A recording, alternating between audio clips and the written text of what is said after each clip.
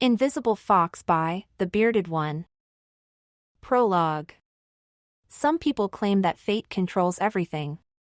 There are many sayings supporting this view. Sayings like "you can't fight fate" or "fate always wins" for those who look at life that way. Prophecy is an echo of fate, a signpost showing what must be. Others claim that chance rules over all. That chance is constantly interfering, that a single flap of a butterfly's wing can cause a hurricane half a world away, that how a single leaf falls can change the universe. Prophecy for them is sign of what might be, depending on how it is looked at. Both claims are true, and both are false. The very nature of the multiverse explains why memories blur. It doesn't matter if one steps to the left of a stone or to the right. If one catches a ball or drops it has almost no effect on the greater path of things. They are simply localized ripples in the river of reality, slight signs that people are switching between universes where the only difference is where they put the car keys the previous evening. Occasionally, though, a choice is made that does affect the river of realities. An event occurs that diverts the flow, that changes the future for that particular substream of realities. This is known as a divergence.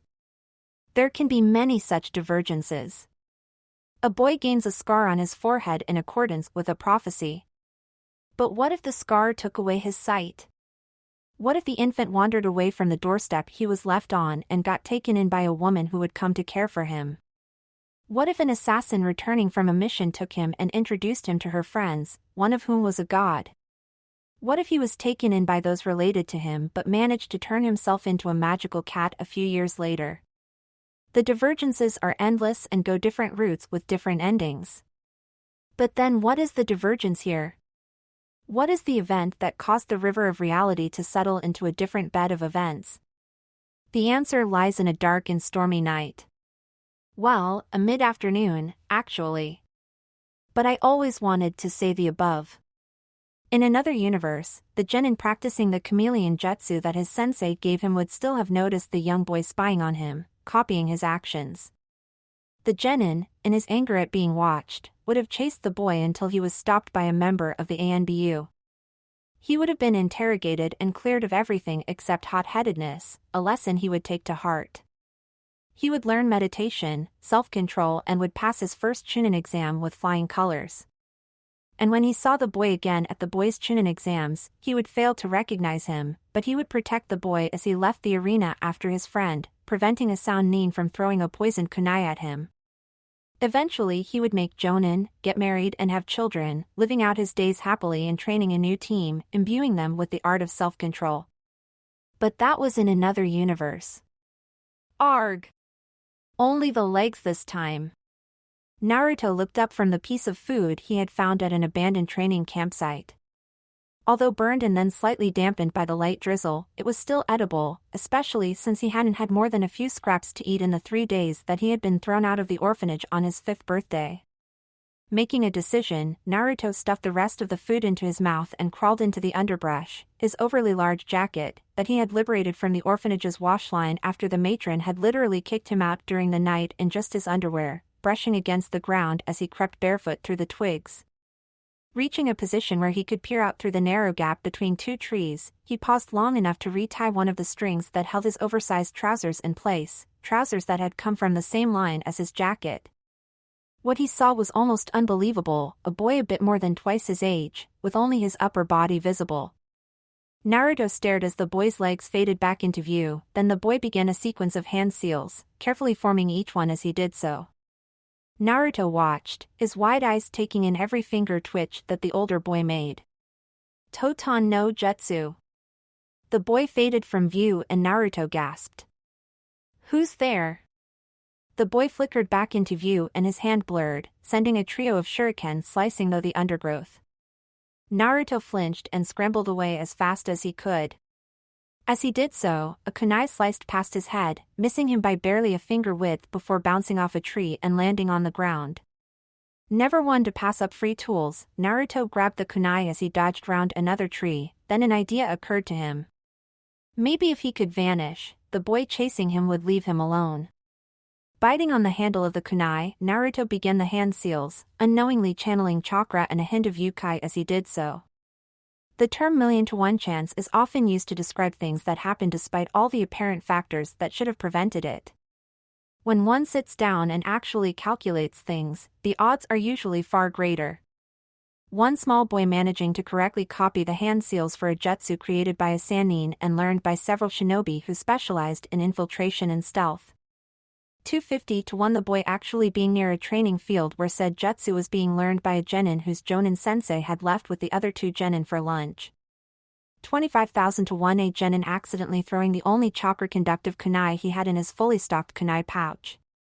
20 to 1 a 5-year-old channeling chakra a full 2 years before he could reasonably be expected to. 100 to 1 unknowingly containing the most powerful demon in existence and utilizing its power by accident. 20 million to 1 a bolt of lightning hitting a person. 5,000 to 1 cancel the previous. A bolt of lightning hitting a person without killing them at the exact instant that they were releasing a jutsu. 2,750,000,000 to 1 the total odds of such a sequence of events happening. 687 septillion 500 sextillion to 1 compared to that, a million to 1 chance is a dead certainty. But Uzumaki Naruto, in every single universe he existed in, was known to live without being affected by the odds. If something was considered impossible, he could generally do it. He could learn the Rasengan in a month, then complete it when the Yondaime Hokage had given up on it. He could overcome an inability to replenish his sage chakra by using Kage Bunshin to do it for him. And he could survive being hit by lightning. Although the interaction between the lightning, the jutsu, his healing ability, his chakra nature, wind, and the suddenly shocked awake Kyuubi inside him produced something that no one could have foreseen. The genin sat against the wall in the Hokage's office, his wide eyes staring at nothing visible to the rest of his team. Then he ran and I tried to. And lightning. Gone. Hiruzen stared at the genin, then at the jonin who shrugged. I have no idea, Hokage-sama. We came back from our lunch and found him like this. I would like to ask for permission for Yamanaka Inoichi or one of his clan to use their skills to find out what happened to cause this. I agree. Hiruzen said. It may be important. Take him to the Yamanaka compound, and report back once the situation has clarified itself. Hi, Hokage-sama. Yerf. What hit me? Naruto slowly sat up and rubbed at his eyes, looking round. For several moments, the mental fog prevented his mind from recognizing the situation, but eventually, several important facts percolated through. He could see. But his eyes were closed. He could see. But he couldn't see his hands. He could see. But he couldn't see any part of himself. As the facts registered, Naruto inhaled sharply, then he screamed. Afterwards, Naruto would be hard-pressed to reconstruct the events of his first afternoon of invisibility. The first half hour or so passed in a panicked haze, as he ran around trying to find evidence that he actually existed. Eventually, he decided that the bruises that he had accumulated by running into trees probably counted towards him still being alive, and he sat down just as 2 masked figures landed. So, this is where the demon brat was killed. One of them said with a satisfied tone of voice. It seems like Susanoo had the right idea yesterday. I think I'll switch to worshipping the storm god for killing the Uzumaki Gaki. Naruto froze. He didn't know who or what Susanoo was, but having the masked figures talk about him like that. The work of the fourth has been completed, said the second in a tone of deep satisfaction. He sealed the Kyuubi, turning it into a baby, and now that kid is finally dead. Naruto's eyes widened and he felt his insides congeal. Was that why everyone hated him? Was he really the Kyuubi, the monster that had attacked Konoha 5 years ago? With a heavy heart, Naruto rose and set off towards the Hokage Tower. Maybe the old man who occasionally visited him could provide answers. As he walked, Naruto became aware that no one was glaring at him or making signs to ward off evil. In fact, no one was looking at him at all. After the third time that he had to leap out of the way of someone striding along, Naruto tucked in behind a team walking towards the tower, using them to shield himself from being knocked over by those who didn't know that he was there. Hey! Did you hear the news? The man leading the team paused, his students, and Naruto, coming to a stop as another ninja jogged up. What news? The Uzumaki kid's dead. He was hit by a lightning bolt and turned into vapor. He's gone, and so is that damned demon he was carrying. Naruto blinked. The demon he was carrying? But wasn't he the demon? That isn't good. The team leader said after a few seconds of thought. It means that we've lost our Jinchuriki. We're now the only one of the Great Five without a demon container. That puts us at a disadvantage. Naruto frowned. Demon container? Did that truly mean that he wasn't the Kyuubi after all? But with the Kyuubi gone forever, we are the village that destroyed not just a Biju, but the strongest Biju. The new ninja smirked. No one will dare use theirs against us in case we destroy theirs as well. The Sandaime is going to make a speech about it tomorrow morning from the roof to explain everything. Then I shall hold off on tomorrow's mission, said the team leader. Thank you, Aniki. No probs, big bro. Naruto sneaked off, sliding past the Chunin guarding the entrance to the tower. Running silently up the stairs, he soon reached the roof. Walking to the edge, he looked out at the sprawling town, then he sighed and moved to shelter from the afternoon sun under one of the curved panels extending upwards from the edge of the roof terrace. Closing his eyes, he muttered a curse as he discovered once again that he could still see perfectly with his eyes closed. How was he supposed to sleep if he couldn't even block out the light? People of Konohagakure. Naruto jolted out of his light doze as Sarutobi Hiruzen's voice echoed, magnified by the seals set into the rising pillars. People of Konohagakure, the day before yesterday saw the death of Uzumaki Naruto. A huge cheer rose from the gathered crowd and Naruto's eyes filled with tears at the proof that he was hated so much. Hiruzen frowned and motioned for silence, a silence that was a long time in coming. As I was saying, the day before yesterday saw the death of Uzumaki Naruto, and as such, it is time that you knew the truth about him. Naruto was born of the 10th of October, the day that the Kyuubi no Kitsune attacked Konoha. As most of you know, the Yondaime Hokage, Namikaze Minato, sealed the Kyuubi into the boy at the cost of his own life. That much you all know, but it is nowhere near the whole truth.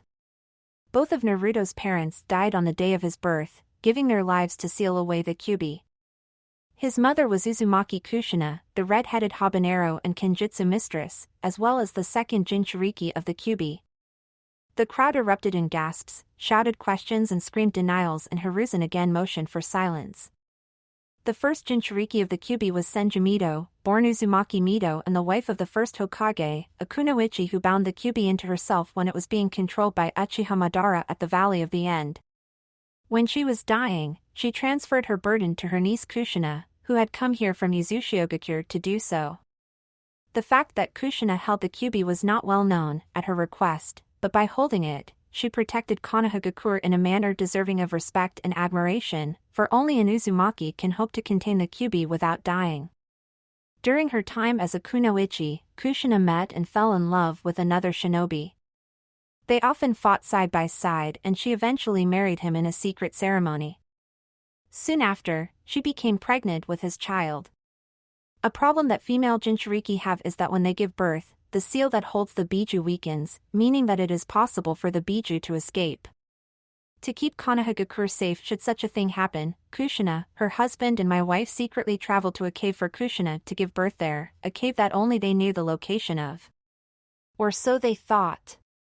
The entire city was silent, the population barely breathing as the previously unknown story unfolded. As she was giving birth, they were attacked by an unknown person. My wife was killed trying to protect them and the Kyuubi was ripped from Kushina, mortally wounding her in the process. The person then unleashed the Kyuubi against Konoha, a night that we all remember only too well. It was the Yondaime who saved us, but he did not do so alone. He managed to return the Kyuubi to the cave, where he and the dying Kushina worked together to seal the Kyuubi once more, this time into her son. Using a seal that cost him his life, Minato finished the sealing, then he and Kushina died in each other's arms from the wounds they had taken. They died, and their son, Uzumaki Namikaze Naruto, lived. For almost a full minute, it didn't sink in, then a wave of shouts, curses and protests rose into the air. Once again, Hiruzen motioned for silence, but this time, it was a long time coming. When the crowd had finally quietened down, Hiruzen spoke again. The last wish of Minato was that his son would be seen as a hero. This morning, I fulfilled that wish when I engraved his name on the memorial stone. In his death, he took the Kyuubi with him. He was not the Kyuubi, he was its prison and its jailer, only a fool or a moron would believe otherwise. And with him gone, so goes any chance of the Namikaze legacy being revived. The Namikaze mansion, hidden behind the time-space seals, can only be opened by one of Namikaze blood, and there are none now that Naruto is gone. The Rasengan and the Hiraishin are now no more, the scrolls containing them forever concealed in the Namikaze library. I have no doubt that our enemies shall rejoice at our misfortune. I can hope only that when he died, Naruto truly took the Kyuubi with him, for if he did not, the Kyuubi shall return, for it is almost impossible to permanently kill a Biju since they reform within 10 years of their deaths and we no longer have an Uzumaki available to contain it for us. I hope you are proud of yourselves and of the hatred you had for the one who saved us. With that final snarled comment, accompanied by a blast of killing intent that almost caused Naruto to empty his bladder, Hiruzen stalked off, vanishing back into the tower. As the other adults followed him, talking amongst themselves in low voices, Naruto stayed motionless, thinking about what he had learned. His father was the fourth Hokage. His mother had been a famous ninja. He was the reason his parents had died, and everyone thought that he was dead. Him and the Kyuubi inside him. The sun sank as Naruto thought about what he had learned. As it touched the horizon, Naruto nodded to himself. They think I'm dead, so I am. I'm going to be a ghost. I can't be Uzumaki Naruto anymore, I'm Yurei, a spirit. I'll stay as Naruto, but now, I'm Yurei Naruto, the spirit of the maelstrom. Chapter 1. For most of Konoha, it was a bright and pleasant day.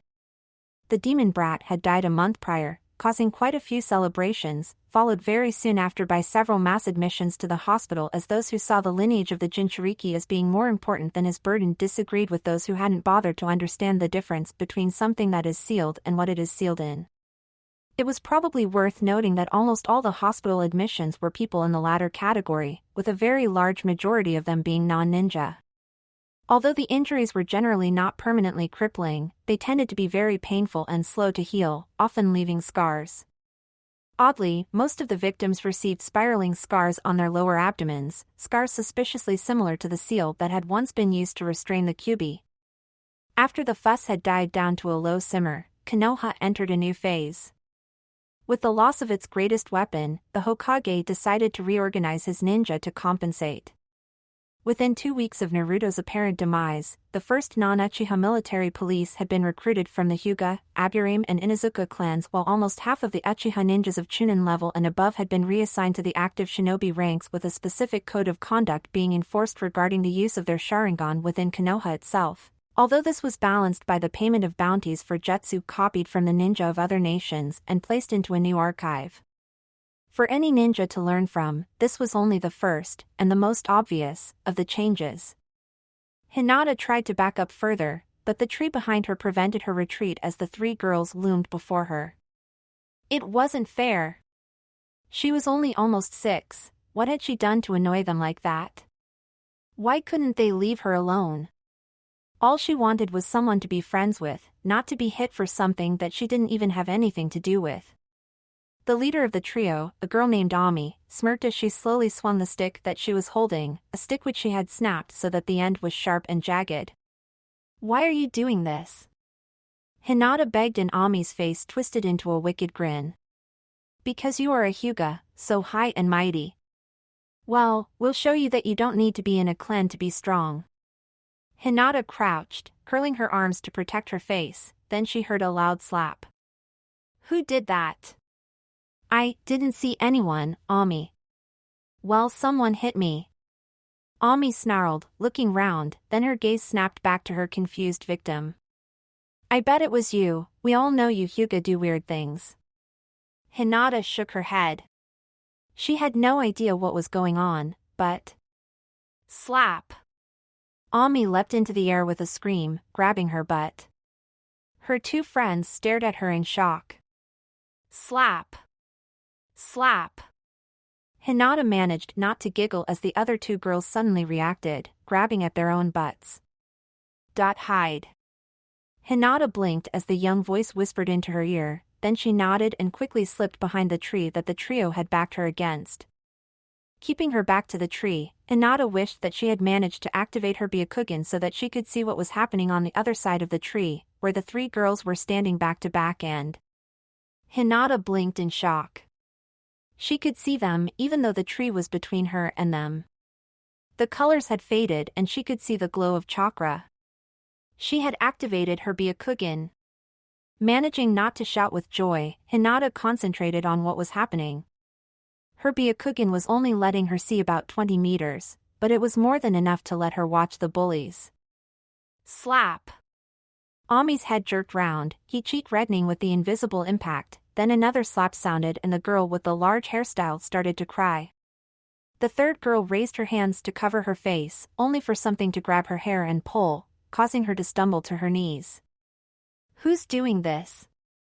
Ami screamed and Hinata gasped as the voice that had told her to hide spoke.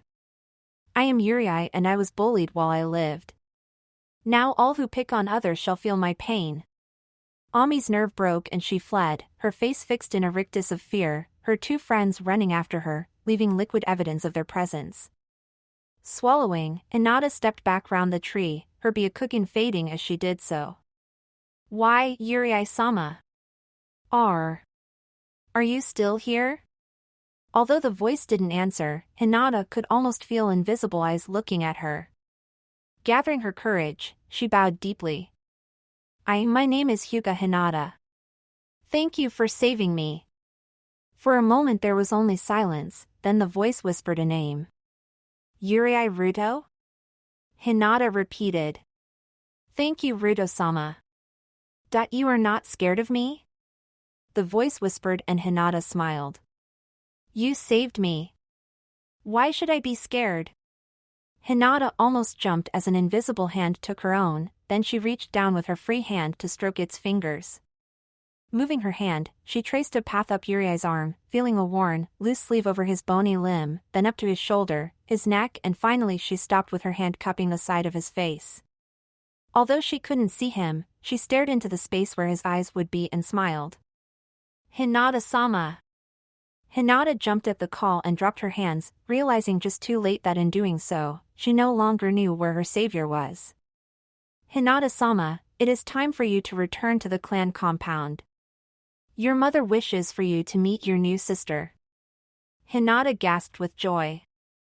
She had known that her mother was due to give birth, and now she had a sister. Coming! She shouted, then she looked round, realizing even as she did so that it was probably a totally pointless action. Ruto-sama, will you come with me? Please? For a moment, there was no response and Hinata blinked away the tears that threatened to fill her eyes. All right. Hinata smiled as she felt a hand slide into her own. She's so small. Hinata said in astonishment, gazing at her new sibling. Hitomi giggled tiredly. She will grow, Hinata. She will grow. Indeed she will. Said another voice and Hinata looked up to see her father smiling down at them. I think we should tell our daughter the name of her new sister, don't you? Her name is Hanabi. Hitomi replied, looking down at her newest daughter. An excellent name. Hayashi said, gently reaching out to run a finger down the cheek of his youngest child. Hinata, come and say hello to your sister. Hinata moved forwards and smiled as Hanabi briefly opened her eyes. Hello, Hanabi. I'm your Nae-san, Hinata. Hinata closed the door to her room. Grateful for the privacy seals in the walls, she pulled out a box of food that she had liberated from the kitchens under the pretense of getting a bedtime snack. Ruto-kun? Are you here? Yes. Hinata breathed a sigh of relief and held out the box. Here, I brought you some food. If you want water, help yourself. As she spoke, Hinata glanced at the small jug of water on her bedside table and she hid a smile as she saw that the level had already dropped somewhat. A moment later, the box seemed to float out of her hands and into the corner, where it sank until it was only a little above the ground, at almost the same height as it would have been had Hinata balanced it on her lap.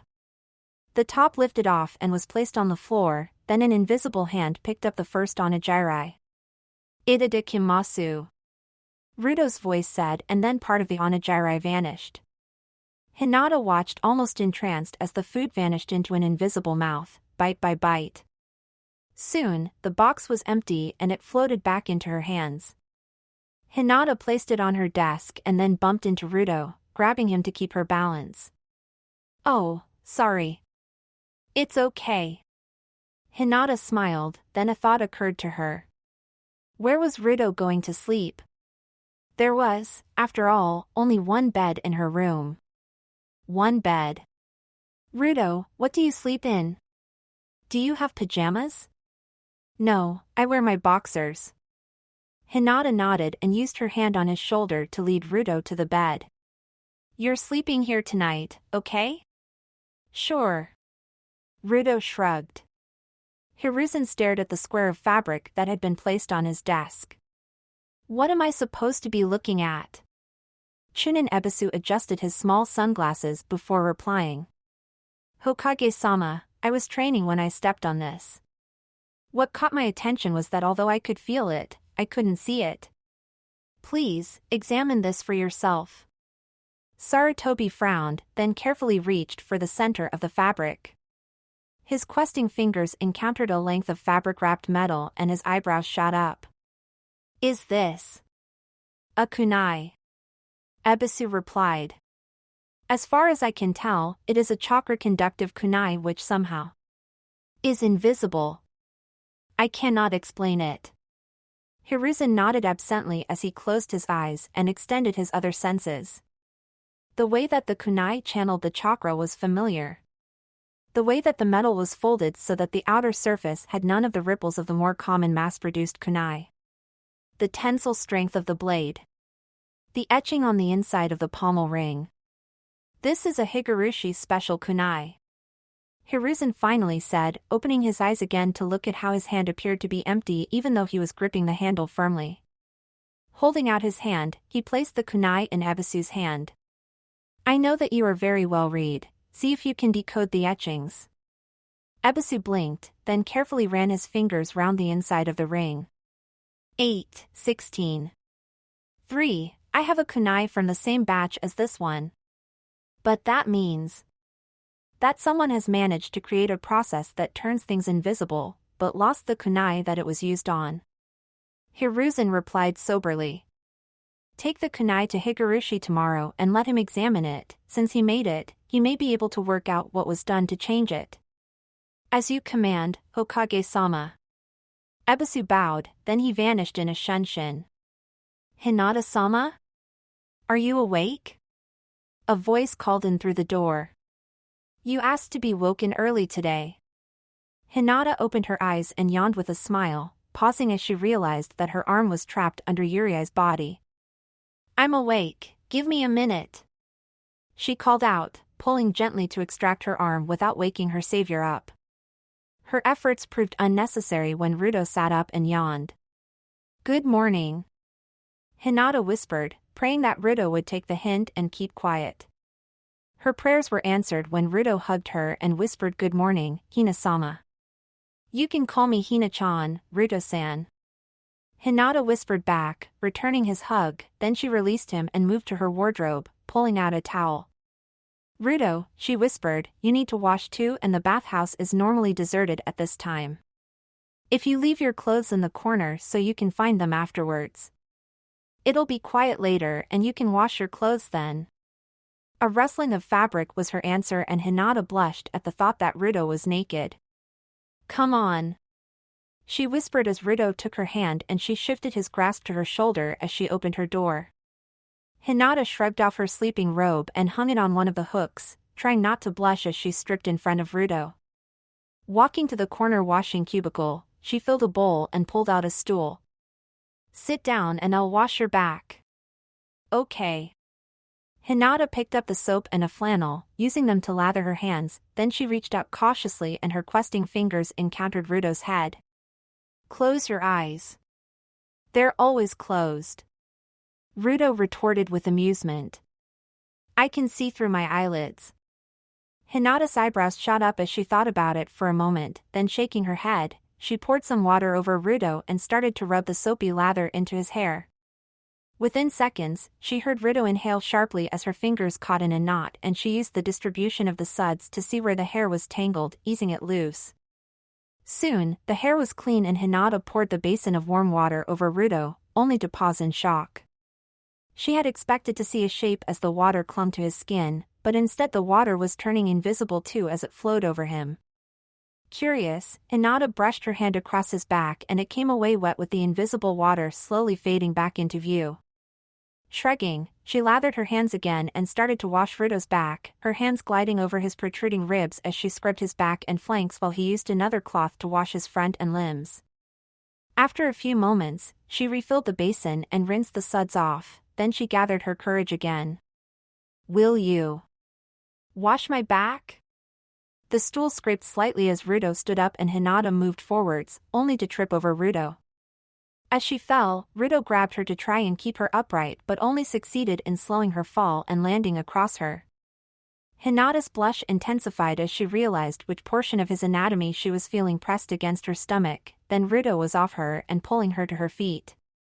Feeling as if her blush was causing her to overheat, Hinata turned and sat on the stool as the flannel and soap seemed to float into the air and move behind her.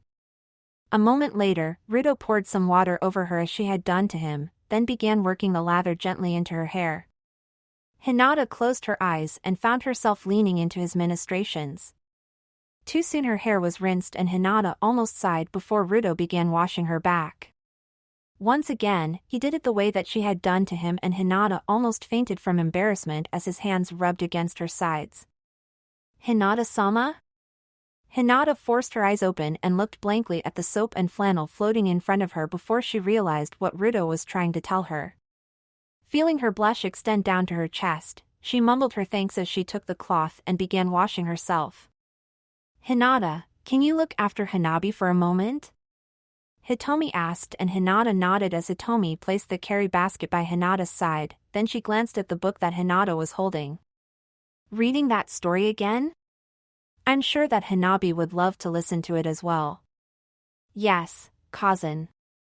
Hinata smiled back, choosing not to mention that she was reading it aloud to help Ruto learn to read as he had admitted that he only understood a few of the simpler kanji. Giving Ruto an apologetic glance, to which he responded by briefly tightening his one-handed hug, she turned back to the first page of the book which had become extremely popular despite the other series that the author was famous for. Taking a breath, she smiled down at her sister as she started to read. The Tale of the Utterly Gutsy Shinobi. A novel by Jiraiya of Konohagakure, dedicated to Nagato, Yahiko and Konan of Amigakure. May peace one day be enjoyed by all. Chapter 1. The journey of 1,000 steps begins with but a single pace, but it is the most important since without it, the journey cannot be traveled. Naruto stood outside the entrance to the Ninja Academy and looked at the building before him. And so Naruto stood proud as his new sensei accepted him as part of the team. His new life as a ninja opened before him as he finished taking the first step on his new journey. Hinata finished placing the bookmark so that she would be able to find the second chapter when she decided to continue reading it. Hinata smiled down at Hanabi, then jumped with an eep, as a small round of applause sounded.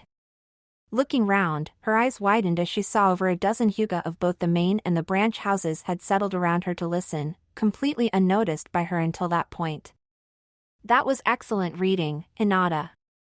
Hitomi smiled as she rose from where she was sitting and walked over to kneel by Hanabi's side. I think your sister really enjoyed listening to you. Thank you. Hinata smiled as she slid the book into her bag and picked it up. She really is a good reader. One of the other Hyuga women commented and Hinata's smile widened slightly.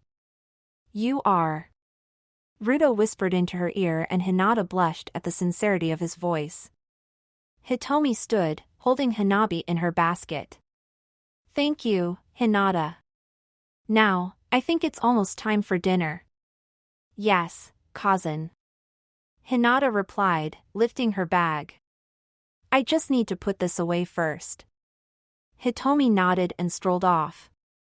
Hinata breathed a small sigh of relief, then Naruto whispered in her ear. I'll sneak some food from the kitchen and meet you in your room. All right. Hinata whispered back. Ruto's whimpers woke Hinata and she shifted position, cradling his head against her shoulder. After a moment, Ruto woke with a gasp. Ruto-kun, what happened? Nightmare. Naruto said quietly. Bad dreams. Memories. Tell me. Hinata said, sitting up and shifting Naruto so that he was just beside her, his hand in hers as she hugged him. For a long moment, Naruto remained quiet, then he started to speak. Before we met, I had a different name. Uzumaki Naruto. Chapter 2. Eek! Hinata sighed as the scream echoed through the mansion. Turning, she watched as the most junior of the three main branch elders ran past in a panic, her face set in a rictus of fear. Hinata sighed, then smiled slightly as she felt a heartwarmingly familiar presence at her shoulder. What did she do this time? She was discussing having the seal applied to you without your father's permission. Naruto whispered into her ear and Hinata's eyebrows shot up. So, what did you do to her, Ruto-kun? My ghost trick. Naruto giggled and Hinata hid a smile. Almost the entire clan, apart from Hinata, of course, was convinced that a ghost was haunting the clan ever since the chief doctor was tripped up by an invisible foot and a vial of powder jumped out of his pocket and rolled to Hayashi's foot. Hayashi had recognized the powder as a subtle poison and under interrogation, the doctor had admitted that he had been under orders to covertly kill Hitomi in order to weaken Hayashi's control of the clan, control that had been reinforced when the ambassador from Kumo had tried to break into Hinata's room and been felled by a mysterious strike to his manhood. Hayashi had used the incident to force Kumo to admit to its plan to acquire the Byakugan and as a result, Kumo's reputation had taken a hit while Konoha's had been boosted. The doctor had mysteriously died the next day when his caged bird seal was activated by an unknown member of the main branch. It was then that the haunting had started and many of the Hyuga were leaning towards the theory that it was the doctor attempting posthumously to make amends by punishing those who were working against the clan, a theory made slightly more believable by the fact that they couldn't see anything, even using their Byakugan. Of course, Hinata knew differently. She was also about to search a room. Hinata froze. My diary. Safe. Naruto whispered and Hinata sagged in relief. Her diary contained drawings of Naruto as based on her tactile explorations of his face, although when she activated her Byakugan, she was starting to be able to see him as a ripple in the air. Fortunately, no one else was able to, even Hanabi couldn't see Ruto and he spent almost as much time around her as he did Hinata, discounting the nights when they curled up together to sleep, that was. Ruto, Hinata said quietly, what do we do when I enroll in the academy? There'll be too many people there, it'll be too crowded. We'll work something out. Naruto whispered back and Hinata smiled again at the optimism in his voice. Anyway, we still have. Ruto's voice stopped as a door was blasted out of its frame, coming to a rest with a groaning figure amidst the wreckage. Father! Hinata screamed, running over to him as several other figures stepped through the now empty doorframe. The sound of crying attracted her attention and Hinata glared at the elder who was holding a crying Hanabi, his hands wrapped round her throat. Hinata, you will submit to the caged bird seal for the good of the Hyuga clan. The elder ground out. Once that is done, you will begin training for your marriage and give up your silly dream of becoming a ninja. This is the will of the council. And if I don't? Hinata snarled. Then your sister dies. Hinata gasped, then her eyes narrowed as she saw a kunai slip from the pocket of the female elder who was glaring at her. No, she lives. The floating kunai lunged forwards, stabbing into the small of the elder's back, and he screamed in agony, releasing his hostage, who promptly scrambled away from him, gasping for air. The lead elder collapsed to his knees as the kunai jerked itself out, then thrust forwards, catching the second of the three elders in her side. The woman grabbed the kunai as she fell. "Stay away from me!" Hinata gasped. Ruto was visible due to the splashes of blood highlighting him wherever they hit.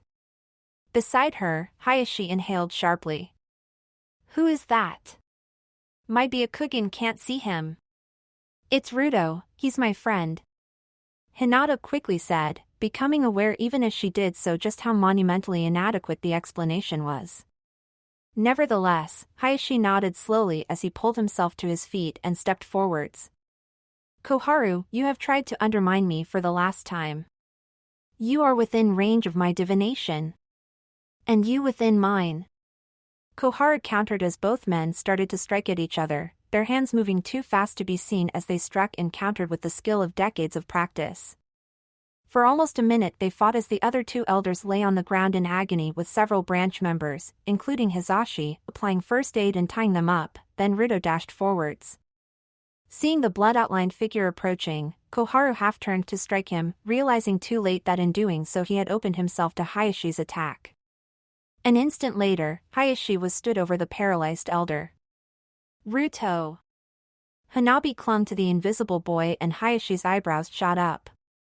"Hinata, what is going on?" "Well," Hinata said slowly, twiddling her fingers and looking at the ground to avoid her father's piercing stare. "When I look after Hanabi-chan, Ruto-kun helps.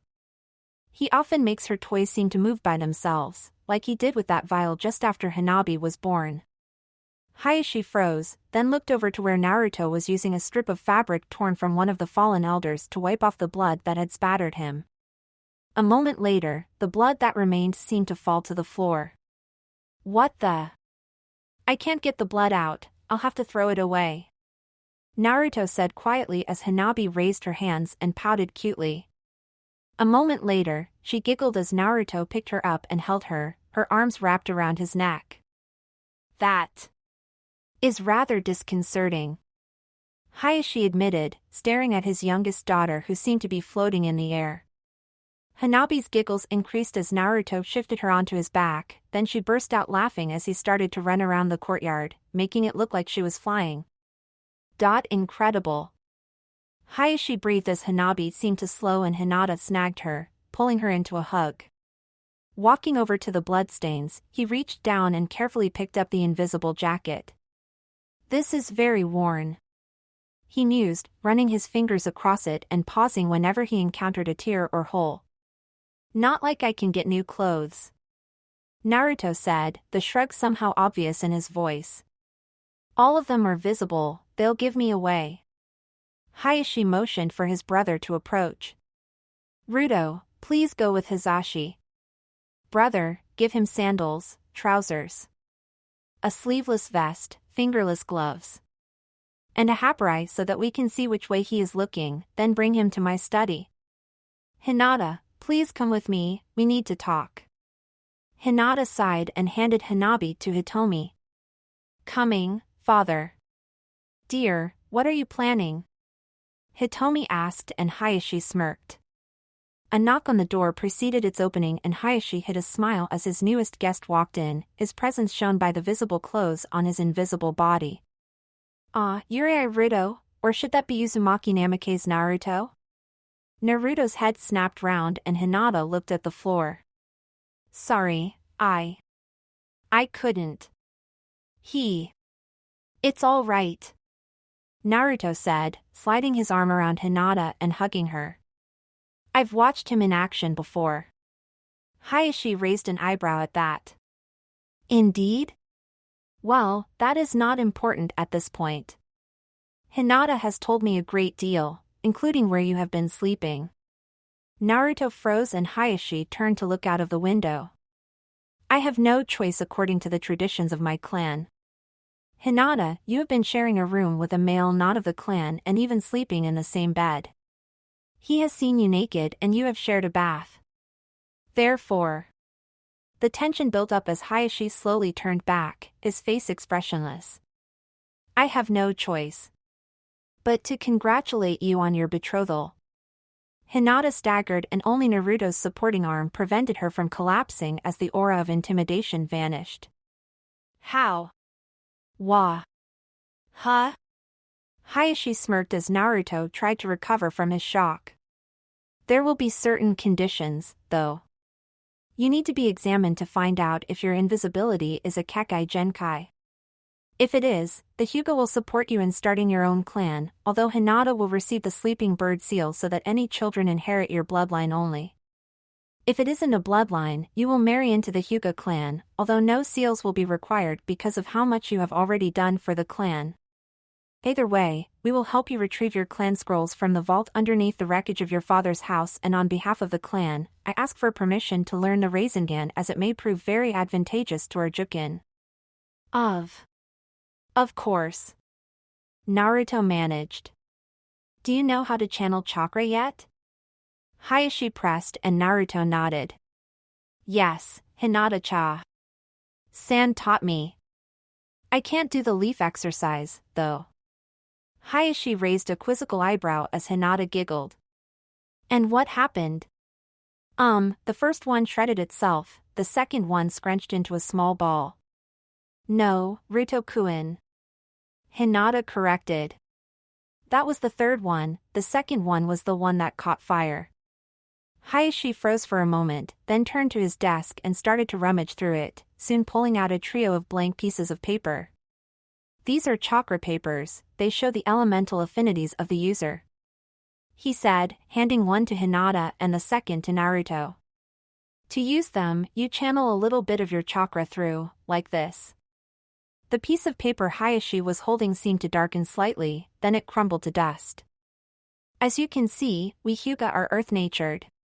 What the?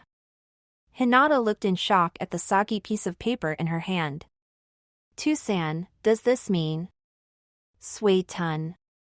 Water-natured. Hayashi breathed. Jukin was created to serve those with earth affinities. Your water nature means that one of the other styles will have to be retrieved from the archives. Maybe Juho. Naruto-san, if you would?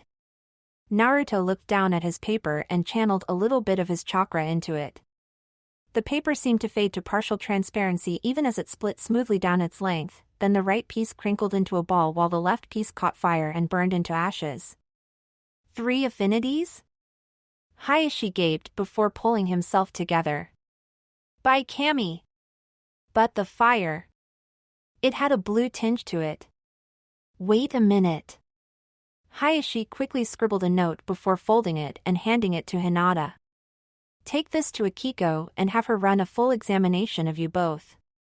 Hayashi said.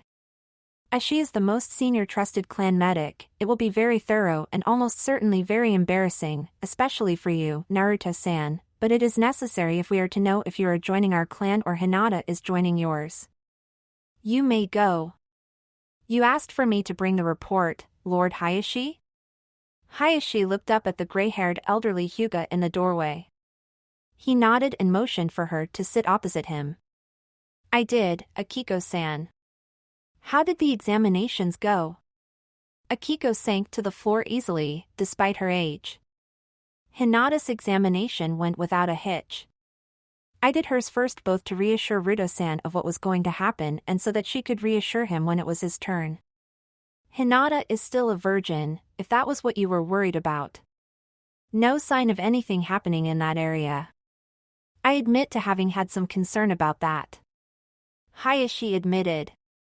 It is good that Naruto is so honorable. No seals, no trace of poison or anything like that. Akiko continued. She has an incredibly strong water affinity, though, and her earth affinity is. Jukin will always be a problem for her, but I'd like to recommend Mednin training. I would be happy to oversee the start of her training in my spare time. As long as Hinata agrees, that will not be a problem. Hayashi agreed. And regarding her potential problems with Jukin, I have had the Juho scrolls pulled from the archives. It is a pity that we currently have no Juho practitioners to teach her, though. Akiko nodded. Overall, the only thing odd about her is that her chakra is. It is as if something has changed it very slightly, fractionally altering how her Byakugan works. She can see Naruto with it, I cannot explain how. He remains invisible to me, even when I strain my Byakugan to its limits. Interesting. Hayashi mused. Any explanation? Chakra infusion would be my best guess. Akiko shrugged, only it's more as if her chakra has changed in response to something else. I can't really explain it. Hayashi frowned. Hinata informed me that she often slept using Naruto as if he were a plushie, hugging him. Could it have been his chakra that caused the change? It's not impossible. Akiko conceded. In fact, that would explain why her chakra is slightly paler than normal for a Hyuga. Apart from the slight lessening of visibility, I don't believe that there'll be any other effects, long or short term, since it seems to have stabilized. And Naruto? Was trickier. Akiko admitted. I had to ask Hinata to help collect some of the samples. I took the blood sample. It was quite enlightening to find out how much I rely on my Byakugan for things like that, but as for the rest, I gave them instructions and left them to it for a few minutes. When I returned, Hinata looked like all the blood in her body had flowed into her face. And? Hayashi asked, refusing to rise to the bait. Naruto's invisibility seems to be linked to his chakra, which by the way is already above Kage level according to the chakra meter. Akiko said. The urine and feces samples started to turn visible after a few hours.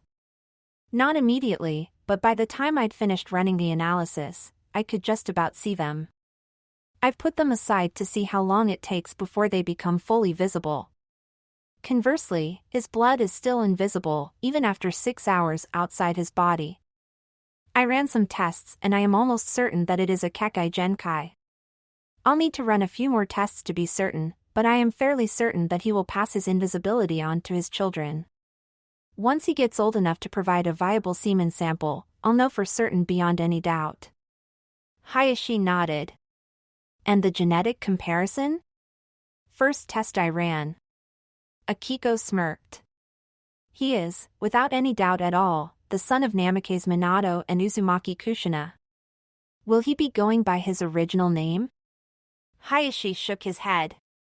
No, he has taken the clan name Yurei and we shall honor his decision. Place him in our records as Yurei Rudo, one of the favored of the clan. Of course. Akiko said. And now I must tell my eldest daughter that she is going to need to receive the sleeping bird seal.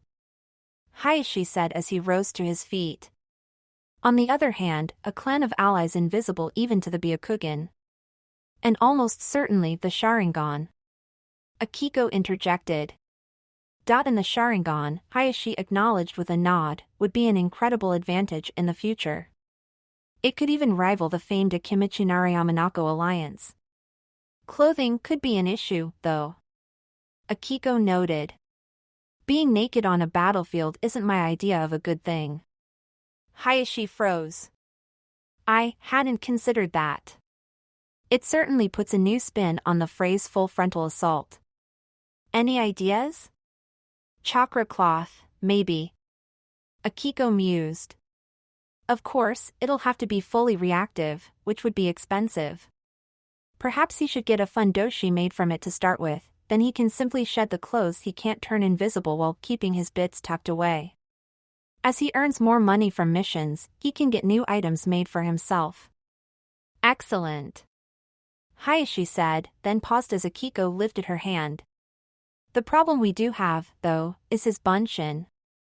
If he manages to learn a normal bunshin, which alone will be incredibly difficult because of his chakra reserves, it'll be invisible, thus useless.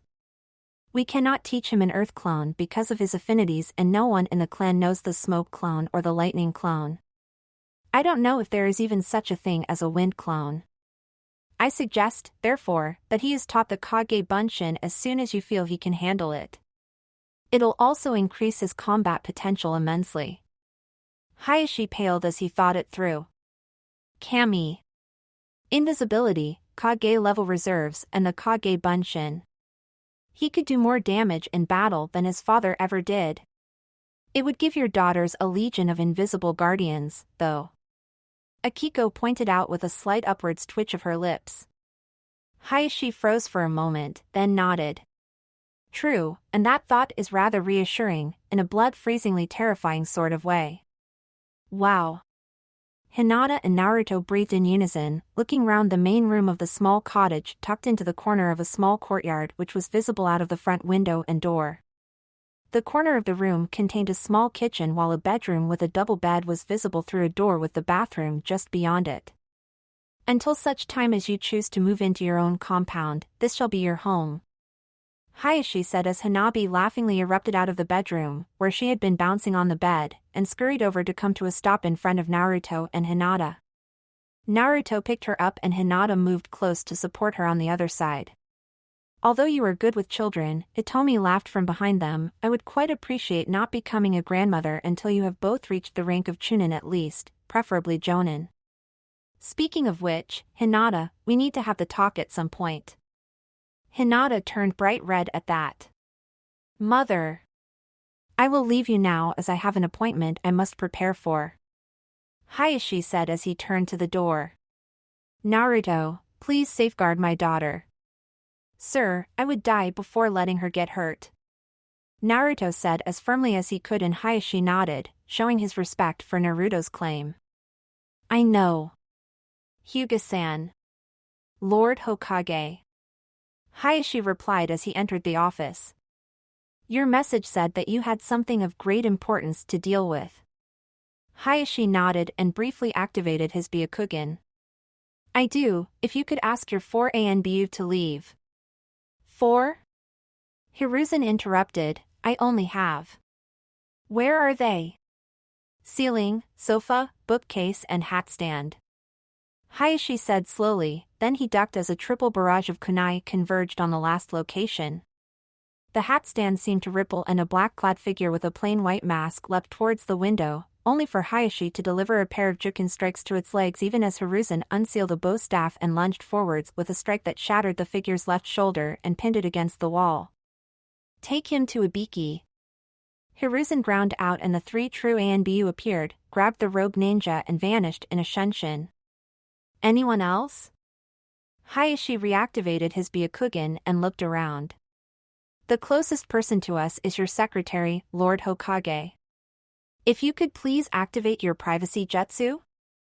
Hiruzen nodded slowly, then his hand reached out to touch a small seal set into his desk. The wall seemed to flash as the Fuin jutsu activated. So, Hayashi, what is so important? Only that I have located the son of the Yondaime, Hayashi smirked, enjoying the gobsmacked expression on Hiruzen's face. And I wish for him to enter the academy as a ward of the Hyuga.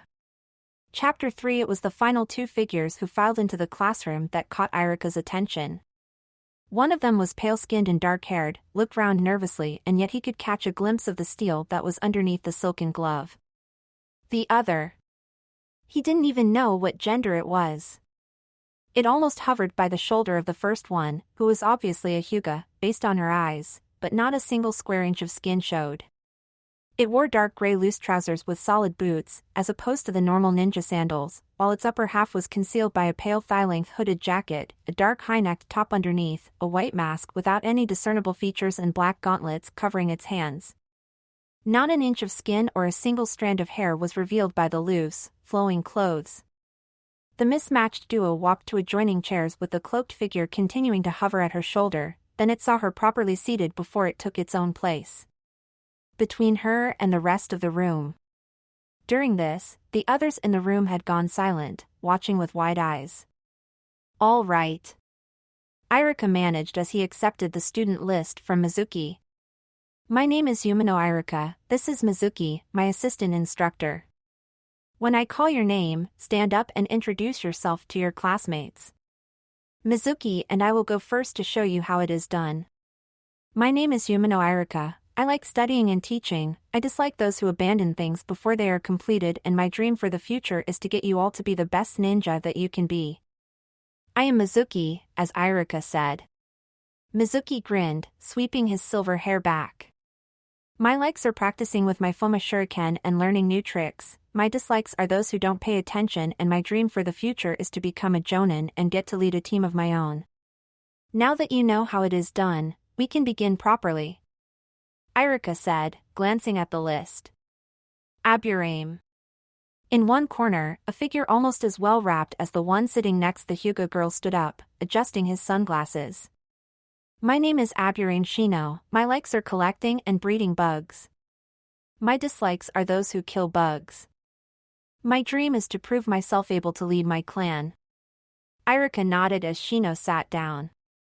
Akimichi. Several of the students had to hide their sniggers as the fat boy stood up, since the bandana he was wearing made it look like he was wearing a pair of underpants on his head. I am Akimichi Choji. My likes are my friend Shikamaru and my food. My dislikes are those who call me fat. I'm just big-boned, and my dream for the future is to master all my clan's jutsu. I'm really nervous. Hinata whispered, and Naruto looked at her through his mask, which had been carefully made with special seals that caused it to be transparent from the inside, just like the masks used by the ANBU. You'll do fine. He whispered, giving her a brief one-armed hug.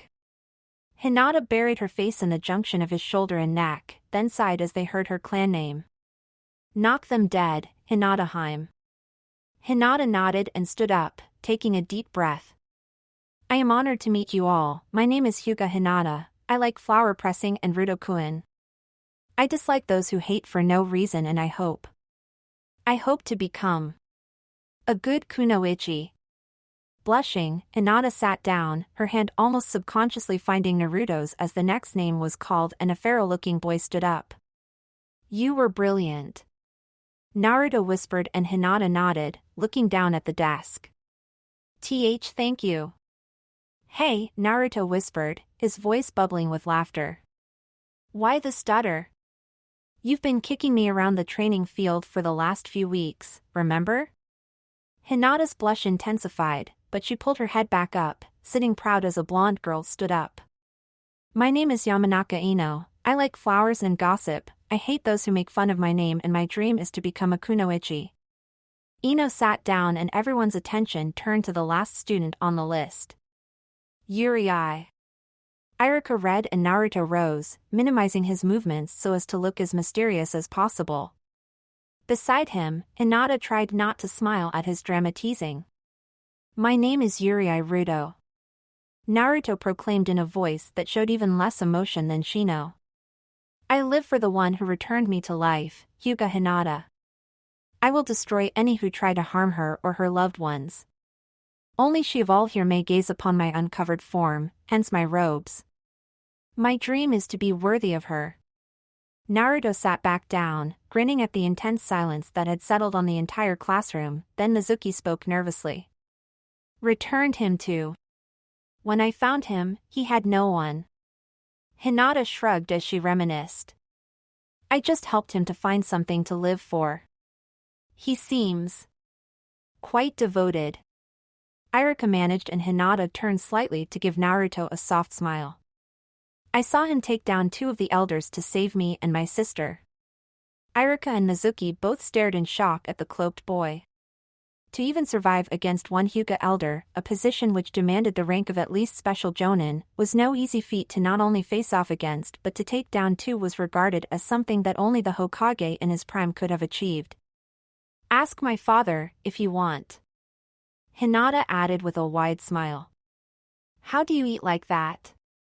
Hinata and Naruto exchanged glances even as Naruto used the low-level genjutsu he'd learned from several Hyuga ANBU to make it seem as if his mask was still in place as he quickly lifted it up and took another bite of food. Ino growled as she stalked towards the bench the pair were sitting on. You just ate that straight through the mask. How? Hinata giggled as Naruto took another bite, making it look like the chopsticks had passed their burden straight through the mask. Then a small twitch caused the mask to drop back down as Ino reached out. That mask is solid.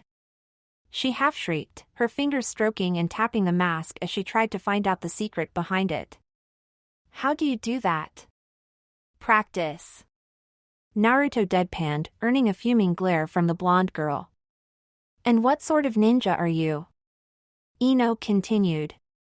Stealth and assassination. Naruto said, preparing to move, and Ino snorted. Yeah, as if you could do that in those. Hey, where'd you go? Hinata sighed as a pile of fabric pressed against the back of her feet. Naruto had trained almost solidly for weeks to reach the point that he could disrobe in less than 2 seconds and fully reclothe himself within 7. Where is Eep? Ino spun round, one hand clamped over where Naruto had smacked her lightly, then an invisible hand flipped her ponytail over her head. Ino spun around again, trying to find her unseen assailant only to collapse onto all fours as Naruto poked her knees from behind, then he spanked her again as she fell. As she struggled to stand up, Naruto returned to his place by Hinata's side, fully cloaked once again. How? Did you? Ino managed and Naruto lowered his head to take another bite of food. Troublesome. A voice said from one side and Naruto half-turned to see a pineapple-haired boy and his larger friend staring at them. I couldn't follow you, but I know that it wasn't a simple case of speed. Shut it, Shika. Ino almost howled, stalking over to the reclining boy. Shut up and tell me how he did that. Shikamaru stared at her for a long moment. Well? Which should I do? Shut up or tell you. Ino fumed as several of the others laughed at her, then she stormed off. Troublesome girl. Shikamaru sighed, his eyes carefully watching and evaluating the cloaked boy from under heavy eyelids. Hello, Hanabi. Hinata smiled as her younger sister ran up to her. Did you have a good time? Yap. Hanabi laughed, then she turned to Naruto. Flying. Give me a minute. Naruto laughed and Hinata shook her head as she held out her arms. I'll take them to our room. She laughingly sighed as Naruto quickly shed his visible clothing. Pausing just long enough to kiss Hinata on her cheek, thus making her blush furiously, Naruto took Hanabi's hands and swung her onto his back, leaning forwards to make it seem to anyone watching that she was hovering horizontally, her arms stretched out in front of her with the fabric wrinklings at the wrists being the only thing showing where Naruto was holding her. 10 minutes, then we have some homework and training to do. Hinata smiled. I know, Hinata-heim. Naruto laughed. You ready, Hanabi-chan? Yap, flying. Hanabi chirped, then she started squealing with joy and Naruto bounded forwards, carrying her along the path at high speed. Faster! Faster! Wahoo! That is still rather disconcerting. Hayashi said from behind her and Hinata had to fumble frantically to avoid dropping the clothes she was holding. How is it that only you can see him with your Byakugan? He is still invisible to the rest of us. I don't know. Hinata replied, trying to reseat the bundle of fabric. How well can you see him? Hayashi inquired as he paced by Hinata's side. I can see him almost like he's a glass figure. Hinata admitted with a slight shrug. I still can't make out all of his features, but I can tell where he is as long as he's moving slightly. When he holds still, I still find it very hard to find him if I don't know where he is. Wahoo! Hanabi cried as she zoomed past them. Faster! Faster, Nissan! For a moment, the two Hyugas stared at the young girl as she vanished round the corner, then Hinata giggled. Hayashi looked down at her, then shook his head, a small smile playing on his own lips. May I assume that you will both be coming to join me for dinner? We would be honored to. Hinata quickly replied. Excellent. Hayashi said as they reached the split in the path. Then I will send a branch member to summon you. Since there is some business to discuss, I would suggest semi-formal. Yes, Tusan. Hayashi fought down a sigh as his guest entered through the main gate. The man was almost the complete antithesis of the Hyuga. Where the Hyuga were restrained, he was exuberant. Where the Hyuga were known for their emotional control, he was almost hyper-emotional. Where the Hyuga wore dignified robes and clothing of the finest fabrics, he wore bright green spandex. The only things that he and the Hyuga had in common were their almost fanatical loyalty to Konoha, their renowned skills in taijutsu and the color of their hair, although no Hyuga would ever be seen with that hairstyle. Maeda-san, I thank you for coming. It was no problem, Hyuga Dano. Guy grinned and Hayashi almost blinked as Guy's teeth glinted. May I ask why you called upon my expertise? You may. Hayashi admitted, motioning for the taijutsu specialist to walk beside him. But before we do so, I must ask that everything you see or learn here be held in confidence from those who do not already know. I understand, Hyuga Dano, and I will keep all your secrets safe. Guy declaimed, causing a few of the other Hyuga traversing the courtyard to stare at him before hurrying on their way. Excellent. Hayashi replied, fighting down the urge to facepalm at Guy's enthusiasm. I have need of your skills as Konoha's premier taijutsu specialist. Ah, the Jukin. Guy said, suddenly turning serious. Although I admit that it is indeed a truly formidable style, it does have quite a few weaknesses in the field. Hayashi almost froze for a moment. The Jukin was the result of several centuries of development and adaptation to maximize the use of the Byakugan in close-quarters combat. What possible weaknesses could it have? The Jukin is rather weak against ranged attacks and elemental jutsu. Guy said just loud enough for Hayashi to hear him. Although the base stance is solid, it does not aid greatly in evasion maneuvers as opposed to blocking or countering, while the high level of reliance on the Byakugan means that a technique as simple as a chakra flare would seriously degrade its efficiency. Hayashi's eyes widened. A chakra flare? Such a technique was completely useless. Except against those with a dojutsu. Such a simple technique, it was a miracle that such a move hadn't been used against them yet. I see that there is far more I need to talk to you about than I thought. Hayashi admitted, causing Guy to look at him curiously. The original reason I asked for your aid is because the Hyuga will eventually be sponsoring the formation of a new clan which has a Kekkai Genkai that renders both the Byakugan and the Sharingan almost useless. My daughter's fiancé needs to be trained in two forms of taijutsu, one for when he is cloaked and one for when he is relying on his blood limit. And what would this Kekkai Genkai of his be, Hyuga Dano? You will see for yourself in a moment. Hayashi said with a slight upwards twitch of his lips as they came to a stop outside the dining hall. The door slid open and Guy followed Hayashi in, only to freeze at the sight before him. What in Kami's name? Jonin Mado Guy, allow me to introduce you to Uriai Ruto, currently the only known wielder of the Toton blood limit. Guy stared at Naruto, who waved back at him, an action only visible due to the half-gloves he was wearing.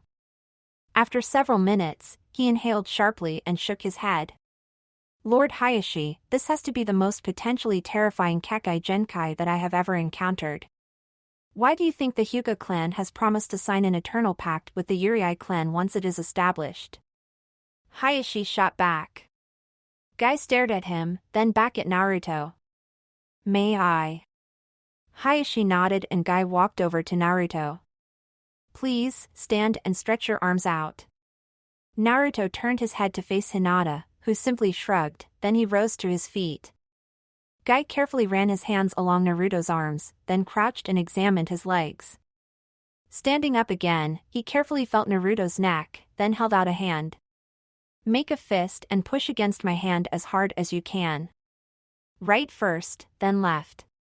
With another shrug, Naruto followed the instructions, then Guy stepped back and looked him up and down. I will need to spar against him briefly to get a true feel for the style best suited for him, Guy said to Hayashi, but I think I have several ideas. I assume that he will go fully covered under normal circumstances, so for when he is cloaked, I would recommend the style the Jukin is derived from. Bagwazane. Hayashi nodded. Yes, we have the scrolls for that style in our archives. Several of its katas are almost identical to the basic Jukin katas. We can teach that. In fact, if I am not mistaken, I think he is already training in it. And for when he has shed his clothing? Zingyikwen would be the most logical choice. Guy mused, ignoring Hinata's embarrassed blush. Since he would have no trouble moving close, the linear attacks it is based around would be highly effective. I do not know that style and I do not know of anyone in the clan who does. Hayashi unwillingly admitted. Are you willing to teach it? Of course. Guy smiled, taking a thumbs-up pose. I would be honored to have this most youthful boy as my student. He is attending the academy. Hayashi noted and Guy nodded. I understand. When it is time for his lessons, should I pick him up from the academy? Hayashi paused, then he slowly nodded. If you are willing to escort my daughter and nephew at the same time, yes. Of course. Guy grinned as Hayashi moved to the end of the table and sat down. I would be honored to. Mato Guy seems very enthusiastic, Naruto said as he poured the water over Hinata's head and started to apply the shampoo. Hinata sighed in pleasure at the feel of his fingers massaging her scalp, separating each strand of hair as they did so. He is a renowned jonin, she replied after a moment. He is known as the taijutsu expert of Konoha, to the point that he rarely uses ninjutsu, kenjutsu or any other discipline. A true specialist, Naruto realized. And the rival he mentioned? Hatake Kakashi, Hinata said. The copycat ninja who knows over 1,000 jutsu. He studied under your father. I'll have to meet him at some point. Naruto mused as he poured more water over Hinata's head to wash out the soapy suds. Picking up the soap, he lathered his hands and began rubbing her back and shoulders. I wonder if he would be willing to teach us. Us? Hinata asked, activating her Byakugan and half-turning to look at him. Naruto smiled back at her. Hinata-chan, do you really think I would leave you behind? Ignoring her unclad state, Hinata spun round and grabbed Naruto, hugging him tightly and burying her face into the crook of his neck. For a moment, neither moved, then Naruto gently pushed Hinata back onto the small stool and resumed washing her back. So, Hinata managed after a short while. What do you think about our classmates? Most of them are all right, Naruto admitted. The other girls are rather loud and they seem overly worshipful of Sasuke. Hinata shrugged.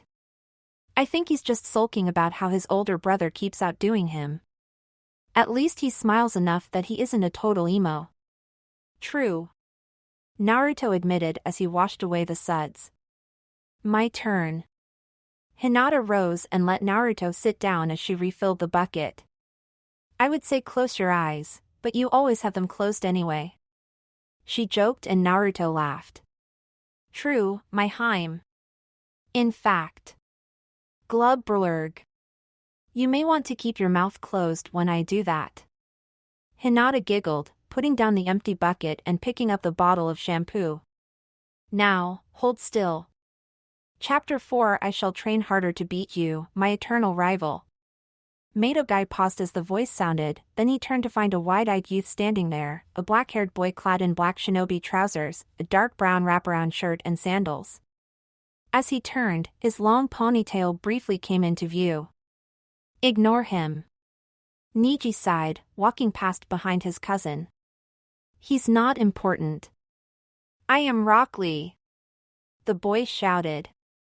Remember the name, for I shall prove myself to be a true ninja using only taijutsu.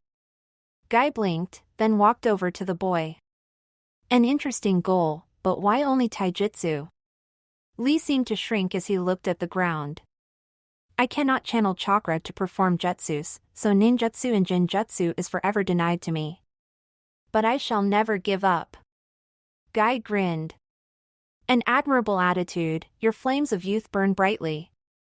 I am Mato Guy, Konoha's green beast and the premier taijutsu master of Konohagakure. Lee looked as if Kami had granted him his fondest wish. Will you train me? You will need to train hard and constantly. Guy warned, then his smile widened. But with your attitude and physique, I believe that you may be suitable to learn the Gokin. The strong fist. Lee breathed. Yash. I shall train constantly to prove myself worthy. Then meet me here after the academy finishes tomorrow and I shall start your instruction. Guy grinned, a grin that was matched by Lee even as Niji sighed. May I suggest Kinjutsu as well? Hinata said quietly, causing all the males to look at her. Just focusing on taijutsu will limit his range, like Jukin does to the Hyuga even with your input, Guy-sensei. Adding a sword will increase his range, and if he combines it with taijutsu. Guy frowned in thought, then nodded slowly. An excellent suggestion, Hinata-san. I know a couple of excellent Kinjutsu specialists who may be willing to teach. I will approach them about this. Ruto-san, I must speak with your guardian. I believe that Lee-san may become a good sparring partner for you. Then I shall train until we meet tomorrow. Lee shouted before running off. Yash! For a moment, Hinata, Niji and Naruto stood stock still, then Naruto broke the silence. What just happened? How was the academy today? Nara Shikaku queried as his son slouched through the door.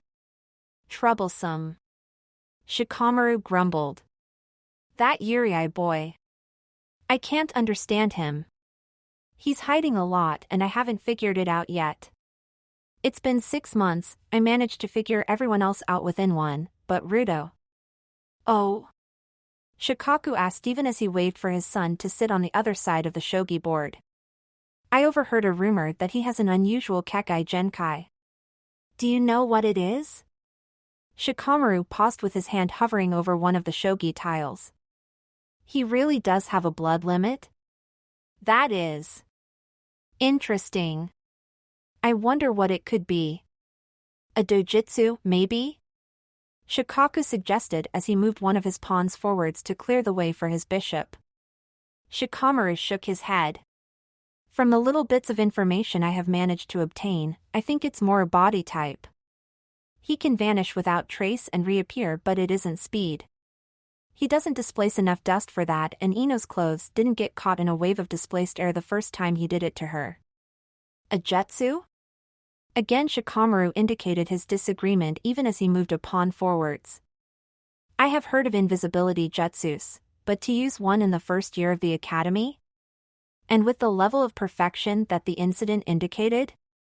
Very unlikely.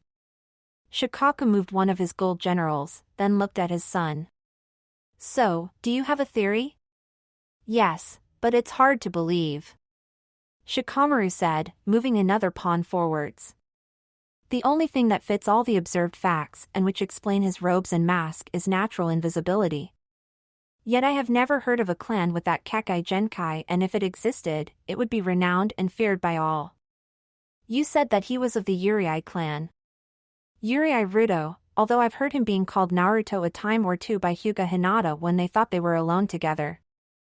Shikamaru confirmed, concentrating on the board and thus missing the expression of shock on his father's face. He seems very attached to Hyuga Hinata, acts like her bodyguard. Are you certain of that name? Shikaku demanded and Shikamaru froze, then looked up in confusion. Yes, Naruto. Why, Naruto? Shikaku whispered to himself. Could it possibly be? Is the Yandame's son still? Father? Shikaku shook his head and refocused on the board. Just thinking to myself. Shikamaru gave him a questioning look, then looked down at the shogi board. Troublesome. Pardon? You heard me. Shikamaru said.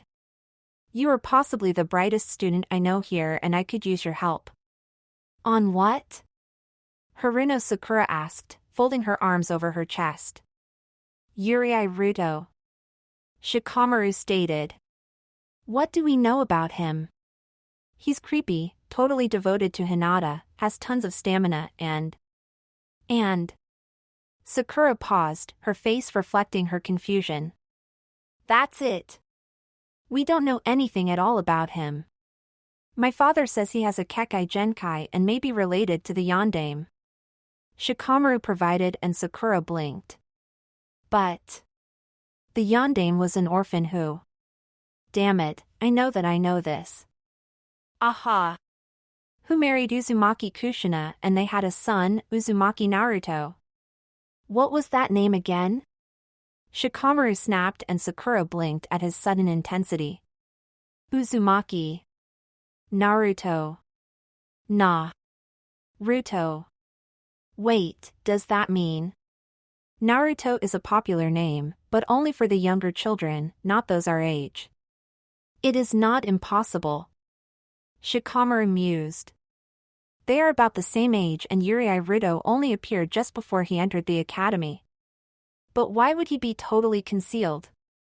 No one would have known who he was unless he truly resembled one of his parents, and even then, a pair of sunglasses and a bandana would more than suffice. Unless something happened to him. Shikamaru finished slowly. I didn't pay attention to the report. He was hit by lightning while spying on a genin. Sakura supplied. The bolt totally vaporized him, no remains were ever found. There must be more than that to the story. Shikamaru fumed. Wait, spying on a genin. What was the genin doing? I don't know. Why? It could be important. Shikamaru said, then he sighed. Full body burns from a lightning bolt. That would explain the need for all-concealing clothing. It would also explain the length of time he was missing for. He would have needed to heal, and the Hyuga clan were known to be supporters of the yondaime. Hinata was probably one of those who helped him to recover. That's why he said she was his reason to live and why they seemed so attached to each other. She was probably his primary carer. Not certain about his Kekkai Genkai though. Perhaps it lets him turn invisible for short periods of time? Which would explain how he humiliated Ino the first time he showed off. Sakura finished. He activated his invisibility and used it to keep flipping her hair and spanking her before returning to Hinata's side. It makes sense. Shikamaru nodded.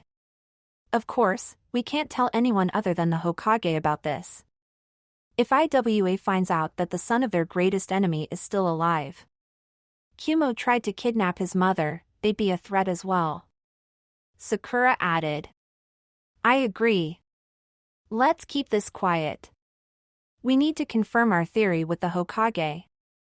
Shikamaru decided.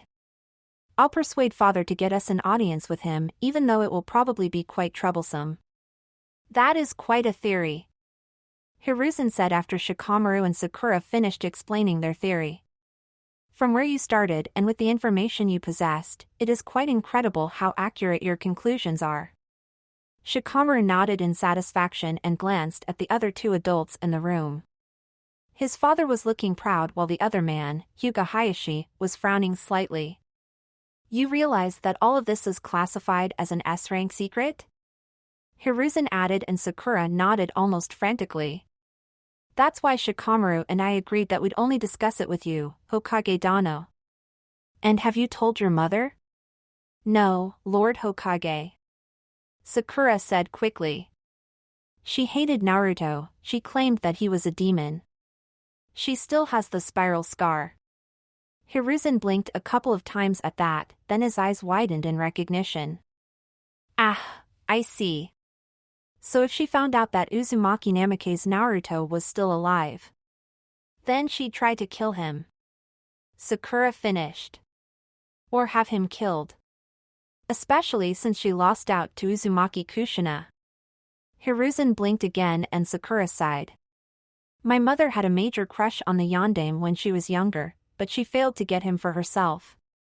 She still holds the grudge. I see. Hiruzen finally managed. As it happens, I already knew all of this, but I am very impressed that you two managed to work out as much as you have done. Am I correct in assuming that we should not change our actions towards Ruto and Hinata? Shikamaru asked and Hiruzen nodded. Immediately, yes. Should you wish to befriend them, do it slowly so that no one suspects anything other than normal growing up. Sure. Shikamaru shrugged.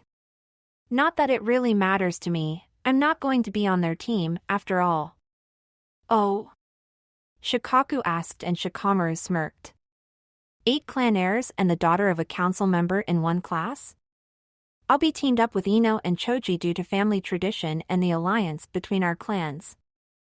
Hinata and Ruto are currently claiming the top 2 spots, so I bet they'll be teamed up with Kiba since he's lagging behind so much. He really hates the written portions, and not leaves.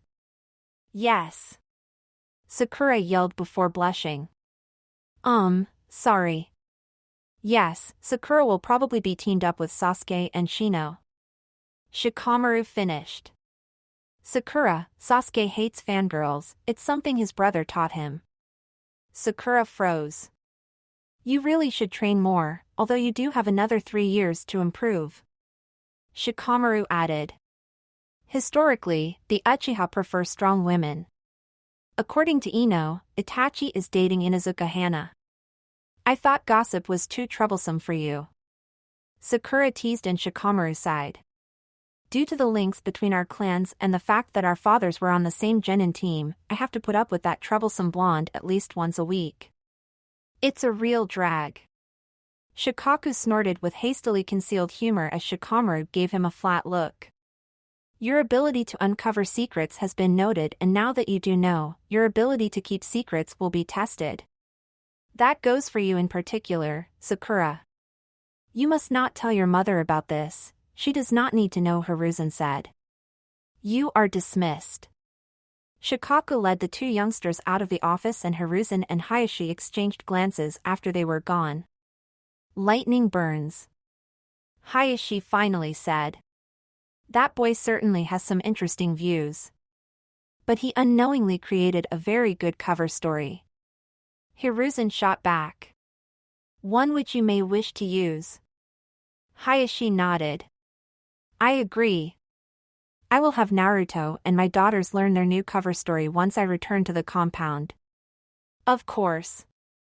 Hiruzen nodded, giving Hayashi tacit permission to depart. As Hayashi exited the tower, his attention was drawn to the slouching figure waiting for him. Shikaku. Hayashi. The Nara patriarch nodded back, straightening slightly and moving to Hayashi's side. Is there a problem? Shikaku shook his head slightly. No. Has Ruto claimed his inheritance? We have the scrolls in the archives and Ruto is already working on his basic Fuin Jutsu. Hayashi replied, briefly activating his Byakugan to ensure that they weren't being overheard. And his invisibility is indeed a Kekkai Genkai? We were able to confirm it recently beyond any doubt. Hayashi said, carefully not letting Shikaku see his expression. It is indeed a Kekkai Genkai and his children will inherit it. To confirm it like that means that you must have taken a sample from. Shikaku started, then he stopped talking and coughed. Ah. Yes, I see. May I ask if he is starting a new branch of the Hyuga clan? No. Hayashi said, inwardly thankful for the conversational save. It is our hope that he can become the founder of a new clan. You will need help for that. Shikaku mused. Since he will be the only member, that takes 7 other clans to support the process. He is engaged to Hinata. Hayashi interjected and Shikaku raised an eyebrow. Then since he is to be married to a clan member who has agreed to leave her clan, that cuts it down to needing the support of 4 clans. Due to who his father was, you may count on my support when the time comes. And with your support comes that of Choza and Inoichi. Hayashi nodded. Thank you. However, Shikaku said, causing Hayashi to glance at him, we will need to start laying the groundwork so that it seems like a natural extension of the alliance between our clans. As such, may I suggest that Hinata and Ruto visit occasionally, maybe in your company as you seek closer relations with other clans for the good of Konoha, maybe? A valid reason for doing so. Hayashi said after several thoughtful moments. Although we both know that it is unlikely that Hinata and Ruto will be on the same team as your son. Doesn't mean that they shouldn't learn at least a few things about each other. Shikaku shrugged. After all, they will probably have to work alongside each other in the future. By the way. Hayashi glanced at Shikaku. About Ruto, did he really suffer full-body burns, or is there another reason he is cloaked? Just so I don't accidentally do something wrong, you understand. Hayashi paused for a moment. Well, it relates to his blood limit. Inoichi stared at his lazy teammate in shock. What? You heard me. Shikaku yawned. Hayashi will be bringing his daughters and his ward Yurei Ruto over to the next gathering at the Nara compound. He knows how informal we are, right? Chusa asked before taking a bite out of the onigiri in his hand. He knows. Shikaku sighed. And he's okay with this? He is. Shikaku muttered. Then why? Inoichi demanded, completely perplexed. Hayashi and I are setting a long-term play into motion, no matter how troublesome it is. Shikaku said. It will let us repay a debt we owe. A debt? I don't recall us owing the Hyuga a debt. Inoichi mused and Shikaku took a sip of his sake before answering. We don't, but it'll let us repay the debt we owe to someone who died for Konoha. I'd tell you more, but I need Hayashi and Hiruzen to give me permission. And asking would be troublesome. Chusa chortled before reverting to a more serious outlook. You wouldn't be doing this without a proper reason, so. All right. But I expect to find out what it is about at some point. Inoichi nodded in agreement and Shikaku sighed. All right. I'll make sure you get enough warning. Oh, Hayashi's ward has a medical condition that means he needs to remain cloaked. Inoichi's eyes suddenly widened and, making sure that Chusa didn't see what he was doing, he held up 4 fingers. Shikaku nodded and Inoichi whistled. Him. Whoa. Chusa looked at them both suspiciously. All right, what did I miss? Having a daughter aiming for the title of Gossip Queen of Konoha. Inoichi shot back. I may not be up to Shikaku's level of intelligence, but I know how to put a few facts together myself. Chusa looked at them both suspiciously and Inoichi sighed. All right, let's head to the tower and get you into the secret too. You coming, Shika? A snore was his answer and Inoichi sighed. Lazy bum. Ino stared in shock at her father for a long moment, then her mind seemed to restart. Ruto's coming to the next clan party? Why? He's creepy. Inoichi sighed. He will be coming with Hayashi-sama, Itomi-san, Hinata, Hanabi and Niji. Hinata's coming? Ino chirped. She's okay, she isn't competition. For what? Inoichi asked before he could stop himself and Ino rolled her eyes. For Sasuke-kun, of course. Ino sighed, obviously irritated at the incredible denseness of her father. I mean, sure, she likes Ruto, which is kind of freaky, but at least she isn't after the hunk of the class. Inoichi held back a sigh as his daughter continued to wax lyrical about the many real and imagined attributes of the Uchiha boy. Part of him wondered if he could get Ino romantically interested in Choji instead. The boy was one of the nicest people he knew, after all. And that's why he's the best. Ino finished triumphantly and Inoichi dragged his attention back to the conversation. That's nice, Ino. He murmured, making another note to go over the signs of irrational obsession with her. Again. So you've invited Ruto. You're playing a long game. Shikamaru commented as he moved one of his lances on the board before him. The payoff will be worth it. Shikaku replied, placing a piece to counter the incipient assault his son had planned. Shikamaru grunted in irritation at having his ploy foiled so quickly. So. Shikaku continued as he watched to see what his son would come up with. Your analysis? Shikamaru moved one of his horses and leaned back slightly. Risks, minimal. Effort, low to medium, payoff ranging from minimal to maximum depending on various factors. Most obvious factor, can Hayashi Hyuga cope with one of our gatherings?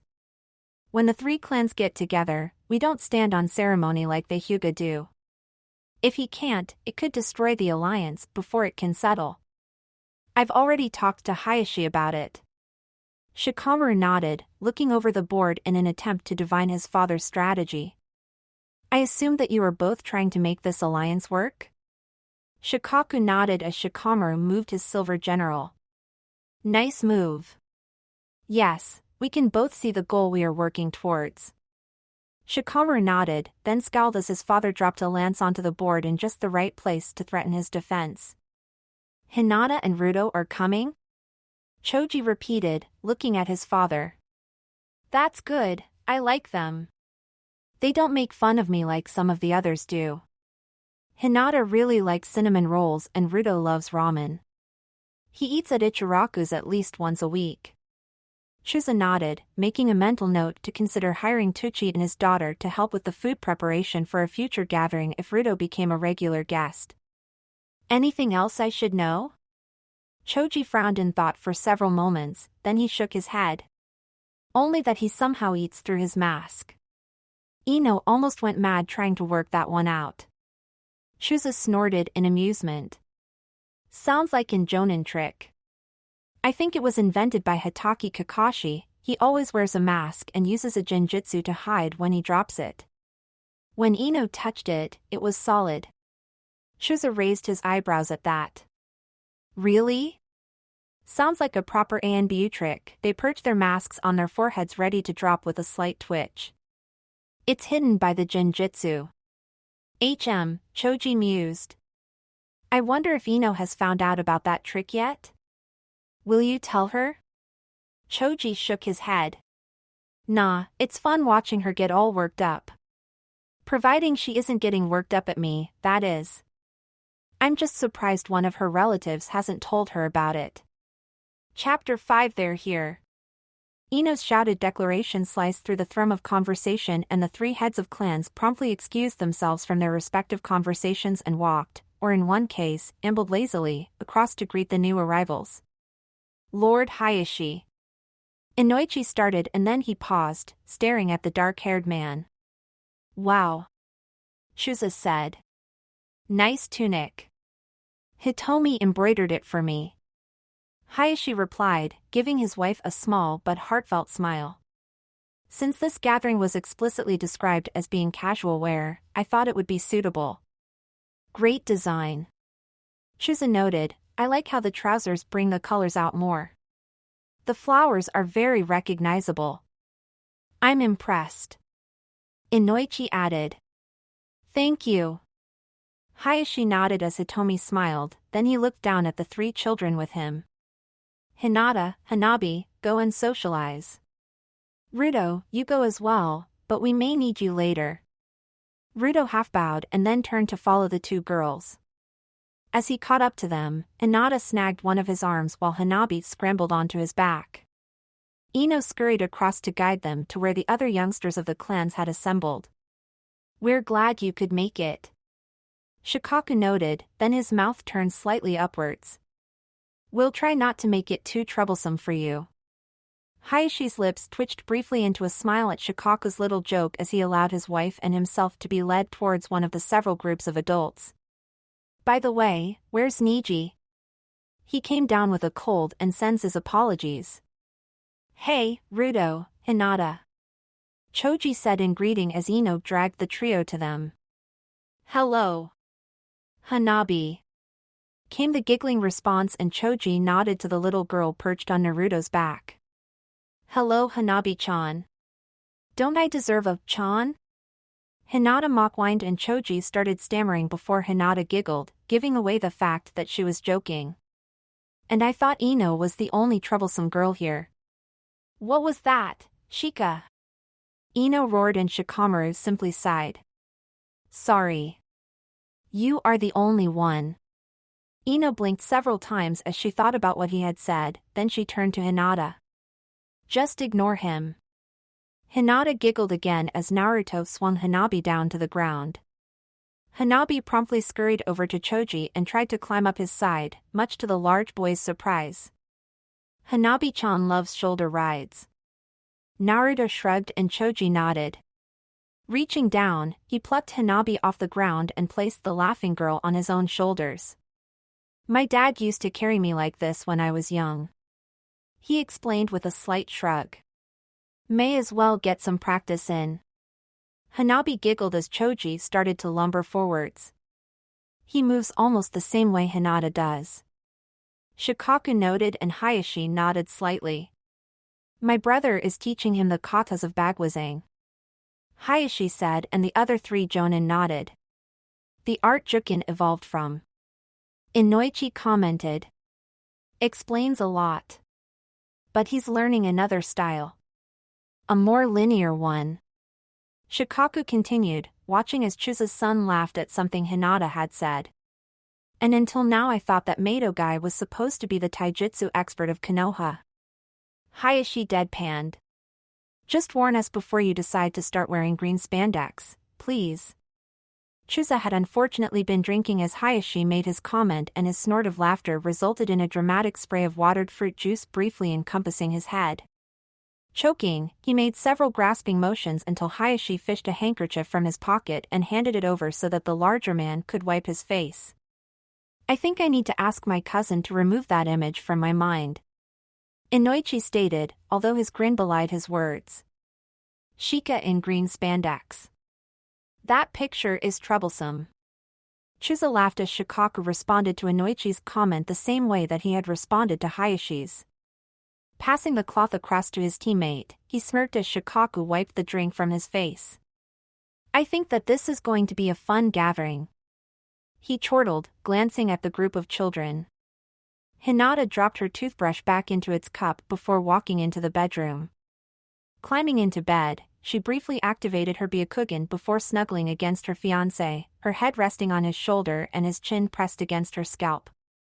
I thought that today went very well, Naruto said quietly, and Hinata nodded with a slight hum of pleasure as Naruto's arm wrapped around her shoulders. I think Hanabi wanted to adopt Choji as her newest big brother, Naruto added, causing Hinata to nod and giggle at the memory of Choji's face when Hanabi had flopped into his lap, snuggled into his chest and fallen asleep. He'll be a great father someday. Hinata nodded again, then she sighed. I think Shikamaru suspects. Naruto stroked her hair as he considered his answer. Before they had left for the Nara compound, Hayashi had briefly and privately informed Naruto about how Shikamaru had deduced his real identity and his Kekkai Genkai, although Shikamaru had also wrongly deduced that Naruto went cloaked all the time because of lightning-induced burns and not because he couldn't actually deactivate his invisibility. Ino was asking about how we lived together. Hinata giggled. When I told her we slept in the same bed, she almost fainted. So that's why she was giving me odd looks, Naruto realized. I wondered why she kept turning red. Hinata released another giggle as she snuggled closer to her fiancé. You kept doing that after we first met, too, Naruto realized. You never told me why, though. Hinata didn't answer and Naruto glanced down, smiling as he realized that she had fallen asleep. Sleep well, Hinata-heim, he whispered, then he reached out and snagged the blindfold that he wore to reduce the amount of light that reached his eyes. Being invisible meant that quite often, he'd find himself able to see the inside of the blindfold depending on the ambient light, but it was still better than seeing every stray beam of light from the lanterns that illuminated the paths at night. Invisible eyelids were often more trouble than people thought. I think that went well, Chusa said as he lifted his saucer of sake. Shikaku nodded lazily in agreement. I think my daughter learned far more than she ever expected to, Inoichi sniggered. I lost count of how many times she blushed whenever Hinata or Ruto were near her. Chusa chuckled at the memory, then his smile widened. When Choji finally grows up, he'll make a great dad. I heard the youngest Hyuga call him cousin while he was giving her a shoulder ride. So, Shikaku yawned. Your opinion. Do you think that the gamble will pay off? Heck, yes, Chusa, grinning widely. A clan alliance with a clan of ultimate stealth practitioners and the Hyuga? I'd say that was more than worth the risk. Might be worth thinking about team variations for future generations, Inoichi mused. I mean, the Ino Shikacho style team is getting to be quite well known, and as we all know, predictability is the downfall of a ninja. True, Shikaku agreed. Let's think about this. 5 possibilities. That gives 10 team variations just using the Nara, Akimichi, Yamanaka, Hyuga and Yurei without repetition. An Akimichi Hyuga Yurei would be best suited to heavy combat missions while Yamanaka Hyuga Yurei would be far superior in infiltration. For capture, a Yamanaka Nara Hyuga would work best. Assuming that Ruto's chakra pool breeds true, the Yurei clan will undoubtedly specialize in Kage Bunshin, thus significantly boosting their recon and covert assault skills. Have you been giving this some thought? Inoichi asked in amusement and Shikaku shook his head. No. At least, not until you mentioned it. We may want to approach Hayashi about the possibility of occasionally training our children together so that they can get used to each other's combat styles. An interesting thought. Inoichi admitted. Having a Yamanaka protected by a Hyuga and an Akimichi so that they can use one of our wide area techniques safely could be a true game changer in large-scale battles. I think I'm following. Shuzan nodded. Of course, we won't see it in this generation, or much in the next, unless they choose to have a lot of children. But if their clan thrives, our great-grandchildren will be part of an alliance that will guarantee Konoha's primacy for as long as our clans last. Inoichi said, then he smirked. And that is where we differ from those civilians. If they don't see a possible result in a few years, they don't bother, and then they wonder why we shinobi are so far ahead of them. Hinata woke up and snuggled against Naruto, listening to the beat of his heart through his rib cage. For a moment, she thought about getting up, then she smiled as, while still asleep, Naruto's arms tightened around her. Sister. Hinata's eyes flew open as Hanabi landed on them both, waking Naruto in the process. Hanabi. Hinata half scolded. Why do you keep doing that to us? Morning cuddles. Hanabi exclaimed, squirming in between Naruto and Hinata, then smiling at them as innocently as possible in the dawnlight. Let me get this straight. Naruto said, laughter flickering in his voice. You woke up and instead of going to your parents, you instead decided to go down the corridor, through the hall, around the mansion and into our home just to get your morning cuddles? Aha.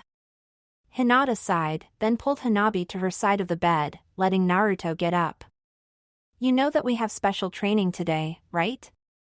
She asked as Naruto carefully deactivated the alarm clock before it could go off.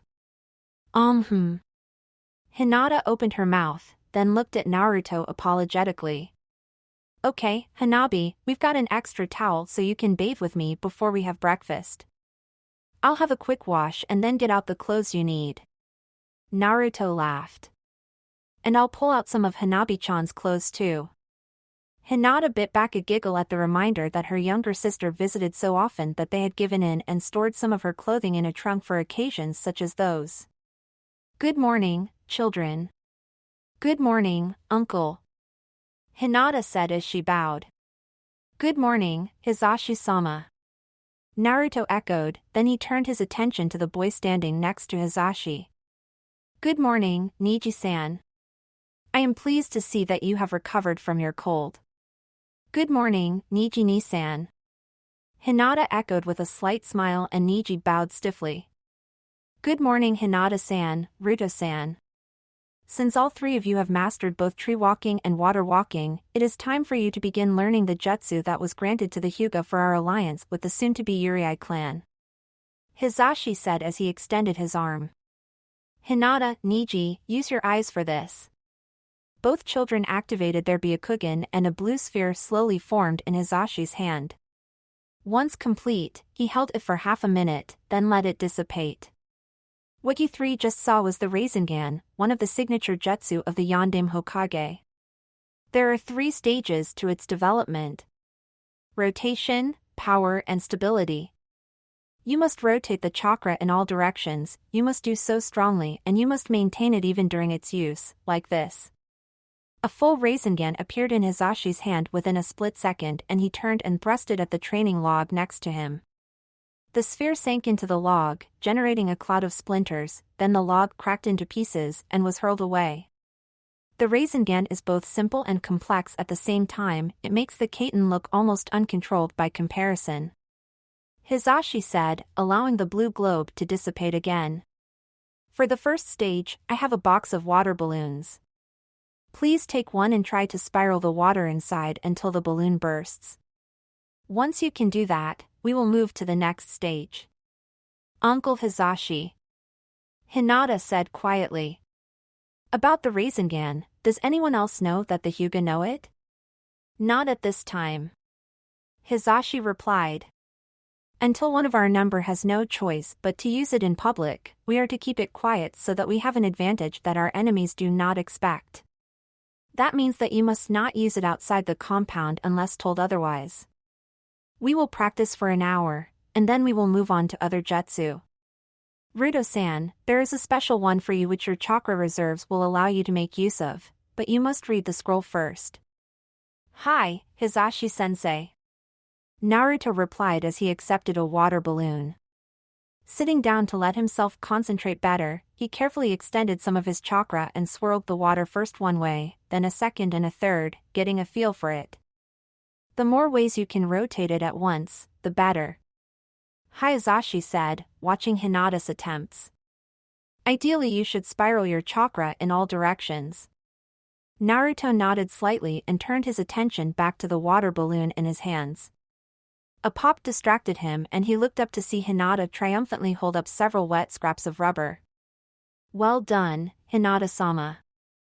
Hizashi smiled.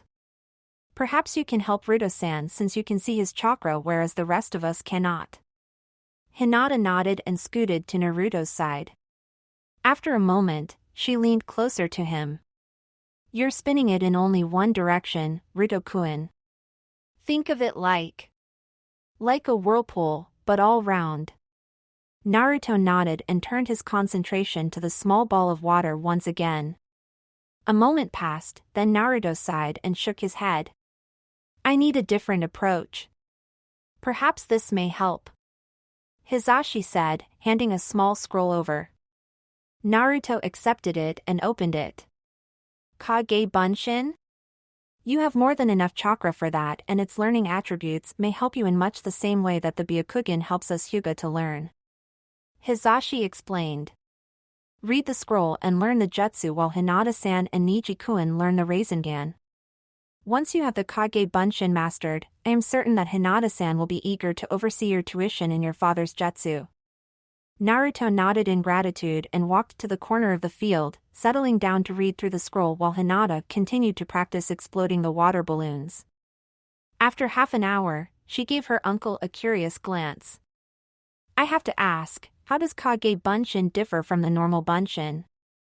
Shadow clones are chakra constructs that are solid. Hizashi explained. They require a large amount of chakra, which is why you generally have to be at least high Chunin before you are allowed to learn it. The amount of chakra it needs is normally between 1 and 2/3 of the average high Chunin's chakra pools. With Ruto-san's chakra reservoirs, he probably will not even notice the drain needed to make a single clone. It will be interesting to see how many he can create.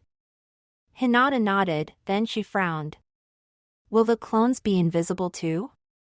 Almost certainly. Hizashi nodded. With Ruto's chakra being impossible for most of us to see, we can expect his clones to be likewise. Done it. Everyone turned to see and Hizashi's eyebrows shot up as he looked at the 7 Narutos. How? Easy.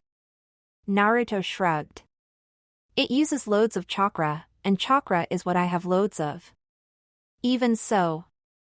That was, what? Your first go? Third. Naruto laughed. All those chakra exercises really helped me work out how my chakra was supposed to be shaped. Well. Hizashi said after a moment, use one of your clones to finish reading the scroll. By the way, why aren't your clones invisible? Naruto tilted his head in confusion, then turned to look at his clones.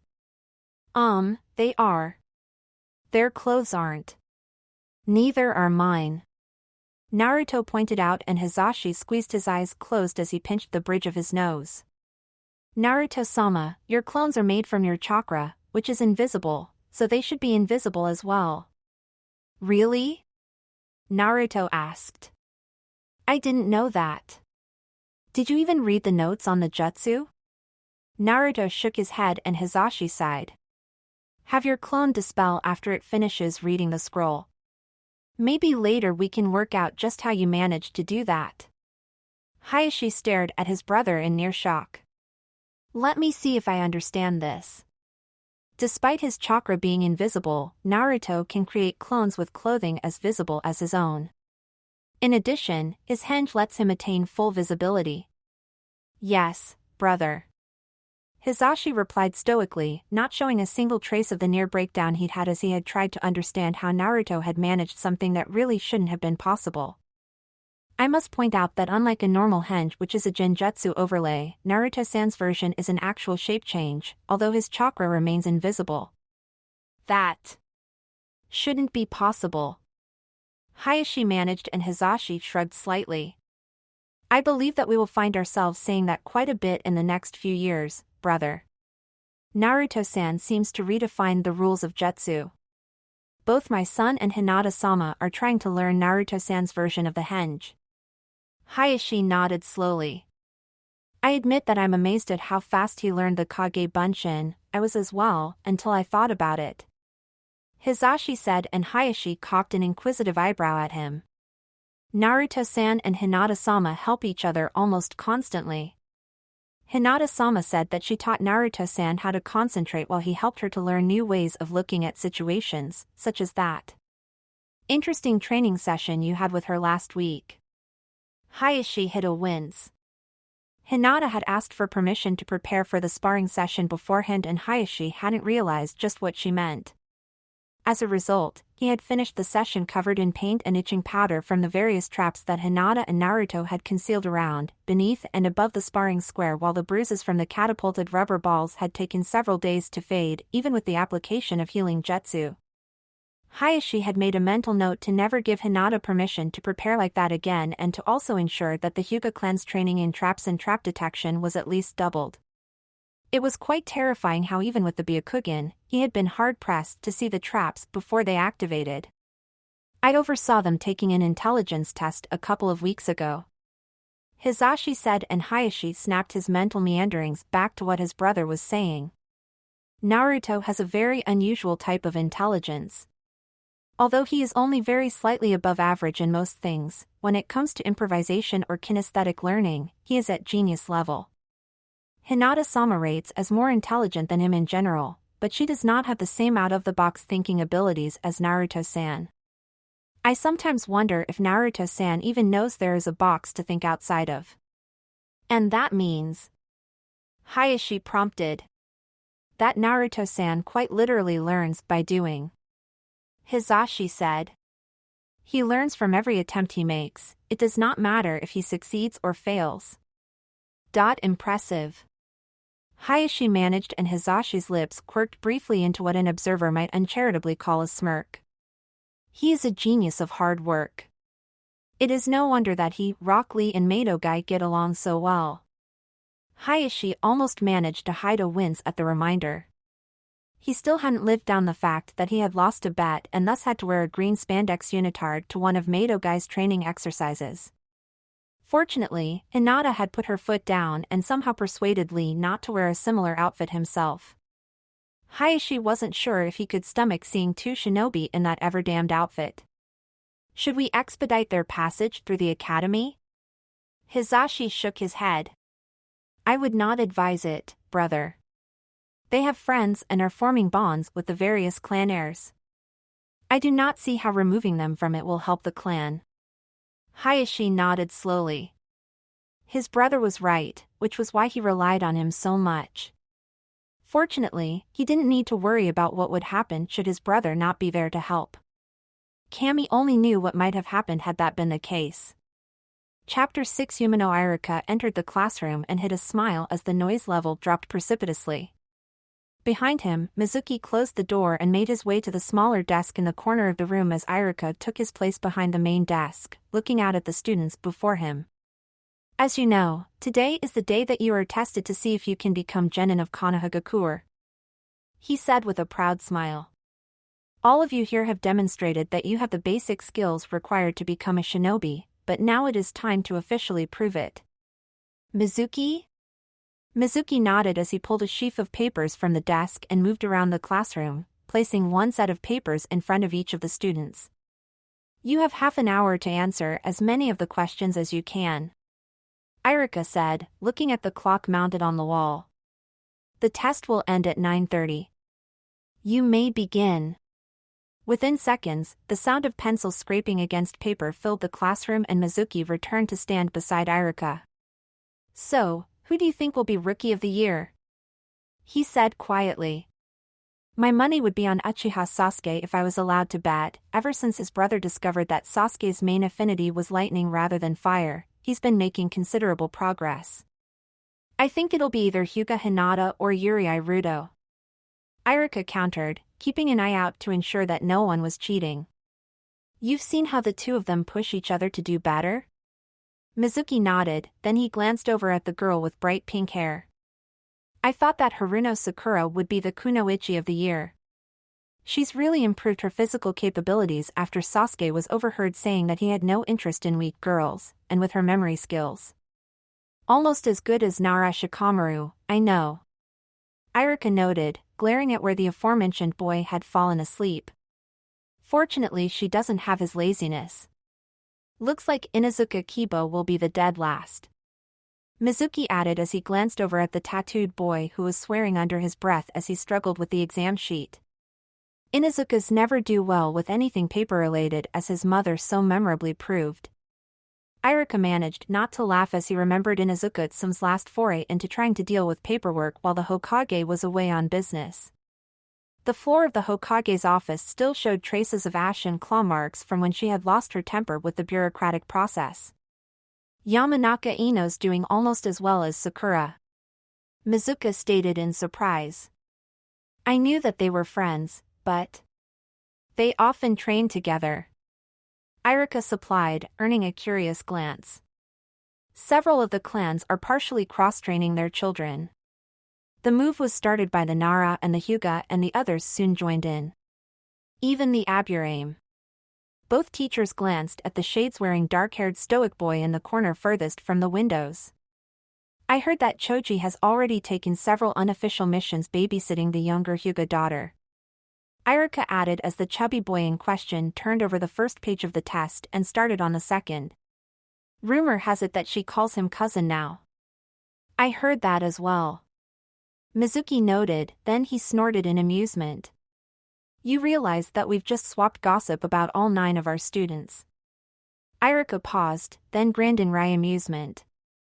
Sweet Kami, we've turned into a pair of old housewives.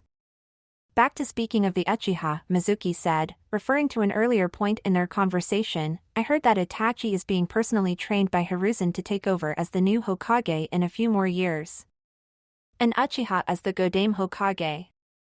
Irika mused.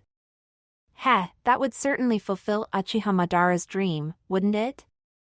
Mizuki nodded and looked over the industrious students once again. You know, the Yandame's son would have been amongst this lot had he not died and taken the Kyuubi with him. Naruto? Irika mused, missing a way that the masked student twitched slightly as he said it. Yeah, now that you mention it, he would have become an amazing ninja. Or a terrible one, given how many people couldn't tell the difference between him and the Kyuubi. Mizuki countered and Irika slowly nodded. I'd like to think I wouldn't have made that mistake, but maybe I would have, maybe I wouldn't. But it didn't happen, so there's no need to worry about it. Mizuki shrugged. The chattering students filed off the taijutsu practice area, or limped in a couple of cases, and onto the target range, congregating behind the safety line as Mizuki started to hand out kunai and shuriken to those who didn't already have enough. All right, Irika stated. When I call your name, step forwards and demonstrate your proficiency with shuriken first, then kunai. Aburame. Shino stepped forwards and with methodical, precise moves, flung his shuriken and kunai at the man-shaped targets. Irika nodded as he looked at the results. 3 fatal strikes on the kunai, 4 bleed-out points with the shuriken. 83 points total. Akimichi. Hinata's grip tightened on Naruto's hand and he looked at her. You'll do fine, Hinata.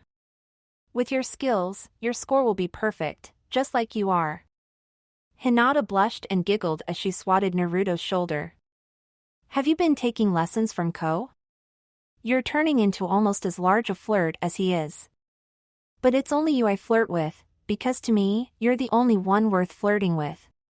Naruto shot back, causing Hinata's blush to intensify even as she let him enfold her in a reassuring hug. Hyuga!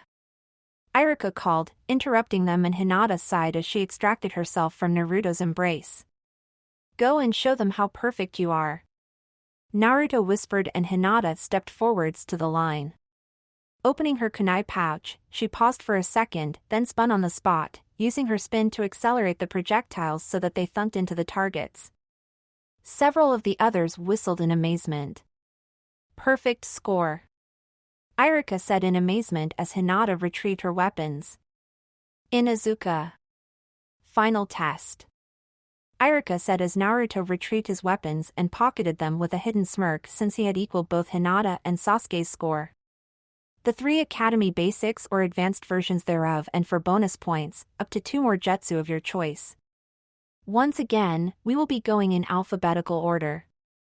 Hinata glanced at Naruto, then blinked. Ruto-kun, why are you hinged as yourself? My visible clothes are over there. Naruto whispered back, motioning to a small bush growing by the corner of the academy. I'm going to use my natural invisibility as one of my bonus jutsu. Hinata nodded in understanding, then she glanced over at the fence and her eyes widened as Ko walked past, giving her a significant glance and then looking at the covered board that he was carrying under his arm. Activating her Byakugan, Hinata looked at the board, then nodded to show that she understood the message written on it. What is it, Hinata? One of the clan was seen using the Rasengan in the field and word has spread. Hinata whispered back. I can now use it in public. That's one of your bonus jutsus sorted then. Naruto noted and Hinata nodded as Shino made a Kekkai Bunshin instead of the Academy variant, then used Kawarimi to swap places with it before dispelling it back into its constituent insects. Will you be doing an Academy Bunshin? Hinata shook her head. No, I've been practicing the Mizu Bunshin. I've also got the 32 strikes mastered, so I'll be using that as well. Naruto nodded. Nice. We've got the Rookie and Kunoichi of the Year position secured. Hinata nodded as on the demonstration area, Choji turned himself into a human sphere and started to roll. What other jutsu are you planning to do, Ruto-kun? Naruto shrugged. I still can't do the other of the 2 jutsus of my father's, while doing my mother's jutsu is not an option if I wish to keep my secret. You're doing the Rasengan and I don't want to lessen the impact. I think great breakthrough while still invisible would be best. Hinata nodded, looked at Sakura, who was finishing the Kawarimi. I guess I'm up now. She sighed as she walked onto the testing area. Bowing to Iruka and Mizuki, she performed a perfect Kawarimi and then hinged into Naruto before reverting back. A couple of hand seals caused several of the students to gasp as water flowed out of the nearby pond, placed for use with Suiten jutsus, and rose to form 3 solid clones of Hinata. Excellent on the 3. Iruka nodded. Do you have any bonus jutsu you wish to demonstrate? Hinata nodded and faced one of the training dummies. 8 trigrams, 32 palms. She announced and her hands blurred, striking the dummy with brief bursts of chakra. Stepping back, she then held out one hand and the entire field seemed to freeze as a pale blue chakra sphere formed on it. Rasengan. The sphere ripped through the dummy, sending the top half flying, and Mizuki whistled.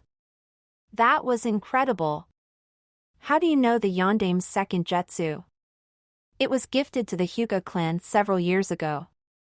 Hinata explained and Iruka nodded. Perfect score with bonus points. Well done. Hinata bowed and scurried back to Naruto's side, blushing slightly as he hugged her. You did brilliantly, Hinata. He whispered. Hinata smiled and relaxed into his embrace until she heard Naruto being called. Win. she whispered, and Naruto nodded as he strode forwards, coming to a stop in the middle of the testing ground. Activating her Byakugan, Hinata managed not to giggle at the sight of a dozen of Naruto's invisible Kage Bunshin taking position around the field even as Naruto hinged into her and then back again. A second later, Naruto seemed to flicker around the field as the clones sequentially replaced themselves with him, causing almost everyone's jaws to drop. Then Naruto spun and 3 of the clones hinged into visibility, making it seem like he had done a CLS Bunshin. Perfect score. Iruka finally managed. Any bonus jutsu? My Kekkai Genkai. Naruto replied as he slowly released his henge, making it seem that he was fading into invisibility. A moment passed, then a blast of wind caused the trees along the side of the field to bow, leaves scattering in the unexpected gust. Great breakthrough, Naruto said, hinging himself back into visibility. Performed while invisible, and to prove it was me. Flashing through the hand signs, Naruto unleashed another gust at the trees. Incredible. Iruka breathed in amazement. You get full bonus points. The Hokage's office was fairly crowded as Sarutobi Hiruzen handed out the assignments to the Jonin volunteers. And that's almost all of the civilian-born. He finished. Hopefully some of the teams will make it, and of the rest, we may be able to salvage a few more for our regular forces. You may go. The Jonin filed out, leaving only 3 remaining. Hiruzen leaned back and looked at the trio. Kakashi, I'm assigning you to Team 10, the new Ino Shikacho trio. Since they already have their teamwork up to better than average levels, according to what their fathers told me, you should be able to move on to helping them come up with new ways to use their skills. Hi, Hokage-sama. The silver-haired Jonin said lazily, his one exposed eye gazing at the orange-colored book he was holding. Kurenai, I'm giving you Team 8, Uchiha Sasuke, Aburame Shino and Haruno Sakura. With their abilities, they should excel at tracking and infiltration. I would advise you to get Sakura trained as a mednin at the very least. She has chakra control about equal to yours, although her reserves could use some work. Yes, Lord Hokage. The dark-haired red-eyed woman replied, then she glanced at the third Jonin. I will look after your brother, don't worry. Thank you. As for you, Itachi, I'm giving you Team 7, the rookie and kunoichi of the year plus the dead last. Yuri Iruto, Hyuga Hinata and Inazuka Kiba. Itachi's lips curled into a slight smile. This should be interesting. Yes, when are you and Hana going to get married, anyway? Kakashi asked and Itachi's lips quirked upwards for a brief second. So, I get the ghost, the princess and my future brother-in-law on my team. Itachi mused. This will be. Itachi paused as a knock sounded on the door, then it opened to reveal a bearded man. Hi, Pops. Asuma. Hiruzen said with a nod. You missed out on all the fun, I was assigning teams. I'm afraid that if you want one, you'll have to try again in 6 months. What kept you? Meh, diplomatic stuff. Asuma shrugged. The daimyo was doing an inspection of his samurai's bases and things got fraught for a while when some things that someone had tried to import from the land of demons managed to escape. We got it under control, but I had to spend a month healing before I could return. Well, at least Konohamaru will be happy to see you. Hiruzen smiled. Oh. Itachi, one of your students has a strong wind affinity. Both Itachi and Asuma looked at Hiruzen in interest and the old man smirked at them. I'll let you figure out which one. For a moment, no one spoke, then Itachi turned to face Asuma. When it is time. Sure, but you'll owe me for when I get my own team. Asuma replied. Itachi simply nodded. Understood. Congratulations. Hayashi said. Rookie and kunoichi of the year. Thanks, Hayashi-sama. Naruto laughed as he intercepted a ballistic hanabi and swung her up to his shoulders. So, the Rasengan is now public knowledge? It is. Hayashi confirmed. Hyuga Akane was unable to take down all of her enemies during a mission, and at least one enemy shinobi managed to retreat after witnessing her using a Rasengan to take down an enemy who was using some strange form of stone body armor. Stone body armor? Naruto repeated in surprise. Wow, that would do a real number on Jukin's capabilities under normal circumstances. Indeed. Hayashi agreed. Had it not been for the Rasengan, Akane might even now be in captivity. Hinata hugged Naruto, taking care not to dislodge her sister. Thank you. Oh, I have a gift for you both to celebrate your passing. Hayashi said, and Hizashi entered with a pair of boxes. He handed one each to Naruto and Hinata, then plucked Hanabi off Naruto's shoulders, placing her on his own before she could protest. Thank you. Hinata gasped as she opened her present to reveal a kimono patterned with the Hyuga crest, the Urei crest, and the Konoha leaf in a triangle on the back. That is a battle kimono, Hayashi said. The obi contains a number of storage seals sewn into the fabric, while the kimono itself has a mesh armor layer for protection against slashing attacks. Hinata returned the kimono to its box and gave her father a hug. Thank you, Tusan. You are welcome, Hayashi whispered, then he looked at Naruto, who was examining the contents of his box, holding up a facial protector engraved with the Konoha symbol. The hapurai is made of chakra metal. Please place some of your own chakra into it. Naruto did so, and the hapurai and the fabric band that it was mounted on both faded into invisibility. The hakama is also made of chakra-reactive fabric, so you will not need to shed as many clothes to hide. Hayashi added. This first one is a gift from the Hyuga clan, but if you wish more, it will have to come from your inheritance.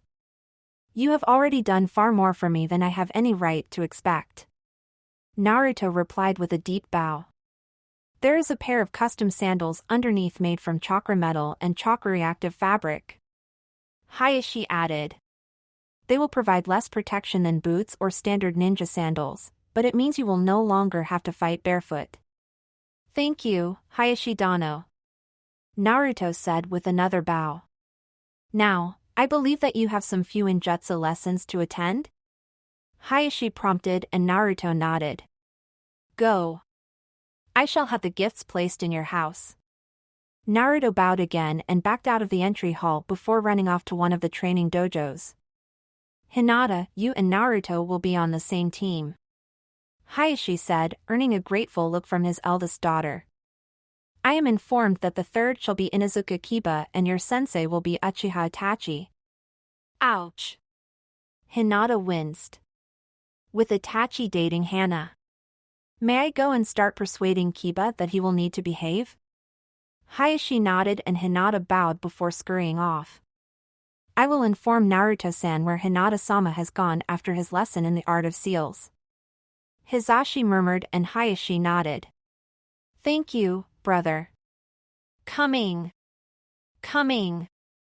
Hinata hid a smile as she heard Kiba coming towards the door, occasionally pausing to swear or push something away from him.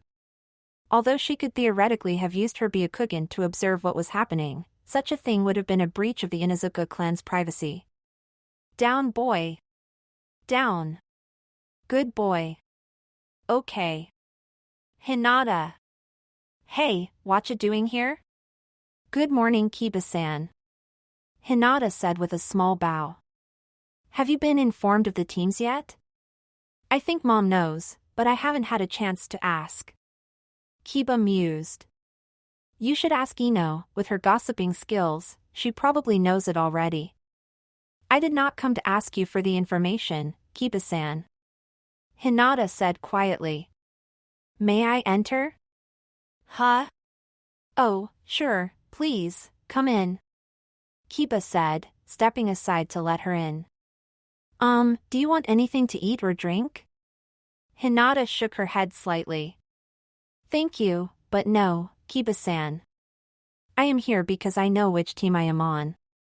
And you needed a shoulder to cry on? Kiba asked. Did you get assigned to a different one than Ruto? I am on Ruto-kun's team, Hinata replied. And so are you. For a moment, Kiba simply stared at her, then his eyebrows shot up. Wow, really? I'm with you and Ruto? Damn, that's cool. Our sensei will be Uchiha Itachi. Hinata said quickly and Kiba inhaled sharply. What? That no-good bastard? What no-good bastard? A voice asked and Kiba flinched. Nothing to worry about, sis. Really, nothing at all. I think that your brother just found out about the team he is going to be assigned to, or to be more precise, who his Jonin sensei will be. Itachi's amused voice said and Kiba winced. I'm dead. I am so dead. He whimpered. So, you, my idiot brother and Ruto, huh? Hana said, giving Kiba a sidelong glance that made him shrink back. I wonder if we'll find out what Ruto looks like. Did you know that the Chunin and Jonin have been placing bets? Tell me, is he handsome under that mask? Hinata blushed and her hand reflexively went to the pocket holding the most recent sketch that she had been working on. Hana caught the movement and quickly filched the paper, unfolding it and whistling. Wow, what a dish! If I wasn't with Red Ice here, I might have been tempted. Hana-san.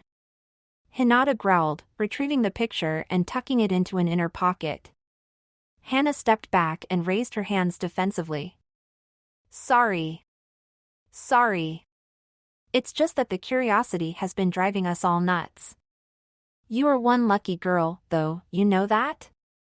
Hinata blushed, one hand protectively placed over the folded sketch in her pocket. Chapter 7 Yumino Iruka entered the classroom and hid a smile as the noise level dropped precipitously. Welcome back, class. He said with a smile, then he let his face assume a more serious expression. Due to a training accident, Mizuki will not be joining us. The details are rather embarrassing, so I am sure that he would prefer you to not ask about it. Hinata and Naruto looked at each other and Hinata huffed. They had been told by a branch member that Mizuki had made the mistake of trying to break into the Hokage's tower to steal the Forbidden Scroll just as the Hokage was heading for a quiet meeting with Hayashi about covertly transferring all the money in the old Namikaze and Uzumaki accounts over to the new Yurei clan accounts. Between Hiruzen's Bojutsu and Hayashi's Jukin, Mizuki had been lucky to survive, although the injuries he had sustained meant that even after he finished serving his prison sentence, he would be unable to mold chakra or fight even at standard civilian levels. The other classes have already been assigned as teams 1 through 6. Team 7 will be. Iruka paused as a knock sounded on the door, then it opened to reveal a trio of Jonin. Are we late? The tall, silver-haired one asked and Iruka shook his head in disbelief. Actually, Kakashi, you're early. The Hokage told him to come 3 hours ago. The woman said with a smile. My name is Yuhi Kurenai and I am here for Team 8. Please will Uchiha Sasuke, Haruna Sakura and Aburame Shino come with me? Yes. The pink-haired girl shouted as she leapt up. Same team as Sasuke. Kuin. Sakura quailed under the sudden death glare that Kurenai gave her. If you wish to pass, you will not act like a fangirl on this team. She ground out and Sakura nodded jerkily. Good. Now come on. As the three followed their teacher, Sasuke paused and looked at his older brother. You will do fine, little brother. Itachi smiled at him. She's an excellent Jonin and a true expert at Genjutsu. Go. Sasuke nodded and dashed off as Kakashi slouched forwards. Ino Shikacho Jr.'s, also known as Team 10, meet me on the roof. He said before vanishing in a swirl of leaves. Itachi stepped out of the way as Ino ran past, followed by Choji and a slouching Shikamaru. Well, I believe that means that you three with me. Itachi smiled. Iruka-san, thank you for training them. I know that you must feel saddened to see them leave. Iruka nodded with a bittersweet smile. I know you three will do me proud. We will, Iruka-sensei. Kiba half-shouted and Itachi waved for them to follow him. Training Ground 7. At the training ground, Itachi sank down to sit cross-legged on the grass, leaning against the middle of the 3 target posts. As the three genins settled down in front of him, Itachi began speaking. As you know, I am Uchiha Itachi, Inuzuka Hana's current boyfriend and fiancé. I enjoy training, being with Hana and teaching my younger brother Sasuke. My dislikes are those who act without honor or who shirk their duties, and my dreams for the future are to help Konoha to become all that it can be. To that end, I will do my utmost to help you become the best ninja that you can be, assuming that you can work together. Kiba, please tell me about Ruto. Kiba blinked a few times as he thought, then he shrugged. Yurei Ruto, he has a weird Kekkai Genkai that lets him turn invisible and has no scent, which is how I know that it's him under that mask. He's very close to Hinata. I heard that they may be getting married at some point. At some point in the past, Hinata saved his life, but I don't know the details. Excellent. Itachi said. Hinata, please tell me about Kiba. Hinata bowed slightly before speaking. Kiba-san and his Nin-ken Akamaru are from the Inuzuka clan. Kiba has enhanced senses and can perform several of the Inuzuka partnership jutsu as well as understanding what Akamaru says. His older sister is a Chunin and a vet with a subspecialty in Nin-ken. Although prone to impulsive acts, Kiba has a very strong sense of pack and will face down any threat to protect those he cares about. Kiba glowed with pride as Itachi nodded. Good. Ruto. Hyuga Hinata is the former heiress of the Hyuga clan. She chose to step down in favor of her younger sister so that she could be with me, although I still think the price was too high. Naruto said, earning a look from Hinata that mingled love, exasperation and resignation. Hinata has only basic skills in Jukin but is highly proficient in Juho, a fact which is at least partially explained by her strong water nature. She prefers not to seek attention, but has a very strong personality. Good. Itachi said. Now the other way around. Kiba, describe Hinata. She's a babe. Kiba said, then he winced as his brain caught up with what his mouth had said. Sorry. I see. Itachi sighed. We will have to work on that. Hinata, please describe Ruto. Hinata blushed. Naruto-kun. He. Never mind. Itachi sighed. Ruto? Inuzuka Kiba is the second child of Inuzuka Tsume, the leader of the Inuzuka packs. His partner is the white-furred Nin-ken Akamaru and the two of them have a strong bond. Kiba is prone to making thoughtless comments and speaking before thinking, but his loyalty is beyond reproach and he is completely trustworthy. Good. You all have at least some idea about each other. Itachi said. I have read your files and watched the graduation test. Ruto, my cousin Shursui was quite flabbergasted when he heard that you had duplicated the trick for which he is famous, but I could not see you using any chakra. How is this? Naruto paused, then reached up and unhooked his mask, removing it so that everyone could see his apparently empty hood. My Toton Kekkai Genkai is always activated. Unless I use Henge, I am naturally invisible, only Hinata and Hanabi can see me, and even then they have to be using their Byakugans. Itachi blinked and his eyes briefly flared red. I cannot see you with my Sharingan. I admit that it is slightly disconcerting. Naruto shrugged. My Kage Bunshin are naturally invisible too. I deployed over a dozen before the test and had them Kawarimi with me as quickly as they could, thus giving the impression that you were doing a high-speed CLS Shunshin. Itachi realized. Brilliant. My clones can also Kawarimi with other people. Naruto continued. On a couple of occasions, one of my clones have accidentally swapped places with Hinata. I don't know how many clones I can make. Last time I paid attention, I had made over 100. Itachi whistled. Should we enter a potentially dangerous situation, I will have you leave 5 clones trailing us so that should we be trapped, they can Kawarimi us to safety. We will have to practice that, though. Can you become visible? Only if I henge and I can only hold that for a few hours. Naruto said. Same for my clones, they're invisible unless they henge themselves. For some reason, Hinata finds them easier to see. Possibly because they are pure chakra constructs.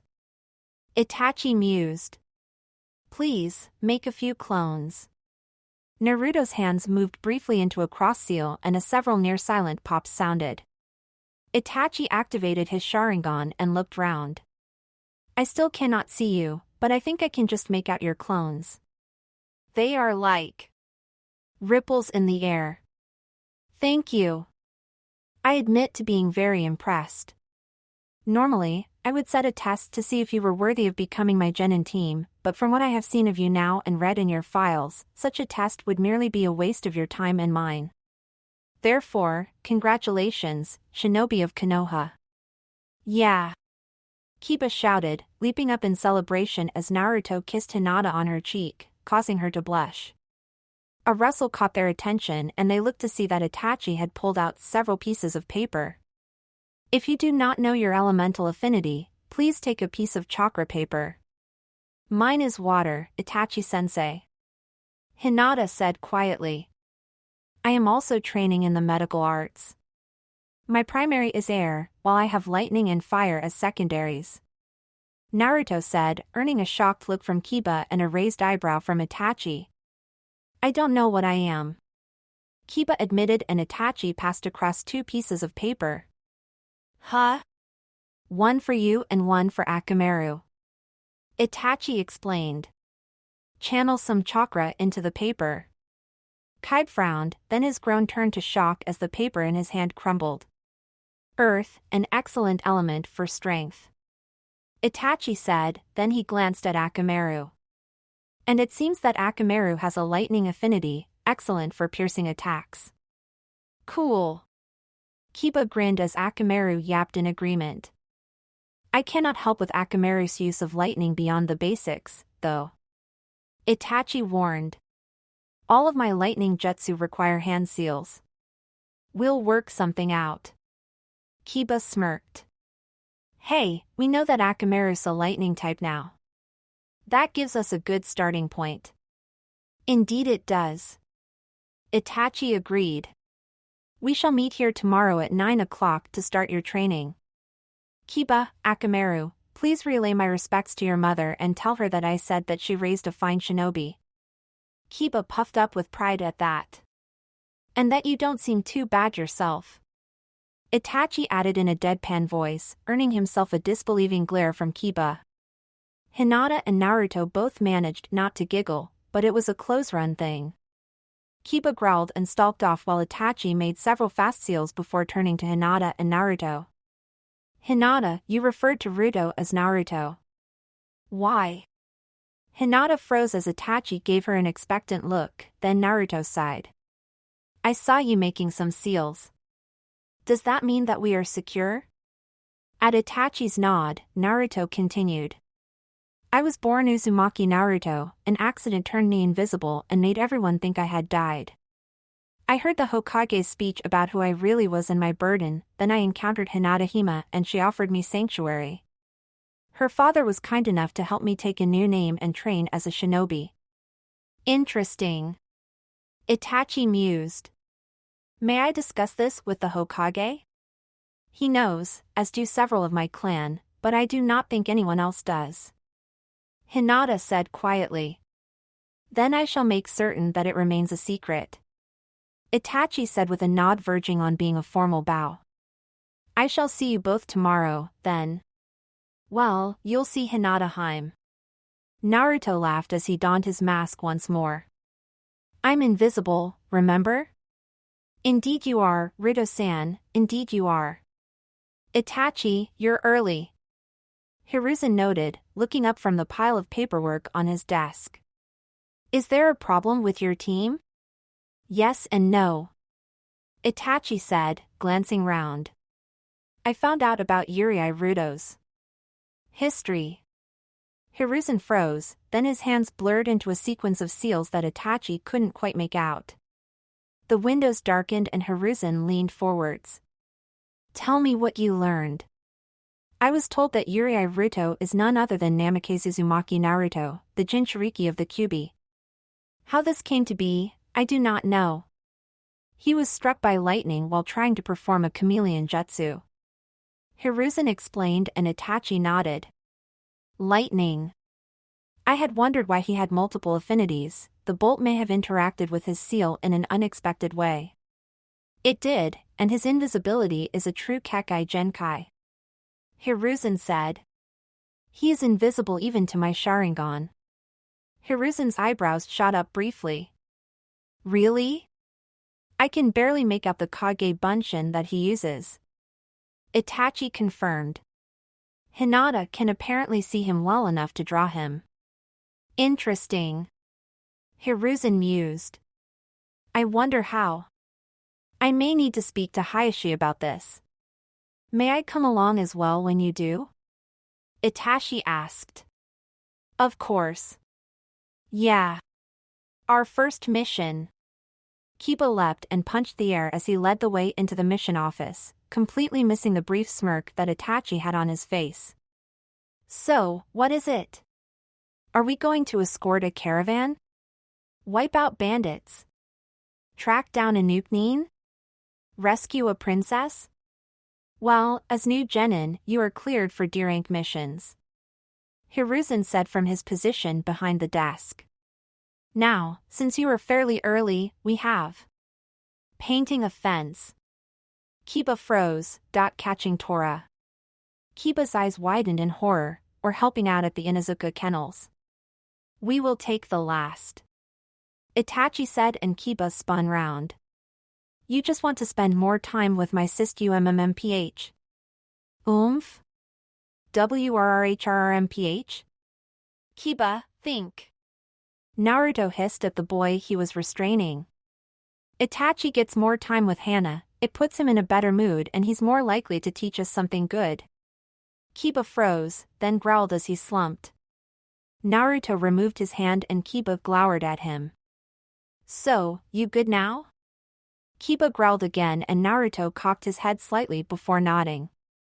We're good to go, sensei. Itachi nodded as he snagged the throne scroll out of the air with a movement that bespoke incredible skill and control. Good. Kiba, you know the area. Lead the others there. Kiba perked up. All right. I'm the leader. Come on. Pausing to bow to the Hokage, the other two genins followed Kiba out of the room. Not going with them? I'll meet them there. Itachi said with a microscopic shrug, then he produced a picture and handed it over to Hiruzen. I thought you might appreciate seeing this. It is one of the failed pictures. Hiruzen looked at it and smirked. Itachi was stood in the background of the picture with Hinata directly in front of him. Kiba was wide-eyed and staring at Naruto, whose presence was only deducible via the apparently floating tunic, trousers, gloves and hapari, while Akamaru was pointedly staring the other way with an expression suggesting he was rather disconcerted. The group pose was undermined, however, by the fact that Hyuga Hanabi had chosen to spectacularly glomp Naruto just at the instant that the picture was being taken. In retrospect, having the picture taken in the garden outside Hinata and Ruto's home may not have been our greatest move. Itachi admitted as Hiruzen handed the picture back with a smile. We eventually had to ask Hizashi-san to hold her so that we could take the picture without interruptions. So I saw. Hiruzen agreed. So, shouldn't you get moving? After all, you do have the mission scroll. Itachi nodded, then he seemed to vanish in a slight blur, causing Hiruzen's eyebrows to rise. Someone's been studying under Shursui, I see. Itachi stepped into the Inuzuka compound and froze, glancing round at the motionless Inuzuka and Nin-ken, all of whom were staring at his genin team. His team, who were floating 4 feet in the air, sat in classic meditation poses, except for Akamaru, who was simply loosely sprawled and ignoring the fact that he wasn't actually on the ground. Itachi. Tsum said slowly, what have you been teaching my son? And how did you teach him so fast? It wasn't me. Itachi said quickly, then on a hunch he activated his Sharingan briefly and chuckled in amused disbelief. All right, Ruto. You can stop that now. Dispel your invisible clones. Naruto nodded and all three genin and the white Nen dropped to the ground, landing lightly as some stared at them. How? Ruto-san can create invisible solid clones. Itachi shrugged. He was having them carry the team. It is a very interesting trick, though. It may even be a valid combat tactic if applied correctly. After all, overestimating an enemy can be as lethal as underestimating them. True. Some mused, then her eyes flickered past Itachi and she grabbed the scroll from his hands. You'll be busy, so I'll handle the briefing. Itachi opened his mouth to reply, then a pair of arms wrapped around him. Hey, Ida-kun. Hana whispered into his ear as her three dogs started to bounce around like hyperactive puppies. Come on, let's have some fun. Ew. Kiba whinged. I so didn't need to see that. Blue. Quiet, pup. Sum grinned. Group 3 needs their walks, use Route 4. Got it? Okay, Mom. Kiba said, moving towards the kennel enclosure. Come on, guys. Kiba-san. Hinata said, the corner of her mouth twitching up slightly as she delivered the punchline. You are aware that I'm a girl rather than a guy, right? Kiba froze. Yeah, I meant. When I said. You see, Hinata started to giggle as Kiba tried to pull himself out of his verbal hole and Kiba glared at her. You have an evil sense of humor. Ruto's a bad influence on you. Hinata gave him an innocent look and he shook his head before stalking off. They're back. Hana noted as the background noise rose slightly and Itachi sighed. Well, I guess that means that we have to stop. Drat. Hana giggled as she adjusted her top, then she stood up and stretched. You should neaten up and head out. She said, pausing to kiss Itachi's cheek. You don't want to traumatize your genin, do you? It might be worth it. Itachi countered as he watched Hana finish adjusting her clothes. But you are right. Time to be a Jonin sensei again. Damn. You really need more swear words. Hana giggled as she opened the door to reveal the Himari triplets sprawled across the threshold. Thanks guys, but we need to head out now. All three Nen rose and yawned, revealing their teeth, as Itachi slipped past them, giving each one a quick stroke between the ears as he did so. I will see you again this evening? Sure. Hana smirked, taking the opportunity to give him another quick kiss. I'll be waiting. All right. Itachi said as he led his team back to their normal training ground. Since you have done such a good job, it is time for you to learn something. Can any of you perform the tree walking? Both Naruto and Hinata raised their hands and Kiba sighed. Water walking? Both Naruto and Hinata nodded and Itachi shrugged, then made a Kage Bunshin. All right. Kiba, you and Akamaru are with me. The clone said, leading the duo towards the trees as Itachi looked at the other two genin. So, I guess that it is time for you to show me what other skills you have. Hi, sensei. Chapter 8A C rank already? Hiruzen said curiously, looking at Itachi and the trio of genin lined up behind him. It has only been a month and a half, are you certain that you are not pushing them too hard?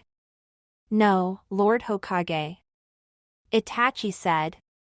Ruto has shown that he has virtually mastered the Kage Bunshin, making him a literal one-man army.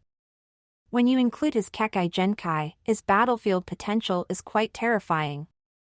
Hinata has shown she is very skilled in Juho and above average with thrown weapons, while Kiba and Akamaru have pushed themselves to the point that they have learned several of the more advanced jutsu of the Inuzuka. I intend to start them all on their elemental affinities soon. I believe that they have reached the level that will allow them to do so. Hiruzen nodded. Alright, I can see that you have put quite a bit of thought into this. We have an upcoming escort mission in a couple of days that I think will suit your team. Thank you, Lord Hokage. Itachi said, then he looked round and smiled at one of the group that had just entered the mission hall. Little brother. Big brother. Sasuke replied with a small smile. Kurenai, Shino-san, Sakura-chan. Kurenai nodded back as she led her team to the mission desk. Another D rank, please. Of course. As Kurenai accepted the proffered scroll, Sakura gave them a calculating look. Aren't you getting a D rank too? We're getting a C rank. Kiba said before either of his teammates could silence him, and Sasuke looked slightly affronted. What? But Itachi gave his younger brother a quelling look even as Kurenai sighed. I don't think that you are quite ready for a C rank yet. How about a test? Itachi countered. We meet up after you have done your mission and our students fight. Whichever team wins, gets the mission. Kurenai stood still for a few moments, thinking it through, then she nodded. All right. Then we had better take a D rank as well so that we do not have an unfair advantage. Itachi said, turning to accept a scroll. The C rank is ours. Sakura gloated as Itachi's team appeared, causing the rest of her team to stare at her. What? You know I'm right. How did you come to that conclusion? Sasuke asked curiously, and Sakura shrugged.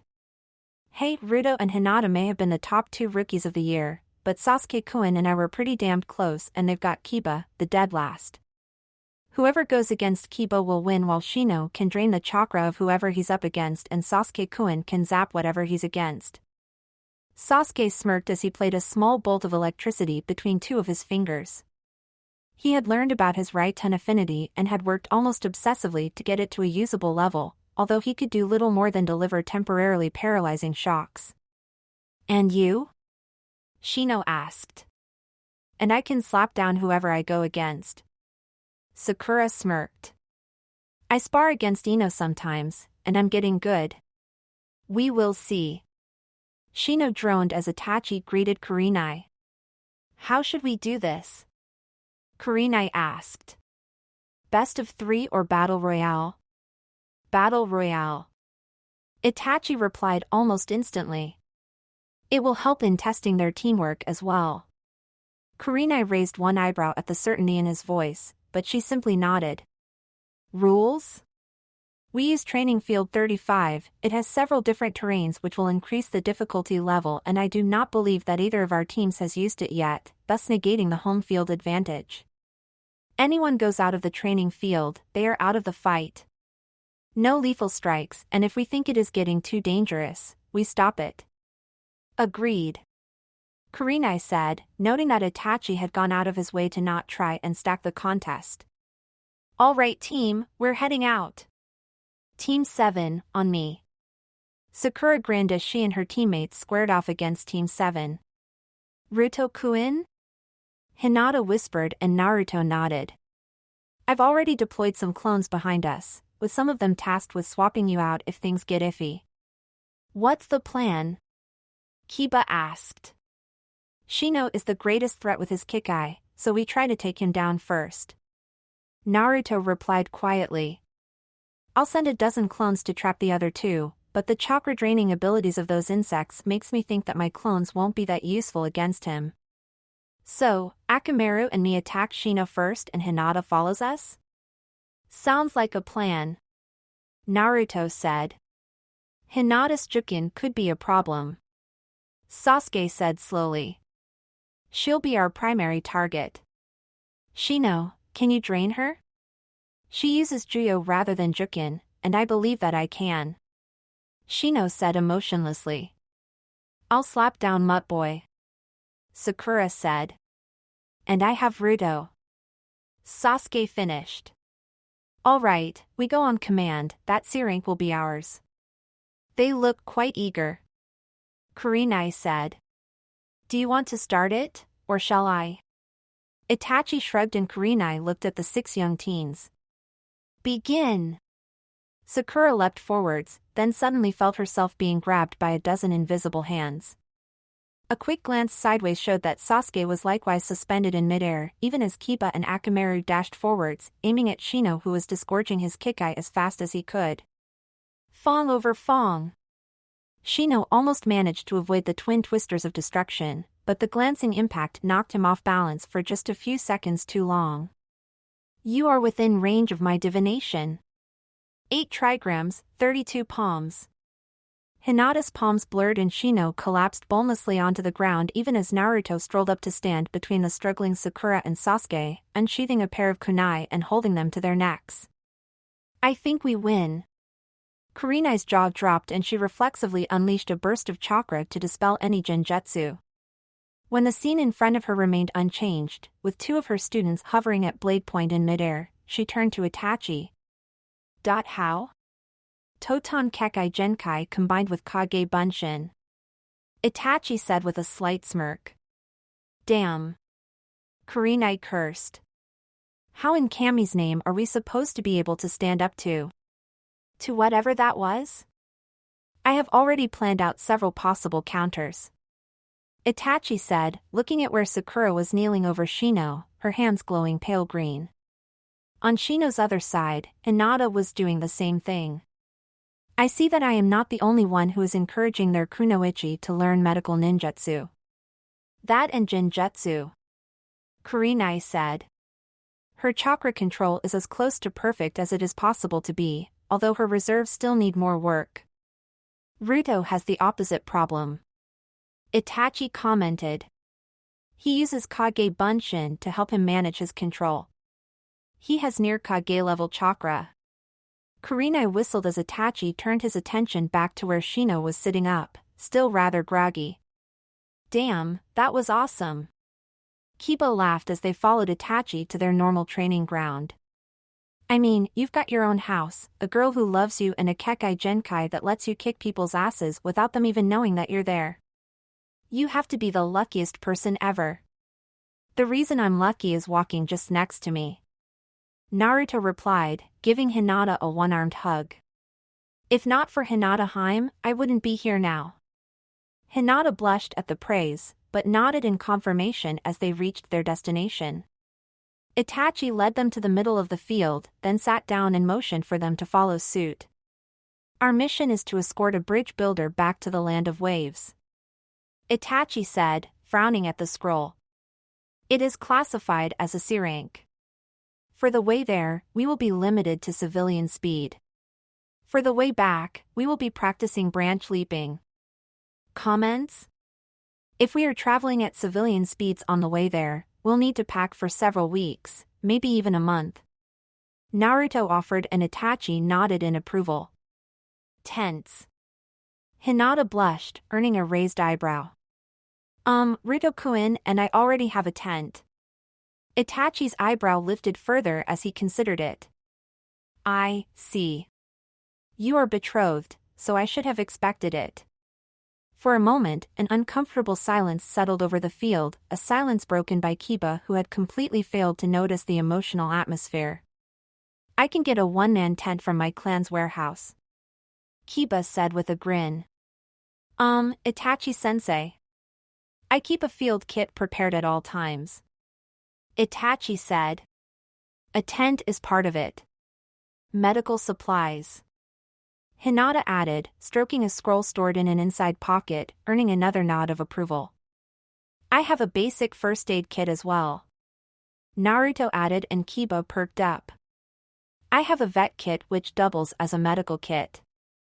Hinata blinked. Kiba-san, would you mind if I sought lessons from Hana-san so that if Akamaru gets hurt, I know how to help him? Sis would love to get a helper at the clinic. Kiba shrugged. I know the basic stuff, but I tend to concentrate on the attacking stuff. I will be happy to rearrange the training sessions to help you accommodate that. Itachi said, earning a look of gratitude from both Kiba and Hinata. Bring your mission packs to the veterinary clinic tomorrow at 10 so that I can check them. Do not worry about rations yet, we shall collect them from the Akimichi commissary tomorrow. Unless you have spent all your money already, you should have enough for several weeks of rations. Kiba paused, then exchanged glances with Akamaru. Sorry buddy, looks like we'll have to wait until after the mission to get that new basket for you.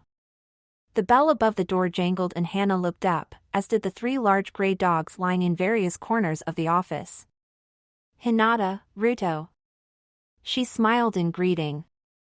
Itachi-kun and my bro are waiting out the back. Just head through. Thank you, Hana-sama. Naruto replied with a slight bow as he and Hinata moved to the indicated door. Opening it, Naruto briefly scanned the inside of the room before moving aside to let Hinata through. You realize that Hinata could have used her Byakugan, it would have been less obvious. Itachi noted and Hinata and Ruto glanced at each other. Ah. Sorry, Itachi-sensei. I didn't. It is all right, Hinata-chan. Itachi said, interrupting her apology. I know about the tradition of not using the Byakugan in public within the walls of Konoha without a proper reason. Bear in mind, though, that the rules are different beyond the walls. Hi, Itachi-sensei. Excellent. Itachi said. Now that you are all here, move to a table and unpack. I want to see all of your weapons and supplies. The clink of weapons and rustling of scrolls briefly filled the room, then Itachi motioned for them to move to his table. As you can see, I have my camping equipment sealed in scrolls for ease of transport. Spare clothing is in this one, camping rations in this one. I have several bars of emergency rations in this pouch for use while moving. For weapons, I have a tanto, 30 kunai, 30 shuriken and 3 rolls of ninja wire. I also have several packs of seal tags, explosive, gas, flashbang and a few extras and some scrolls that you do not need to learn about at this time. Now, let us see what Hinata has. Hinata moved to behind her table. My medical kit is in this scroll with the basics stored in this pouch for emergencies. Kosan was kind enough to advise me. This scroll contains camping gear while this one contains rations. I have several ration bars in this pouch as well. Although I rely mainly on Juho, I have 10 kunai and 20 shuriken as well as a roll of ninja wire. Finally, this scroll holds clothing. Excellent. Itachi said, picking up one of the kunai and examining it. You look after your weapons very well. Thank you, Itachi-sensei. Kiba? Kiba nodded and strode across to his table. I have a standard Inuzuka camping pack scroll, a standard Inuzuka field medical kit, 2 scrolls of rations for myself and Akamaru. 15 kunai, 20 shuriken and a roll of ninja wire. Good. Itachi said, picking up the camping scroll and reading the inscription. A Type 3 camping scroll, an excellent choice for an escort mission. Yeah, sis told me what to pick and why.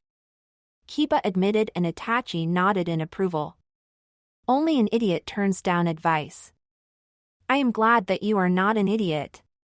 As Kiba grinned, Itachi turned his attention to the final member of the party. Ruto, why is your table almost empty? It isn't. Naruto said as his hand seemed to vanish for a moment, reappearing with a kunai. I use pouches woven from my hair. My Kekkai Genkai means that the pouches are invisible, thus I can carry them while using my invisibility. Impressive. Itachi admitted, letting Naruto hand him one of the pouches so that he could examine it. What is your loadout? Well, I rely mainly on my Toton blood limit, so I carry a dozen kunai, 2 dozen shuriken and 2 rolls of ninja wire. The visible pouch contains my camping scroll, although Hinata carries the tent, as well as my rations and extra clothes. I also keep a few ration bars and similar on me. Yes, I can see the problems that your blood limit brings. Itachi mused. Your loadout is lighter than the others, but with your Kage Bunshin abilities, I do not see that as an insurmountable problem. Naruto nodded as he reclaimed the pouches and started to reattach them to his uniform. Do you not have to remove your clothing to vanish? Naruto shook his head. Only the mask, gloves and coat. The rest is made from materials that can channel my chakra. Watch. Itachi's eyebrows shot up as Naruto shed the mask, gloves and coat before vanishing. Useful. Expensive. Naruto countered as his clothing reappeared and he donned the mask and gloves once more. This outfit was a gift. I'd need to take a B rank mission or higher to afford another. I shall keep that in mind. Itachi noted. You may all repack your loadouts, they are satisfactory. Kiba waved as the rest of his team vanished, Itachi-sensei towards the Uchiha compound and the lovebirds towards their cottage. So, you finally have a C rank. Hana said, coming up behind him and leaning on the doorframe. Itachi-kun did say that you were improving quite rapidly. He wouldn't have asked for a C rank if he didn't think you could handle it. Yeah, I'm awesome. Kiba boasted, then he sighed and crouched to stroke Akamaru. But Ruto's even more awesome. He uses invisible clones. Keep it quiet, bro, Hana warned, and Kiba looked at her in confusion.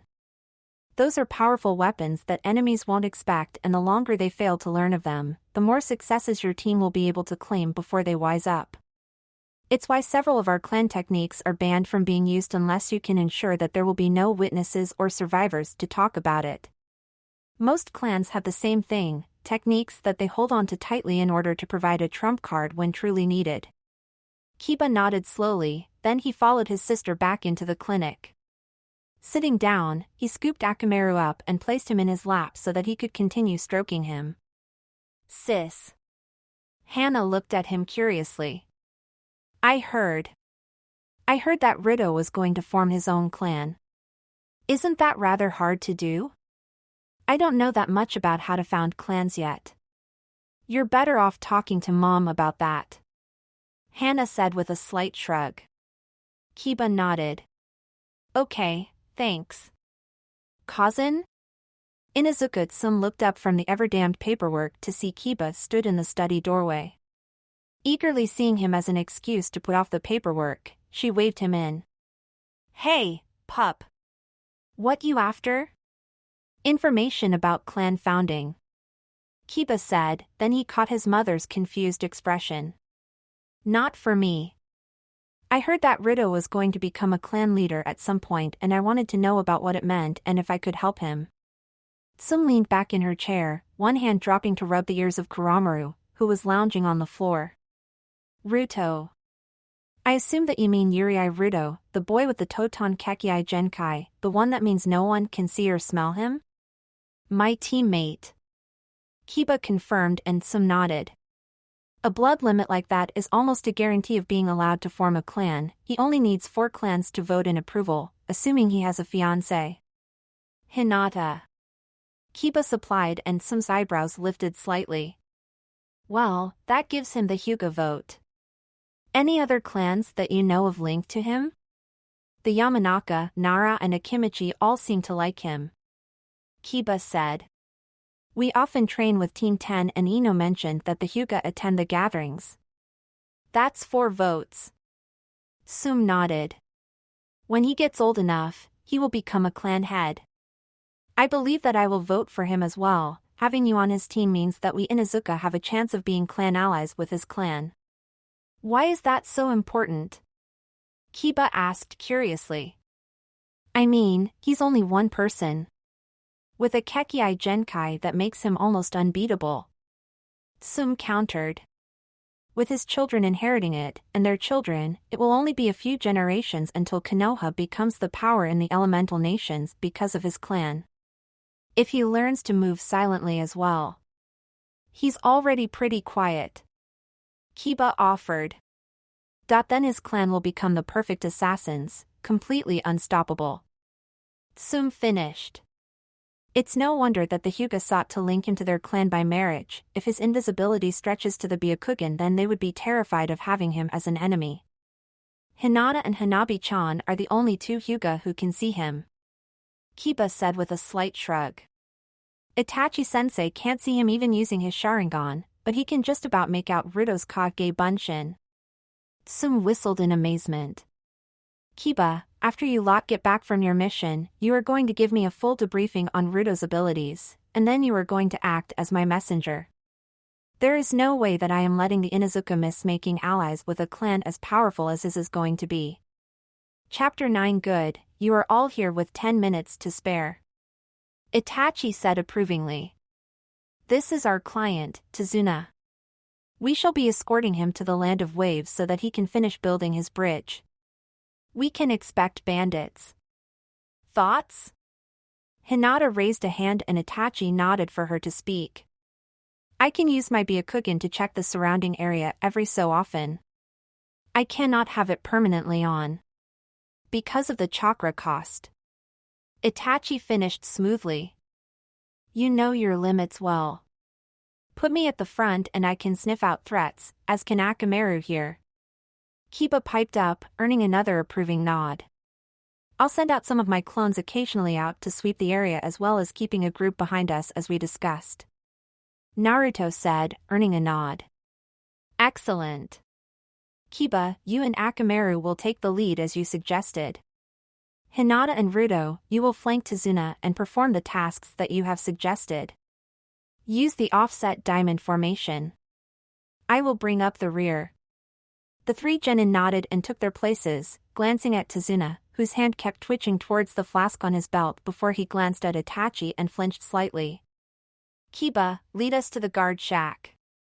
Kiba nodded and started to walk forwards towards the open gates. To the right of them was an open-fronted hut with two people sat behind the counter. One of them looked curiously at the party as Itachi walked over to them. Team 7+ client departing for escort mission to the Land of Waves. Itachi said, proffering the mission scroll. One of the men behind the counter accepted it and unrolled it, examining it closely, before nodding and handing it back. Check confirmed, good luck, Itachi-san. Thank you. Itachi said, then he turned to face the team. It is time to move out. Kiba nodded and moved forwards, followed by Hinata and Naruto who made sure to keep Tazuna between them. Ruto, have you deployed any clones yet? Just 6, behind us. Naruto replied, causing Tazuna to glance back in perplexity. Even with my chakra reserves, I would prefer to wait until we are further from Konoha before sending out scouting clones. Agreed. Itachi said. It will take us 2 days to clear the regularly patrolled areas. Keep the Kawarimi clones ready, but do not worry about the scouting ones until then. Yes, sensei. As they walked, Naruto looked around him with interest. Hinata briefly activated her Byakugan to see what had caught his attention, but didn't see anything unusual, so she decided to simply ask. Is something wrong, Ruto-kun? Oh, sorry. Naruto responded. No, it's just that this is my first time actually outside Konoha. The trees look slightly different. They were grown by the first Hokage in a single jutsu. Itachi said from behind them. Senju Hiroshima changed the grass plains into this forest by means of his Kekkai Genkai Mokuton, would release the ability to create and manipulate plants. Wow. Kiba said from ahead of them. That's amazing. The Senju and the Uchiha worked together to make Konoha, but when it came to choosing who the first Hokage should be, Uchiha Madara and Senju Hiroshima fought at what would become the Valley of the End. Madara summoned the greatest of the Biju, the Kyubi no Kitsune, but the Kyubi was sealed away by Hiroshima's wife, Senju Mito, born Uzumaki Mito. She became the first Jinchuriki of the Kyubi and stood by her husband's side when he was granted the title of Hokage. You said that she was the first Jinchuriki. Kiba noted. There were others? 2. Itachi said. The second was Mito's niece, Uzumaki Kushina, the red-hot habanero, who traveled from Yuzushiogakure to take on the burden before Mito finally passed away. She met, fell in love with and married Namikaze Minato, the one who would become the Yondaime Hokage and who became known as the Yellow Flash. What happened to her? Hinata asked before she could stop herself. When a female Jinchuriki gives birth, their seal weakens for a time. The Kyubi managed to escape and inflicted a mortal wound on her before trying to attack Konoha. The Yondaime and Kushina worked together, sacrificing themselves to seal the Kyubi away once more into their son, Namikaze Uzumaki Naruto. I heard about him. Kiba realized. He died in a freak accident, didn't he? Mom was very upset when she heard that he was dead. She'd been trying to get permission to adopt him since she was good friends with his mom. And when his lineage was revealed, many people had to take a long look at themselves. Itachi agreed. It convinced my father to abandon his plan to take control of Konoha and to instead try a different path. Is that why he and my father are now the Hokage's advisors after the Sandame's old teammates were asked to retire a few years ago? Hinata asked, earning a nod of approval. Indeed, although the explanation is more complex than that. I shall explain later, if you wish. Itachi said.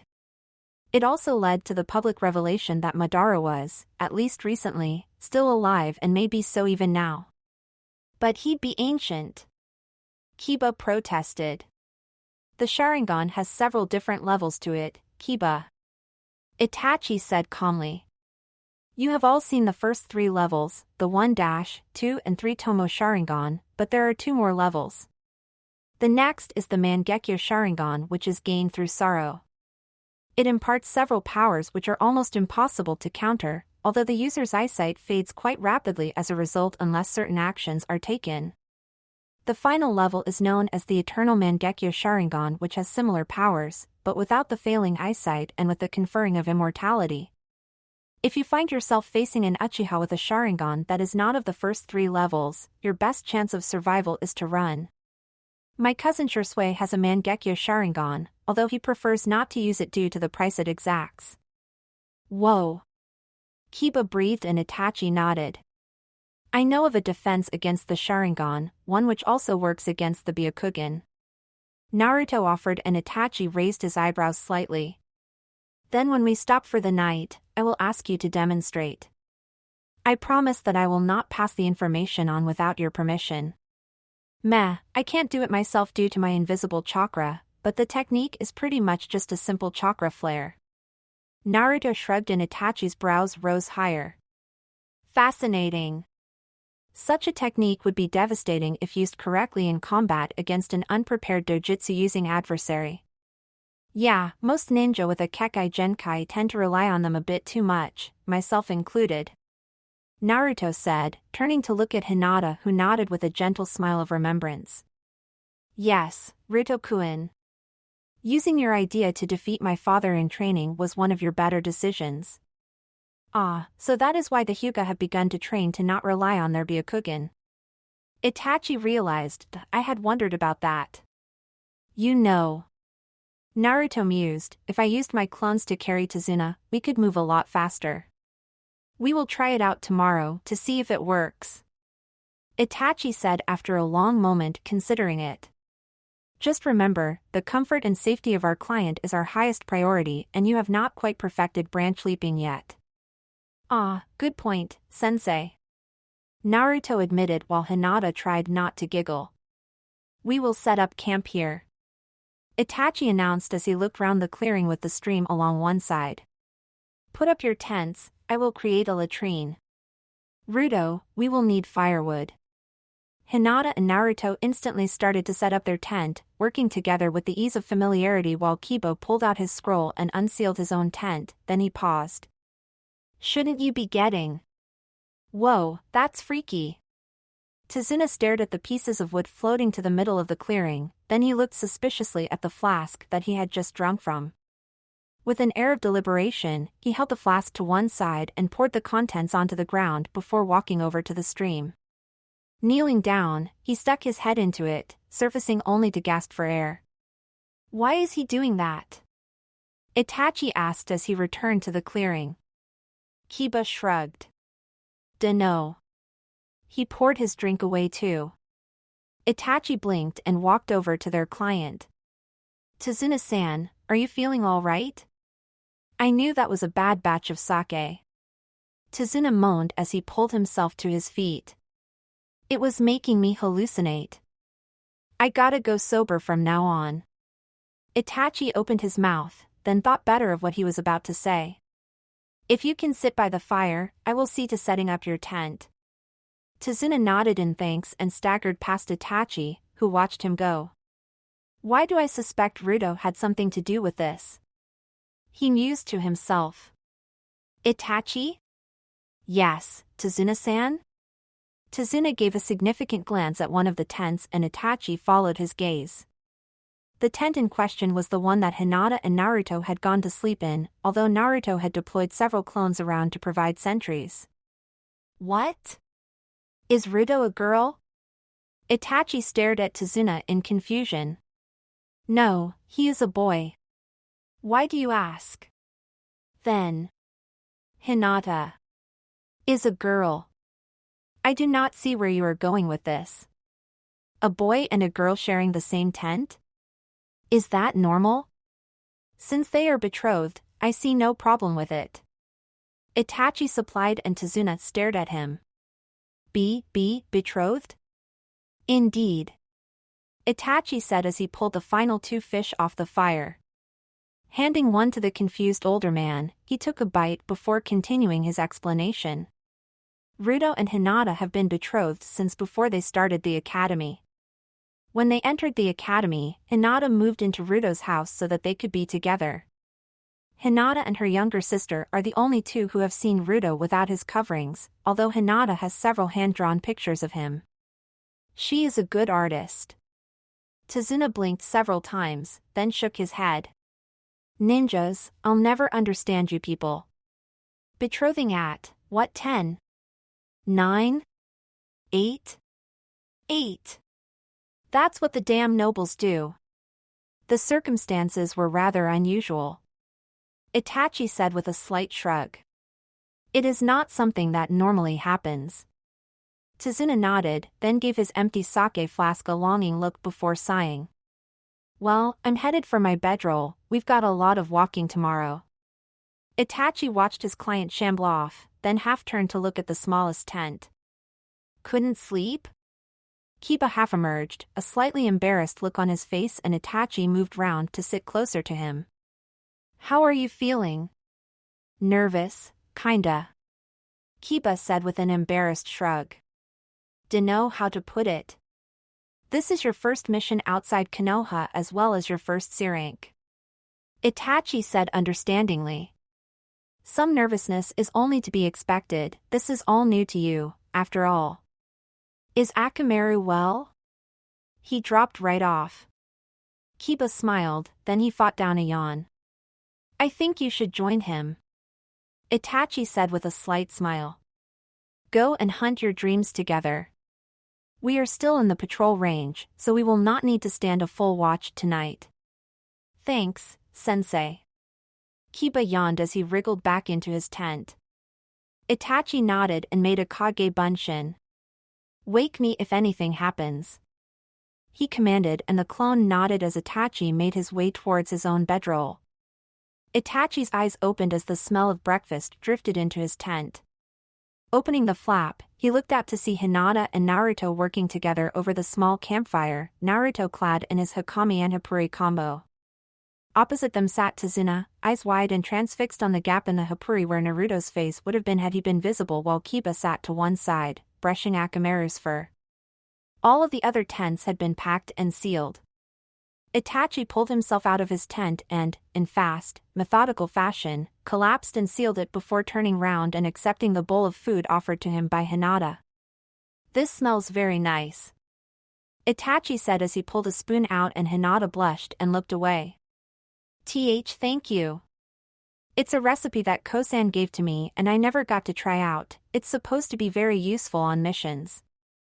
Itachi took a taste of the stew and nodded. I recognize the recipe. Protein, carbohydrates, vitamins. In virtually the same proportions as a ration bar but with a far better taste. An excellent meal, Hinata-sama. Hinata's blush intensified as she glanced over to where Akamaru was busy licking his bowl clean while Kiba was using his puppy dog eyes as he held out his bowl for a second serving. We will be trying to cover more distance today. Itachi said after he finished the bowl and handed it to Hinata for a refill. Ruto, about what you suggested. Naruto nodded and pulled out a scroll that Itachi hadn't seen before. With a quick application of chakra, several lightweight open sedan chairs comprising 4 poles, a length of rope and a piece of fabric, appeared. Interesting. Itachi said. I shall run, so. Naruto resealed one of the chairs, leaving 3. One is for Tazuna. Itachi mused, then he nodded. Of course. Who else would you trust enough to carry Hinata, also allowing her to use her Byakugan more? I'll run as well.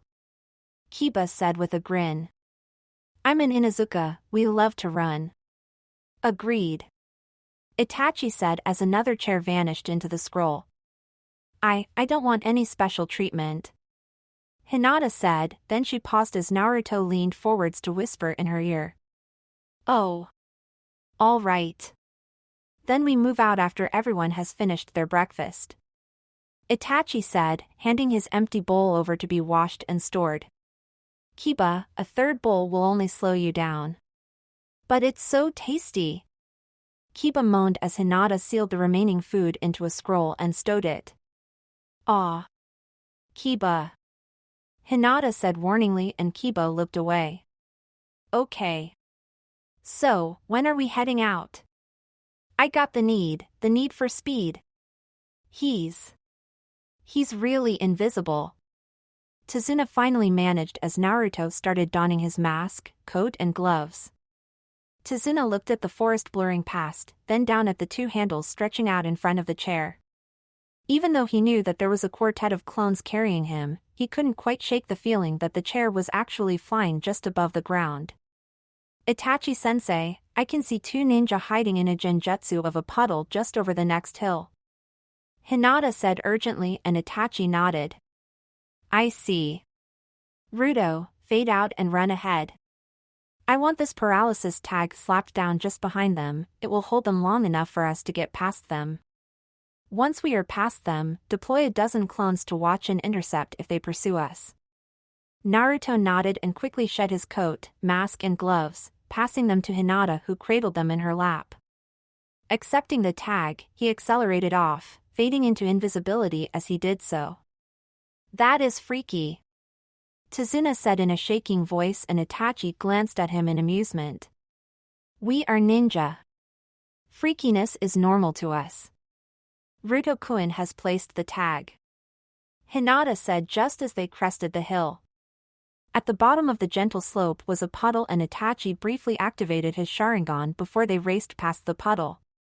As they headed up the next slope, Hinata leaned slightly towards him. They've managed to break free of the tag. Ruto has them flanked with clones. Good. Halt. The group came to a quick stop with Tazuna grabbing onto the sides of his chair to avoid being tipped out by the sudden deceleration. Both chairs were promptly placed on the ground and Hinata took up position just in front of Tazuna, ready to defend him. Those are Gozu and Meizu. Itachi said as the duo emerged from their illusory puddle and began running towards them, the spiked chain between them glinting in the sunlight. They are well known for their collaboration techniques. Ruto clones, I need one of you to relay an order by dispelling.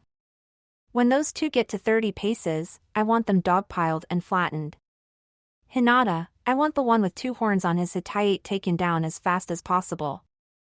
The other one is the brains of the pair. Hinata nodded even as a pop heralded the dispelling of a clone, then she quickly started whispering to a second clone. Itachi turned his attention to the approaching brothers as the second clone also dispelled itself, then the brothers suddenly found themselves slammed into the ground. Before they could even begin to try getting up, Hinata appeared between them and struck them both with Juho strikes, paralyzing them both. Well done. Itachi said as he walked forwards, pulling a pair of red-bordered scrolls out of his pouch. Unrolling one of them, he rolled Meizu onto it and sealed him into the scroll before turning to Gozu. Now, why did you attack us? Gozu tried to look away but Itachi's Sharingan held his gaze. After a long moment, Gozu shuddered and fainted. Interesting. Itachi mused as he sealed Gozu away. It would seem that we may have to seek reinforcements since this is not a C-rank mission. Tazuna swallowed nervously as Itachi slowly rose and stared at him. As I am certain you hoped for, we cannot abandon this mission without damaging Konoha's reputation.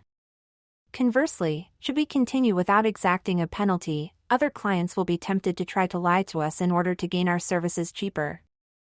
Tazuna started to sweat as Itachi continued to stare at him, then Itachi nodded. The bridge you are building will generate a large profit for Wave. You will pay us for the C rank upon completion of the mission, and then Wave will pay for the true ranking of A rank by installments as provided by a percentage of the profits until the mission is paid off. Since you gained our services under false pretenses, this is not a negotiation. Accept or refuse. If it is the latter, then we shall declare you to be in breach of contract and Konoha shall refuse to provide aid in the future. Tazuna began before he slumped. All right. I am glad that you decided to see reason. Itachi said as his hands flew through several seals before he slammed them onto the ground. A raven appeared in a burst of smoke and Itachi held up the 2 scrolls which he had tied together while talking.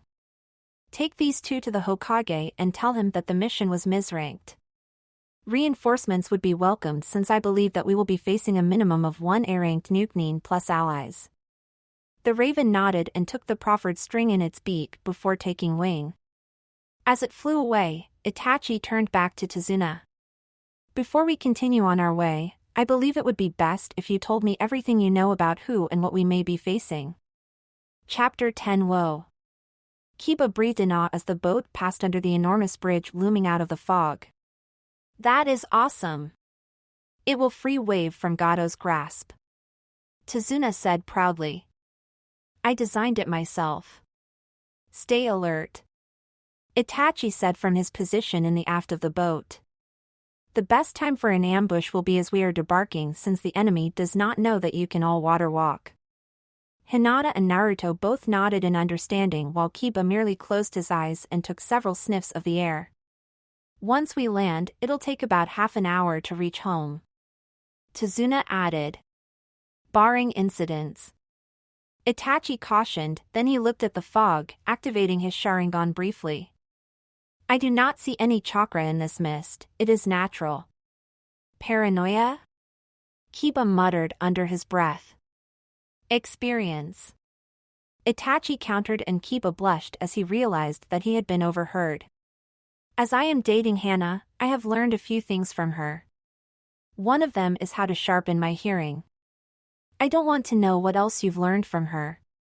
Kiba said hurriedly and Hinata struggled to not laugh before briefly activating her Byakugan. I do not see anything at the shoreline, sensei. Keep your guard up anyway. Itachi said.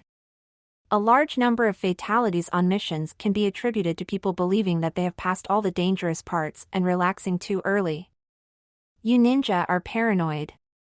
Tazuna mumbled and Itachi gave him a look. We ninja must live with the constant threat of combat.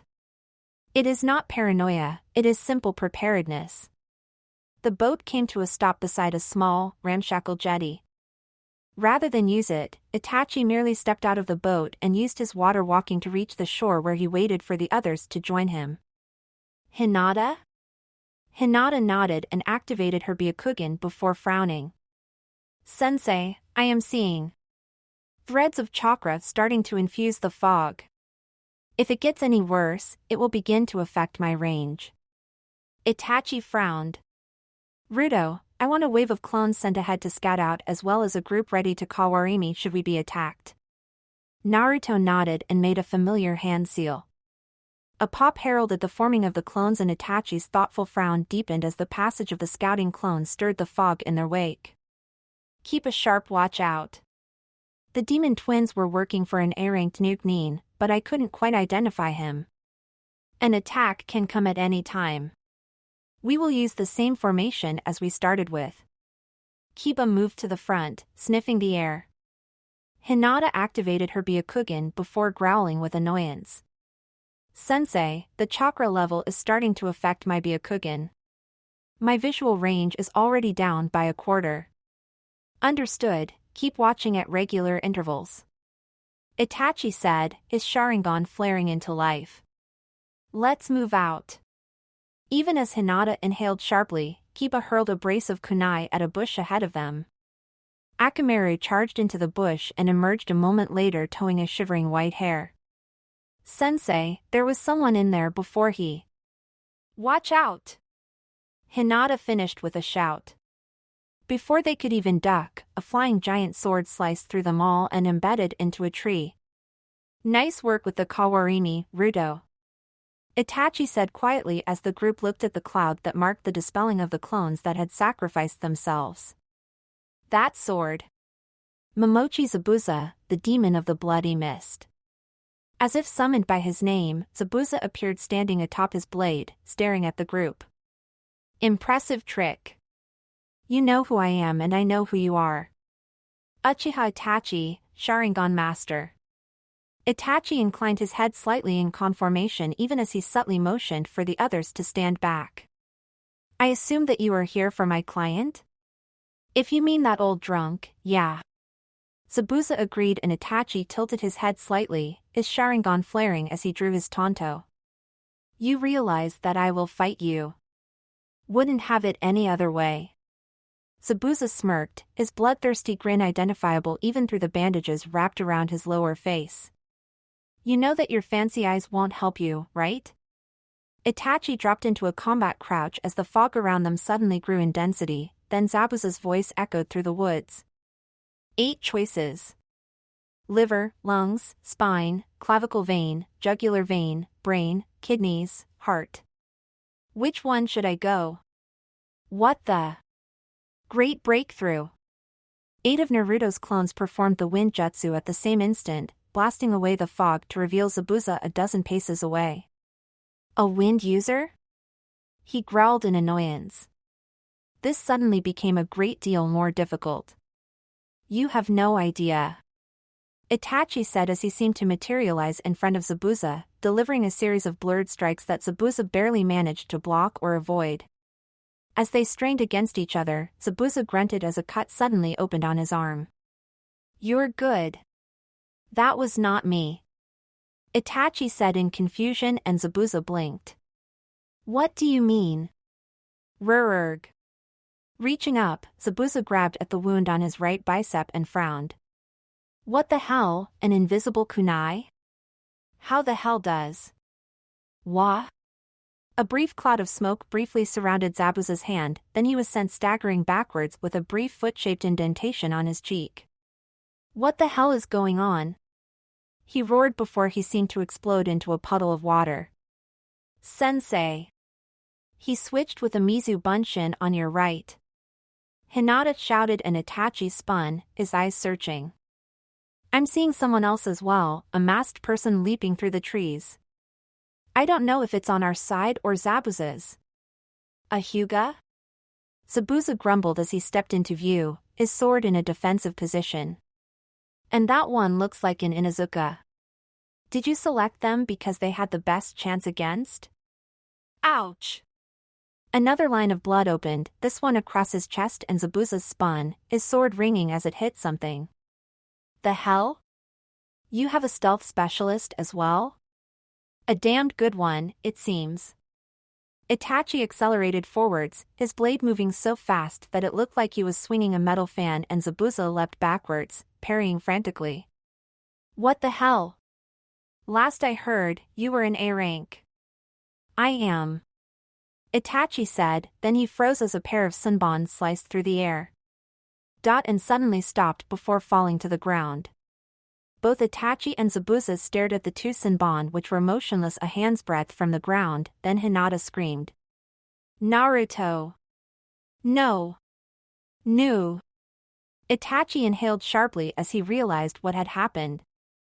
The sunbon that had been aimed at Zabuza by the unknown ninja that Hinata had mentioned earlier had hit Naruto, despite the astronomical odds against it. He had just lost one of his students, the son of the Yondaime Hokage and the only wielder of a Kekkai Genkai that put even his Sharingan to shame. He had lost one of his students. He had lost one of his students.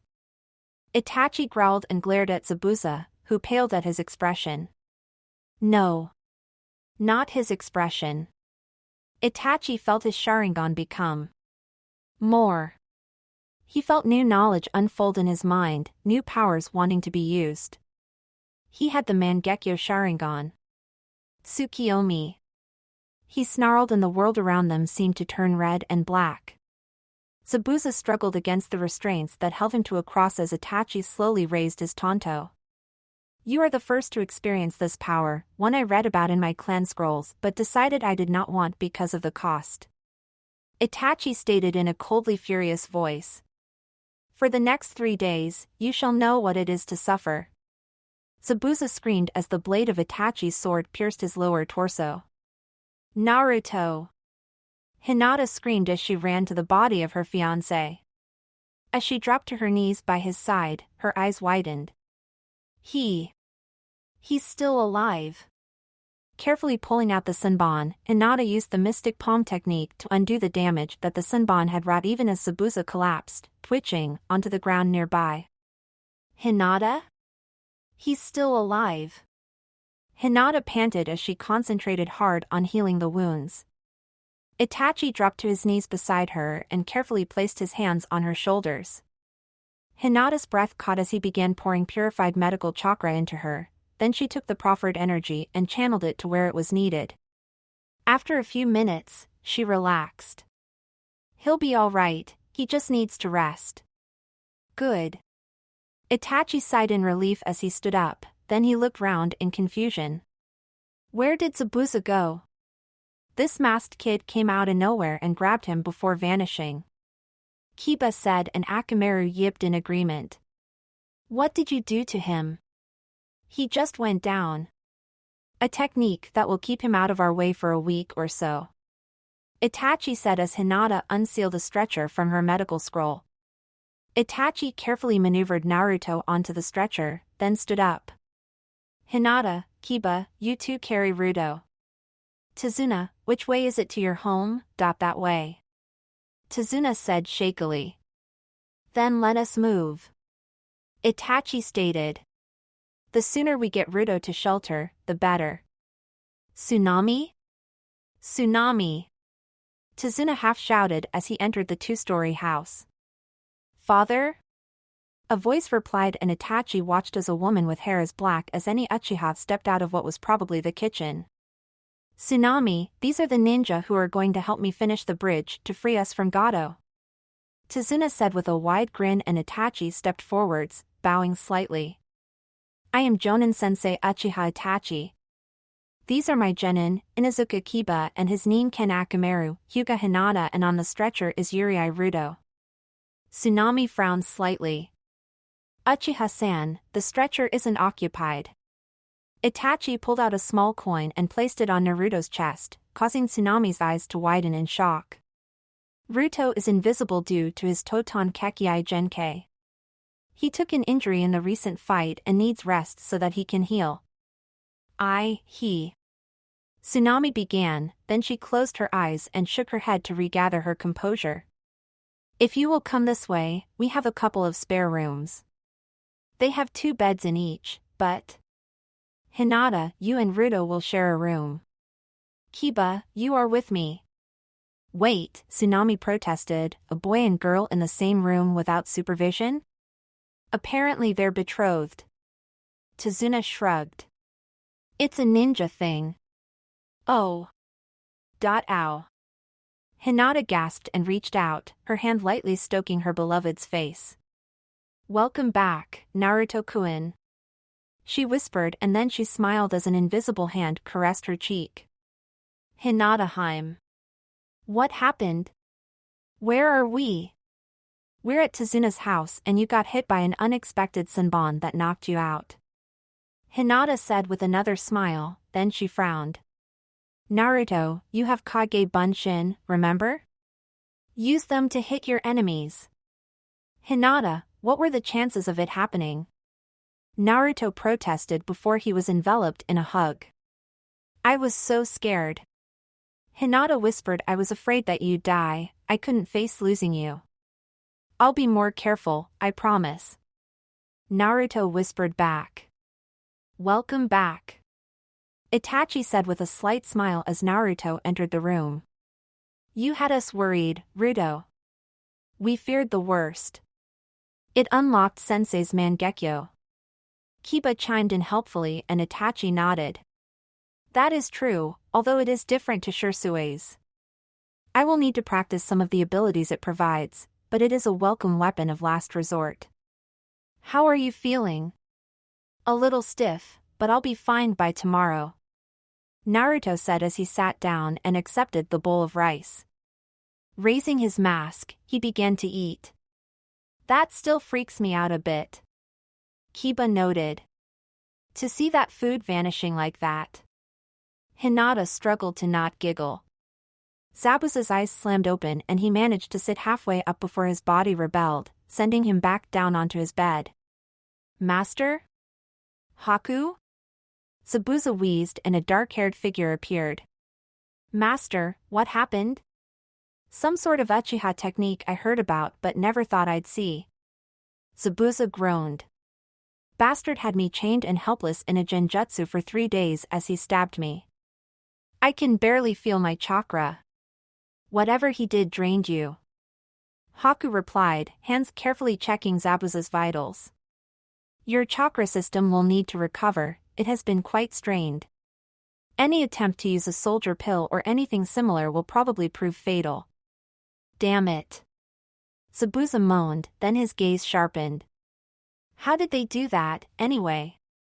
One of the genin seems to be naturally invisible, Haku said, and Zabuza inhaled sharply in shock. I watched them after the fight through an ice mirror. It would seem that when I tried to put you into a false death state, my Sinbon hit the invisible one, knocking him out. They thought he had died. And it activated the Uchiha Super Eyes. Zabuza finished. Ugh, I feel terrible, I ache all over. If I get the right herbs, I can cut your recovery time down to just under a week, Haku said soothingly. Otherwise it will take almost a fortnight for you to recover from whatever the Uchiha did to you. Fine, Zabuza said as he closed his eyes. Go ahead. Yes, master. Good morning, Itachi said in greeting as the trio of genin entered the room. Ruto, status? Fully recovered and ready, sensei, Naruto replied. Good. Since you are all up, we can analyze the fight with Zabuza. Let us start with the first technique you used, Ruto-kun. Clearing away the fog using a great breakthrough was inspired. Thank you, Naruto said, then he shrugged. I thought that since it was reducing Hinata's vision, it was probably doing the same to yours. I knew it wasn't really affecting Kiba because of his other senses. I'm awesome like that, Kiba interjected, and Hinata giggled. It was well thought out, Itachi agreed. Using your henged Kage Bunshin as invisible kunai and shuriken was also very clever. Yeah, but how did Zabi deflect the ones he did? Kiba wondered. He probably heard them, or felt the movement of air. Itachi mused. Momochi Zabuza is a master of the art of silent killing, after all. Damn it, Naruto cursed. I'll need to work more on my stealth. Maybe if you altered the way that water walking works, Itachi mused. The ninja of Suna use sand walking to traverse the dunes, but since there is no sand in this area that acts like that. Perhaps leaf walking and grass walking. A knock at the door interrupted them and Naruto quickly lowered his mask as Itachi rose. Itachi? A voice none of the genin had heard before asked, and Itachi breathed a sigh of relief as he opened the door. Asuma-senpai. I take it that you are the reinforcements? We are, another voice said, and Itachi's brows rose as a woman with dark purple hair appeared. Midarashi-san, Itachi said with a slight bow. Welcome to Wave. Ibiki did good work with the two you sent us. The chance of claiming the demon of the bloody mist or even just his sword for Konoha has my father interested, Asuma said as he entered the house. So, this is your team. Tebesku Jonin Midarashi Anko, Jonin Sarutobi Asuma, these four are Hyuga Hinata, Inuzuka Kiba, his Nin-Ken partner Akamaru, and Yurei Ruto. Well, we're here now, the young monkey and the sexy and single Anko, Anko declared as she posed, her coat threatening to expose more than just her cleavage. Kiba stared at her, drool leaking out of the corner of his mouth. So, how much of a threat is Zabuza?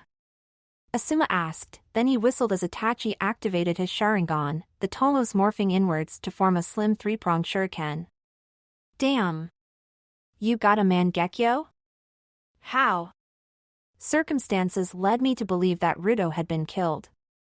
Itachi offered by way of explanation as Naruto rubbed at his neck. Ouch! Asuma offered. If I'd had a genin team and that happened to me. Yeah. Not good. He's planning on getting a team in a few months. Anko explained. I think he just wants to prove to Nai-chan that he's responsible, rather than the big kid we all know him to be. Nai-chan? Hinata asked curiously and Anko giggled, which earned her odd looks from the two jonin. Yuhi Kurenai, my best friend and the one Smokey-san here is trying to romance. He does smell of cigarettes. Kiba noted and Asuma sighed. I get no respect, do I? I am certain you get the respect you deserve. Itachi deadpanned, earning himself a couple of shocked looks. What? Kami. Anko breathed. Itachi just made a joke. Hana must be rubbing off on him. Asuma said and Anko grinned evilly. You mean Hana must be rubbing him off? Arg! Kiba howled, his hands clasped protectively over his ears. Stop saying things like that. I don't need to hear things like that about my sister. Anko, please stop traumatizing my genin. Itachi sighed. Where's the fun in that? Hell of a bridge. Asuma noted as he looked down the length of the incomplete structure that vanished into the light mists. So, what's the plan? Anko, you are the best of us at recon. Itachi said and Anko nodded. Take Hinata and try to find Gato's base of operations. Hinata's Byakugan will prove to be most useful and her growing mastery of Juho will aid if you need to defend yourselves. Feel free to help her with her medical jutsu but do not corrupt her too much. Asuma, you and I will switch between guarding the house and guarding the bridge. With your permission, I would like to assign Ruto to you. I cannot aid him in developing his wind affinity effectively. But I can. Asuma agreed. That leaves you with your brother-in-law to be. Hana has taught me several of the Inuzuka solo techniques and I am carrying a scroll of the more advanced partnership jutsus. Itachi said. I am the best placed of us three to help him develop his skills. Sounds like a plan. Anko smirked. How long do I get to search? 5 days. Itachi said calmly. I hope that Zabuza will be out of action for a fortnight, but if he has a Mednin helping him, he could be back on his feet in under a week. I would prefer to have your help when I face him again. Using the Tsukiyomi is rather tiring and leaves me vulnerable for a short while afterwards. Understandable. Asuma agreed, then he smiled. Wind affinity, huh? Wind is his primary. I have been helping him with his secondaries of fire and lightning. What? Anko gasped. He has 3 affinities? Whoa!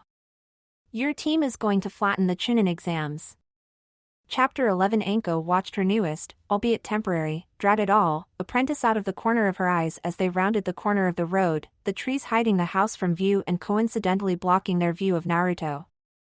As Hinata briefly activated her Byakugan, Anko managed not to chortle. Damn, girl. You really have it bad for that masked boy, don't ya? Hinata nodded, blushing slightly and Anko gave her a one-armed hug.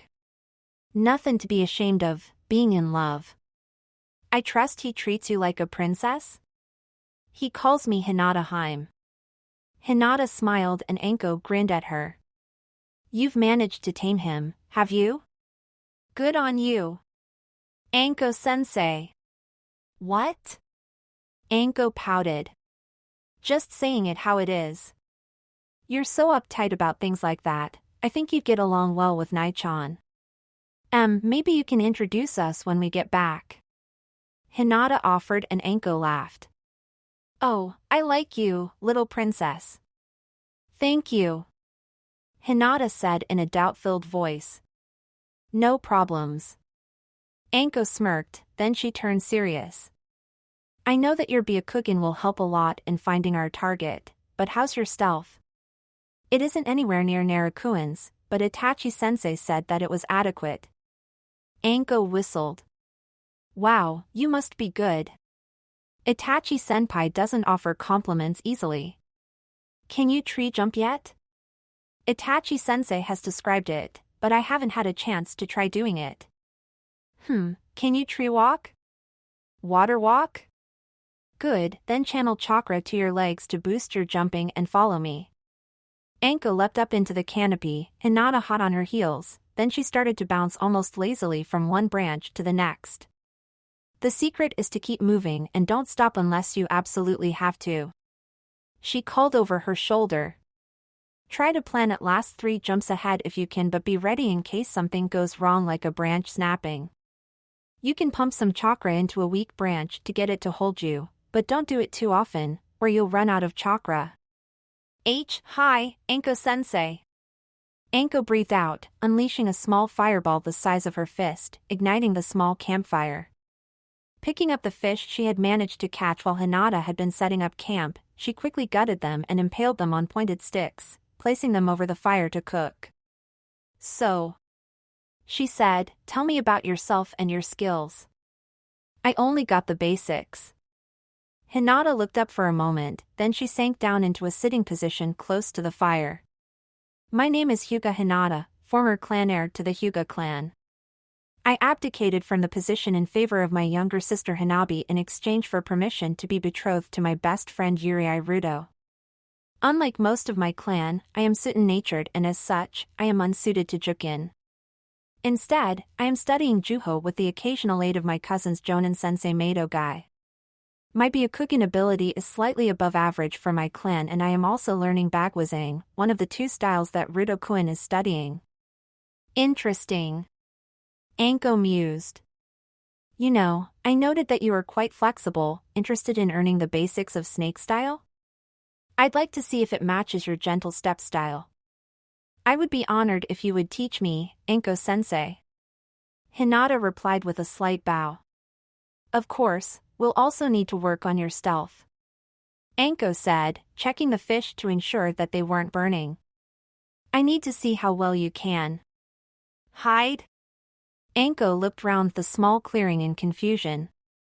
She hadn't heard any movement, no leaves had been disturbed, but there was a space on the other side of the fire that should have been occupied by Hinata and wasn't. Hinata? Anko said as she stood and looked round. Where are? How'd you do that? Hinata smiled from where she was sat, exactly where she had been before she had vanished. It's a little trick I got from Rudo-kun, she said quietly as she caught her breath. You are aware of his Kekkai Genkai? He's invisible. Anko said slowly and Hinata nodded. Rudo-kun and I spend a lot of time close to each other, we even sleep together. You what? Anko burst out in shock and Hinata shook her head. No, not like that. At night I cuddle up to him and he hugs me. We've been doing it for years. Anyway, he has so much chakra that my chakra changed very slightly in response to it.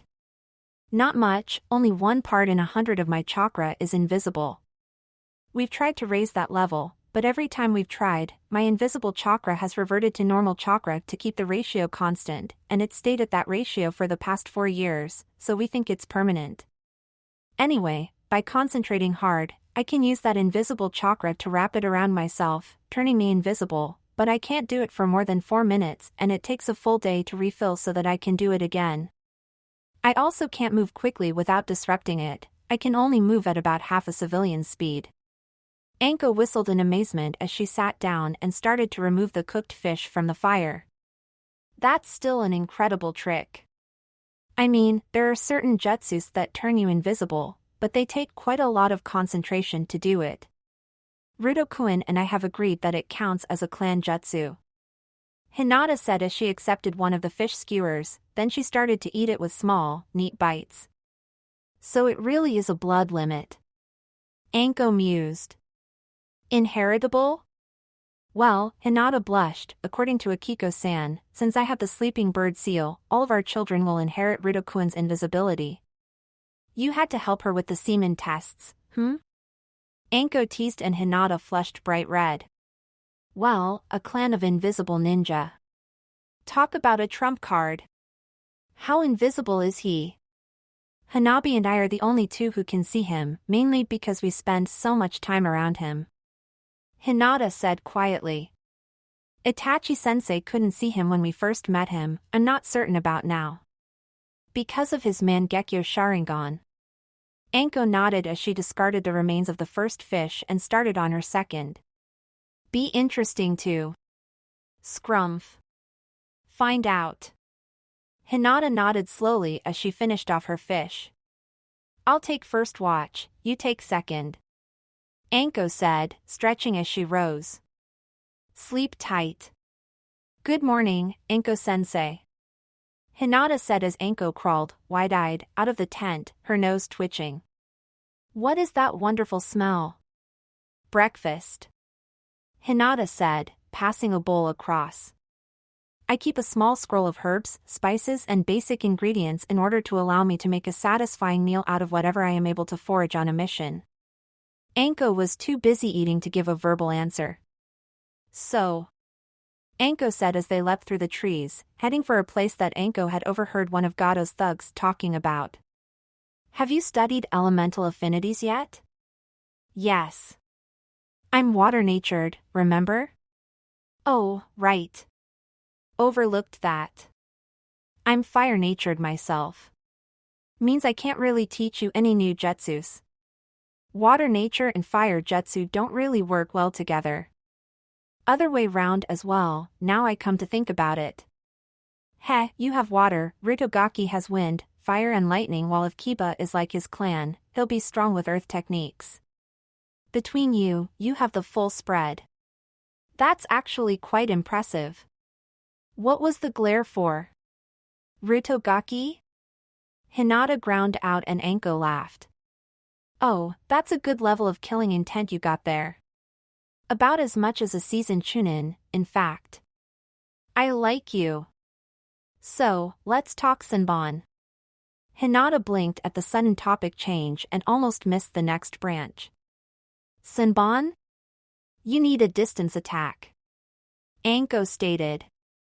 Senbon are light enough that you can carry a large number, and if you are good enough, you can use them to hit pressure points. Charge them up with chakra and you might even be able to use them instead of Jukin strikes, though I'm not certain about that. They're also great for delivering poisons. I don't really want to hurt. You prefer to avoid hurting people if you can. Anko said with a slight sigh. Well, not poisons, then. Things like compounds to paralyze them, numb their limbs, even knock them out. You don't have to kill if you know what you're doing. Most ninja prefer not to kill other ninja since killing often annoys the other side and gets them trying to kill you, making it more dangerous to do missions. Heck, your Juho should be great for that, if it's at all similar to the Jukin. It is, but only in how it works. The katas are different. Hinata said and Anko nodded. Then once we've done this mission, we'll start work on your Senbon skills and snake katas. The way Senbon are thrown are different too. What is it? There's an encampment surrounding a mansion 3/4 of a mile that way. Hinata whispered, pointing, and Anko smirked. You just proved your worth. Let's check it out. The encampment was in a small valley between two hills with the mansion at its center on a small rise which had been cut away and paved over so it looked like a small fort. The camp itself was fairly disorganized with a few lean-tos, a couple of small wooden houses showing signs of inferior construction practices and a veritable morass of tents, none of which pointed in the same direction as those adjacent to them. The only part of the camp that looked as if it had actually been planned was the road stretching from the stairs leading up to the mansion all the way to the gate in the wooden wall that stretched across the front of the valley. A few torches were placed around the camp, ready to be lit once the descending sun dropped below the horizon. That camp is a mess. Anko said quietly, her voice filled with professional disapproval. The arrangement alone means that they would have trouble deploying in any fashion to a threat. They only have one wall, Anko-sensei. Hinata pointed out, and Anko's eyes widened in horrified amazement as she realized that the flanks and back of the camp were completely undefended. Not a single outpost was visible on the hills, while at the back, the camp spilled into the forest. Kami above. Anko hissed. I could piss a better camp than this. If we ever needed proof that Gato knew shit about military tactics, this camp just proved it.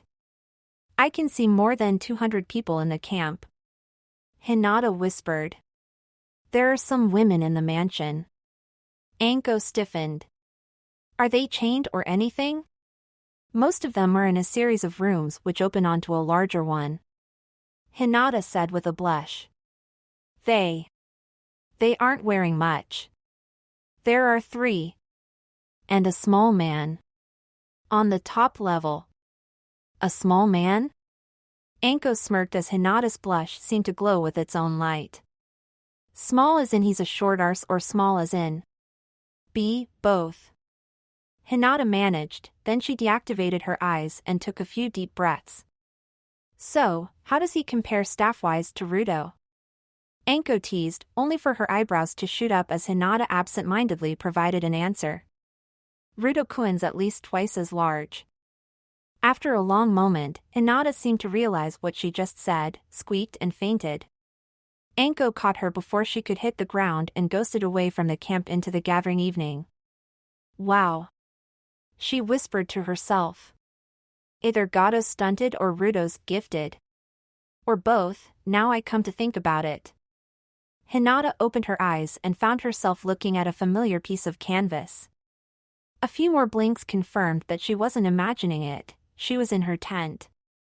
Byakugin. Her whisper let her activate her dojutsu, and she used it to scan the area. Only one person was nearby, and she recognized it as Anko-sensei, lounging against a tree near a small campfire. Rolling over, she crawled out of her tent. Ah, so the fainting princess awakes. Anko said teasingly, causing Hinata to blush with embarrassment. Welcome back, have some fish. It's not as good as dango, but then again, what is? Ramen. Hinata stated and found herself transfixed by Anko's glare. What? You said ramen was as good as dango. Anko ground out and Hinata wanted to shrink back, but something inside her pushed her onwards. Ramen is very nice, and whenever I have it at Ichiraku's, it is always with Ruto-kun beside me. Ank's scowl vanished at that and she laughed. It's great because your boyfriend has it as well? Okay, I can live with that. Hinata sagged slightly as she accepted the skewered fish. Are we going to try and infiltrate the mansion? Anko shook her head. Nope. We got what we came for, although if you could sketch out a rough floor plan of that place, it wouldn't hurt. Hinata nodded and pulled out her scroll of miscellaneous supplies. A moment later, she had a blank scroll, a brush and a pot of ink in front of her. Nice. Anko said approvingly. Not many genin can do sealing that well. I thought the Hyuga clan tended to discourage learning it, except for a few deemed to have the potential to become good enough to apply that forehead seal. But I am going to become a Yurei when I marry Ruto-kun, so the normal Hyuga rules do not apply to me as much. It helps that I am learning his clan style of sealing from his family scrolls. Hinata replied as she concentrated on sketching out the walls and rooms of Gato's mansion. My sister is currently training to assume the position of clan heir. Anko nodded as she took another bite of her fish, washing it down with a swig of water from her canteen. So, she said as she put down the canteen. Your kids will inherit both of your blood limits, right? Hinata shook her head. No, just Ruto-kun's. Seal? Hinata nodded and Anko snarled. They put the caged bird seal on you just because you're marrying outside the clan? No. Hinata said calmly as she dipped the brush into the ink. They applied the sleeping bird seal. All it does is means that my children will inherit Rutokuin's Toton Kekkai Genkai and not my Byakugan. There are no control parts or bits designed to seal away my Byakugan, only to stop it being passed to a non-Hyuga. Oh, okay, I guess. Anko said as she rubbed one hand against the side of her neck. Sorry, I had a bad experience with control seals a long time ago. Hinata absently nodded, engrossed in her task. Wow, that is a good map. Anko said in awe as she gazed at the scroll laid out to dry. Hinata blushed slightly at the praise. Thank you. I've had a bit of practice. Drawing Rutokuin. Anko looked at her quizzically and Hinata sighed before reaching into an inner pocket and extracting a piece of paper. Anko opened it and whistled. Whoa! That's what he looks like. You got yourself a real dish, gal. Hinata nodded as she reclaimed the portrait, giving it a loving look before placing it back into its pocket. Anko frowned with a sudden thought. Hang on, if he is invisible. How did you draw that? He isn't invisible all the time, not since he learned to henge. Hinata said, and Anko's expression grew more confused. But shouldn't his henge be invisible too? My father, my uncle and Gai-sensei and even myself have all tried to work out how Rutokuin can henge into visibility. None of us could understand how he does it, so we eventually just accepted that he could. Weird. Anko shrugged. Oh well, I've seen stranger. So, Ruto is invisible, except when he's not. How long can he hold his visibility henge for? About 5 hours. Hinata smiled. We timed it just before we graduated. Anko grunted, then she winced. I just sounded like an Uchiha, didn't I? Hinata looked away, fighting hard to avoid laughing at Anko's horror-filled statement. After a long moment spent examining the treeline in detail, she managed to get herself back under control. Well, I guess we should be heading back. Anko said, then she looked slightly shifty. Don't tell Itachi about my Uchiha crack, will you? Hinata smirked slightly, then sighed as Anko unleashed the most powerful weapon in any kunoichi's arsenal, the puppy dog eyes no jutsu. All right. Thanks. Anko crowed as she engulfed Hinata in a powerful hug. Air. The house emerged from behind the barrier of trees and Hinata waved at the shorter of the two figures. Rutokuin. Hinata Heim. Naruto called back as Hinata broke into a run. Anko laughed as the duo embraced each other as if they'd been separated for a month rather than less than a week, then she walked past them to greet the other figure. So, Smokey-san, how'd it go with your lovesick masked student? Asuma smirked as he pulled out and lit a new cigarette. Not bad, he knows how to use his chakra, that's for sure. Got the basics of wind compositing down way faster than anyone I've heard of. Anko whistled. Damn. I knew he was trained by the Hyugas, but to get the leaf exercise done in under a week? Kid used Kage Bunshin. Asuma said. Loads of them. At one point, I swear there were over 100 of the damn things plus however many invisible ones there were. Anko stared at him wide-eyed. Kami above. Over 100 Kage Bunshin? That's way beyond anything I've heard about before, forget Kage level, the kid must be virtually Biju level. On the level of Hoshigaki Kisame, the Biju without a tail, you mean? Asuma asked, getting a nod in return. I agree. He has real potential. If my team shows even a quarter of his potential when I finally become a Jonin sensei, I'll consider myself blessed. How did the mission go? Anko smirked as she pulled out the map scroll and handed it over to Asuma, who unrolled it and whistled appreciatively. I've seen building blueprints less well done than this. I didn't know that you had such skill. I don't. Anko countered, sending a meaningful glance at Hinata, who was still talking to Naruto. So, tonight we talk to Itachi. My vote is for me and him to sneak in and kill the dwarf. I wasn't aware you'd met Gato as well, but yes. He is rather short. Asuma said curiously. When did you meet him? Anko asked curiously. Chapter 12. Naruto sighed as he watched Hinata and Anko vanish into the forest, then he heard a slight chuckle from behind him. They'll be back, and you can surprise them by how much you've improved. Now come on, I need to check your affinities for myself. Naruto followed Asuma to the shadow of a tree, where Asuma sat with his back against the trunk. Pulling out a small box, he extracted a cigarette and lit it before rummaging in another pocket, pulling out a piece of chakra paper. Well, I assume you know what to do. Naruto nodded as he took the small sheet, channeling some chakra into it. As before, the paper seemed to fade to partial transparency even as it split smoothly down its length, then the right piece crinkled into a ball while the left piece caught fire and burned into ashes. Asuma whistled. Damn. You really do have 3 affinities already? And that strong? Usually Jonin only have 2. Sensei? Asuma grabbed a stick and quickly drew a trio of pentagrams on the dirt, labeling each corner with a different element. On the first one, he marked out 2 points and connected them with the center.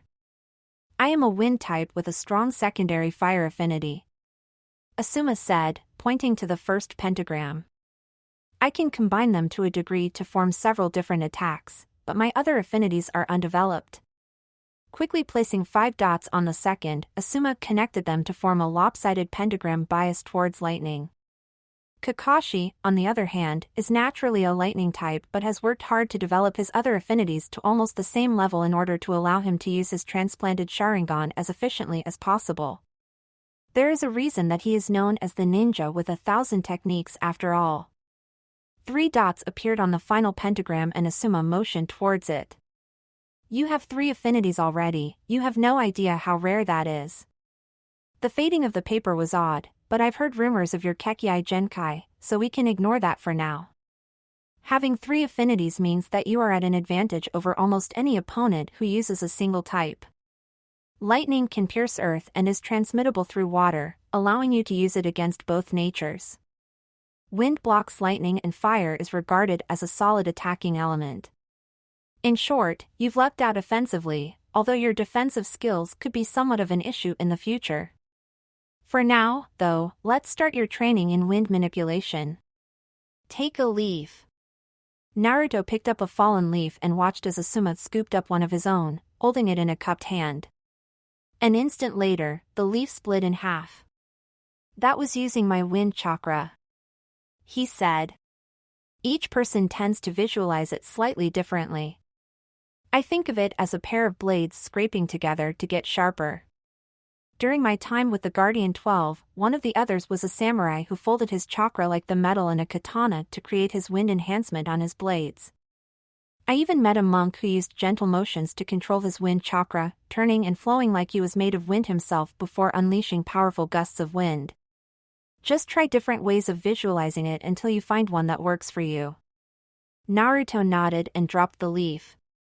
Before Asuma could do more than open his mouth, Naruto moved his hands into a specific position. Kage Bunshin no Jutsu. 3 dozen cloaked figures appeared and Asuma's jaw dropped in shock. As the figures each took a leaf and moved outwards to find some space to work in, Asuma managed to pull his senses together. Over 30 Kage Bunshin? Even Kakashi can't do more than a dozen. I have Kage-level chakra reserves. Naruto shrugged and Asuma whistled. 3 affinities, Kage-level reserves, a Kekkai Genkai, you really have lucked out. You forgot my biggest piece of luck. Naruto said. Hinata decided that even though I was unworthy of her, she wanted me anyway. Asuma smirked as he inhaled, then he leaned back and blew a smoke ring. Kid, I think I'm almost jealous. Here. Itachi said, handing Kiba a leaf and passing another to Akamaru. I have watched Kakashi do this exercise. Kiba, use your chakra to grind the leaf into powder. Akamaru, rub your chakra to form sparks to curl the leaf. Kiba nodded and moved to sit against the railing of the bridge, concentrating hard on the leaf as he did so. Tazuna paused from directing the workers and walked over, looking at Kiba quizzically. What are they doing? Exercises to increase their elemental affinities. Itachi explained, briefly activating his Sharingan and scanning the surrounding area. My primary element is fire, but I have taken my cue from Kakashi-senpai and begun increasing my other affinities. Are you going to do that now? Itachi shook his head. As the person in charge of guarding you, I must not allow myself to be distracted from my mission. I shall continue the exercises tomorrow, when it is Asuma-san's turn to protect you. Tazuna nodded slowly, then turned his attention to a beam that was being extended outwards towards the next set of pilings. A yip caught Itachi's attention and he looked down to see Akamaru sat with a crinkle-edged leaf in front of him. Well done, Akamaru. An excellent beginning. Keep doing it until you can crinkle the entire leaf rather than just the edges. Akamaru nodded and ran off, returning with another leaf. This is hard, sensei. Kiba half-moaned and Itachi nodded. I agree, but it will aid you in the long run. With more control over the earth chakra inside you, techniques using the ground will be both easier to use and faster. With a solid grounding in Doton, you will be able to reshape any battlefield to your advantage. Combined with Akamaru's lightning affinity, you will be almost unstoppable in battle. Kiba's expression firmed and he turned his attention back to the leaf in his hands. Right. Time to get on with it. Itachi looked at the intent genin and smiled slightly before turning and walking silently to stand by Tazuna, once again scanning the area as he did so. Tazuna failed to notice his approach and Itachi had to suppress his laughter as the old man turned and almost levitated in shock. Kami! Stop doing that! He yelped, clutching at his chest before glaring at the younger man. Doing what? That appearing out of nowhere without a sound thing. Most ninja do it.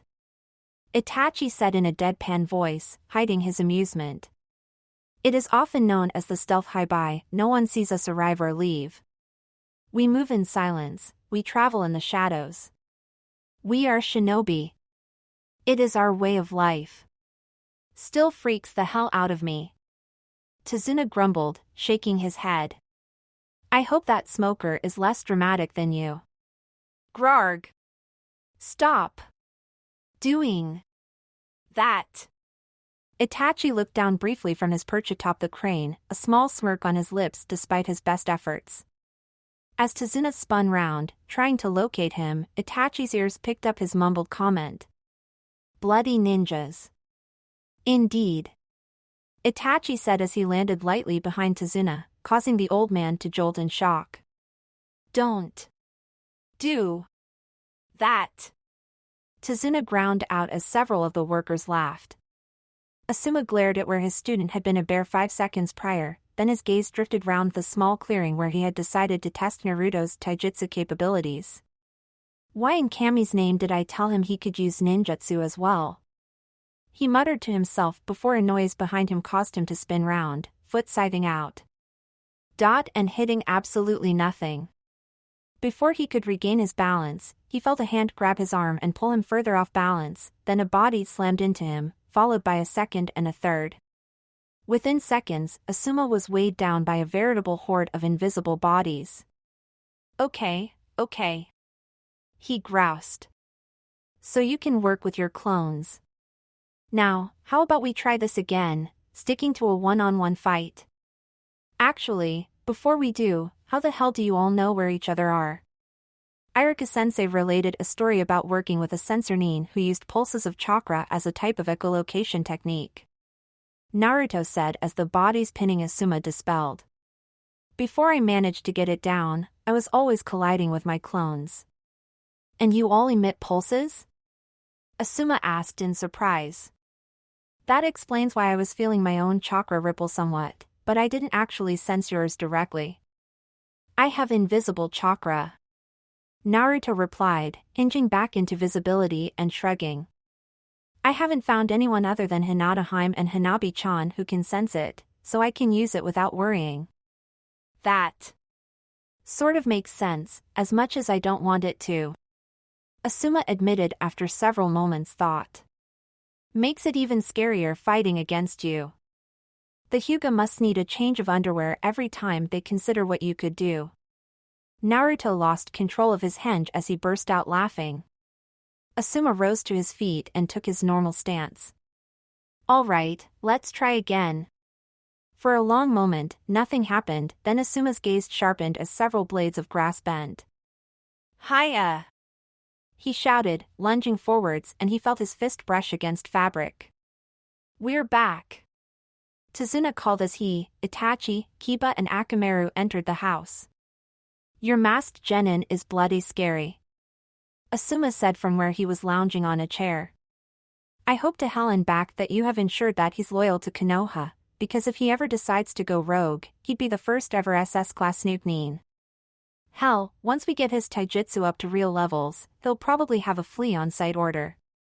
Or rather a flea if you think he's nearby order given his Toton blood limit. Please tell me you can see him with those freaky eyes of yours? I'm curious about that as well. Naruto said as he walked in, fully masked and cloaked. Reaching up, he removed his mask and Itachi's eyes turned red, their tomo twisting into a three-pronged shape. I can make you out, like a figure of clear water, clear, slightly glowing water. He said after a long moment before his eyes reverted to their normal black. So, certain Byakugan can see me, and at least one Nanjikyu Sharingan. Naruto mused. When we get back to Konoha after this mission, can we try with Shursui? I think you said he has a Mangekyo as well and he hasn't spent any time around me, so chakra contamination will be virtually zero. And we can thus determine whether it is the chakra contamination or the Mangekyo itself that allows you to be seen. Itachi finished. I agree, it will be interesting to find out. Leaves the problem of other dojutsu.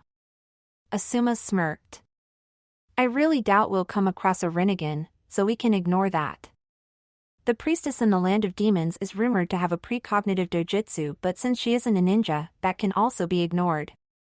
There's a clan reputed to have a predictive dojutsu which caused the eyes to glow red, but they lived in mist, which is currently enmeshed in a civil war with all Kekkai Genkai users being targeted for extermination. Itachi nodded. There are a few other dojutsu rumored to exist, but I can't really remember any details. Asuma shrugged. Well, I guess that's pretty much all. To all intents and purposes, you can't be seen unless you want to be. A truly skilled Doton user may be able to sense you through vibrations in the earth. Itachi added. I myself once fought a blind ninja who used that technique. He had managed to progress to such a degree that he did not need hand seals to manipulate the ground around him and could deduce the path of a thrown shuriken or kunai from how a person's weight shifted as they threw it. My Sharingan was virtually useless in the face of such skill. I'll reach that point someday. Kiba vowed from the doorway, Akamaru resting on his head. Hey, Ruto, you're unmasked. Oh, right. Naruto realized as he quickly donned his mask once more. Thanks. No problems, Kiba grinned. I think I'm getting used to your empty hood. Why are you doing this? A new voice asked and everyone turned to see a young boy glaring at them. Inari. Tsunami started to say, but she stopped as Itachi raised one hand. Gado's going to win, he always does. Gado. Asuma mused as he pulled out a bingo book and started to leaf through it. Can this Gado create exploding statues using mouths in his hands? No? Inari managed. Is Gado a tall woman with? Wow, what a rack. No, he's rather short. Does he breath fire? Can he summon lightning? Is he capable of punching through a cliff? By this time, Inari was completely confused. He has lots of money and his own army. He's not even a ninja? Asuma gasped in mock shock. Well, looks like we don't need to worry. I mean, I can summon wind blades that let me chop a tree down in a single move. What that would do to mercenaries is quite easy to imagine. Itachi has eyes that let him copy almost any technique used against him, and even without using them, he is one of the most lethal shinobi in existence. Anko uses poisons and can summon snakes the size of this house. Any one of us is equal to an army of mercenaries, which means that with 3 of us together, no group of mercenaries can stop us. And then there are my genin. Itachi added, causing Asuma to nod. Hinata has the Byakugan, which lets her see in all directions at once. Kiba can communicate with his Ninken, and they fight alongside each other with feral ferocity, while Ruto. Even I'm slightly scared about how powerful he'll become given that he can take me down now. Inari looked almost torn by what Asuma had said, and Asuma grinned. I used to be one of the 12 guardians of the fire daimyo, and Itachi's better than I am. Trust me, 100 mercs or 1,000, it makes no difference to us at all. We'll go through them faster than an arrow through a paper screen. Assuming Anko has not broken protocol and already assassinated him. Itachi mused. Assuming that. Asuma agreed. So, me and Ruto take the bridge tomorrow, right? That is the plan. Itachi agreed. This bridge is even more awesome when seen from up here. Naruto said, and Tazuna smiled with pride. Thank you. I put a lot of work into designing it. It shows. Asuma said, looking round with curiosity. Ruto, make a couple of dozen clones to keep working on the leaf cutting exercise, have them try various different ways to see which one works best for you. Have another dozen each working on the leaf burning and leaf curling exercises. I heard that Akamaru really got the hang of the latter. Once you've got that started, set up a perimeter of a dozen or so clones around the landward end of the bridge. Hi, sensei. Naruto replied, moving his hands into a familiar cross seal. A massive cloud of smoke later, and the clones were flooding down the bridge to take up their assigned duties. Now, one problem with Kage Bunshin is that although they help with things like muscle memory, they do nothing for actual physical development. Asuma said. That being the case, I want you to start running lengths of the bridge to work on increasing your speed. Naruto nodded before sprinting off. You're working him quite hard, ain't ya? Tazuna queried, and Asuma shrugged slightly. Ruto has the potential to be the most powerful ninja since the Sage of the Six Paths himself. I would be remiss in my duties if I didn't do my best to encourage his development. Asuma replied. I wonder if the Hyuga allowed him to learn the Rasengan? With his chakra, people would literally not be able to see it coming. If he ever develops Doton and Suiton affinities, he'll be totally unstoppable. At Tazuna's look, he elaborated further. Ruto already has Futon, Raiton and Katon affinities, which is more than most Jonin. I myself only have Futon and Katon. With his Kage-level chakra and his Toton Kekkai Genkai, I don't know of a single ninja except for Itachi who would be able to stand up to him once he hits Chunin level, and Ruto at Jonin is. It's just scary. I'd rate him as borderline A rank already. Tazuna whistled. And when he finally starts his own clan.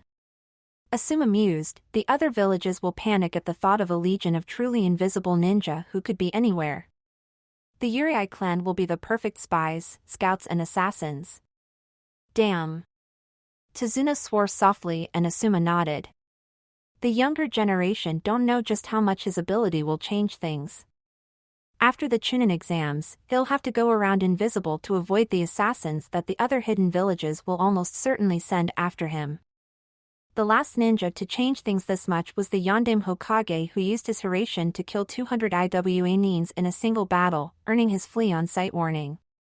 Tazuna whistled in shock as Naruto dashed past, then he frowned.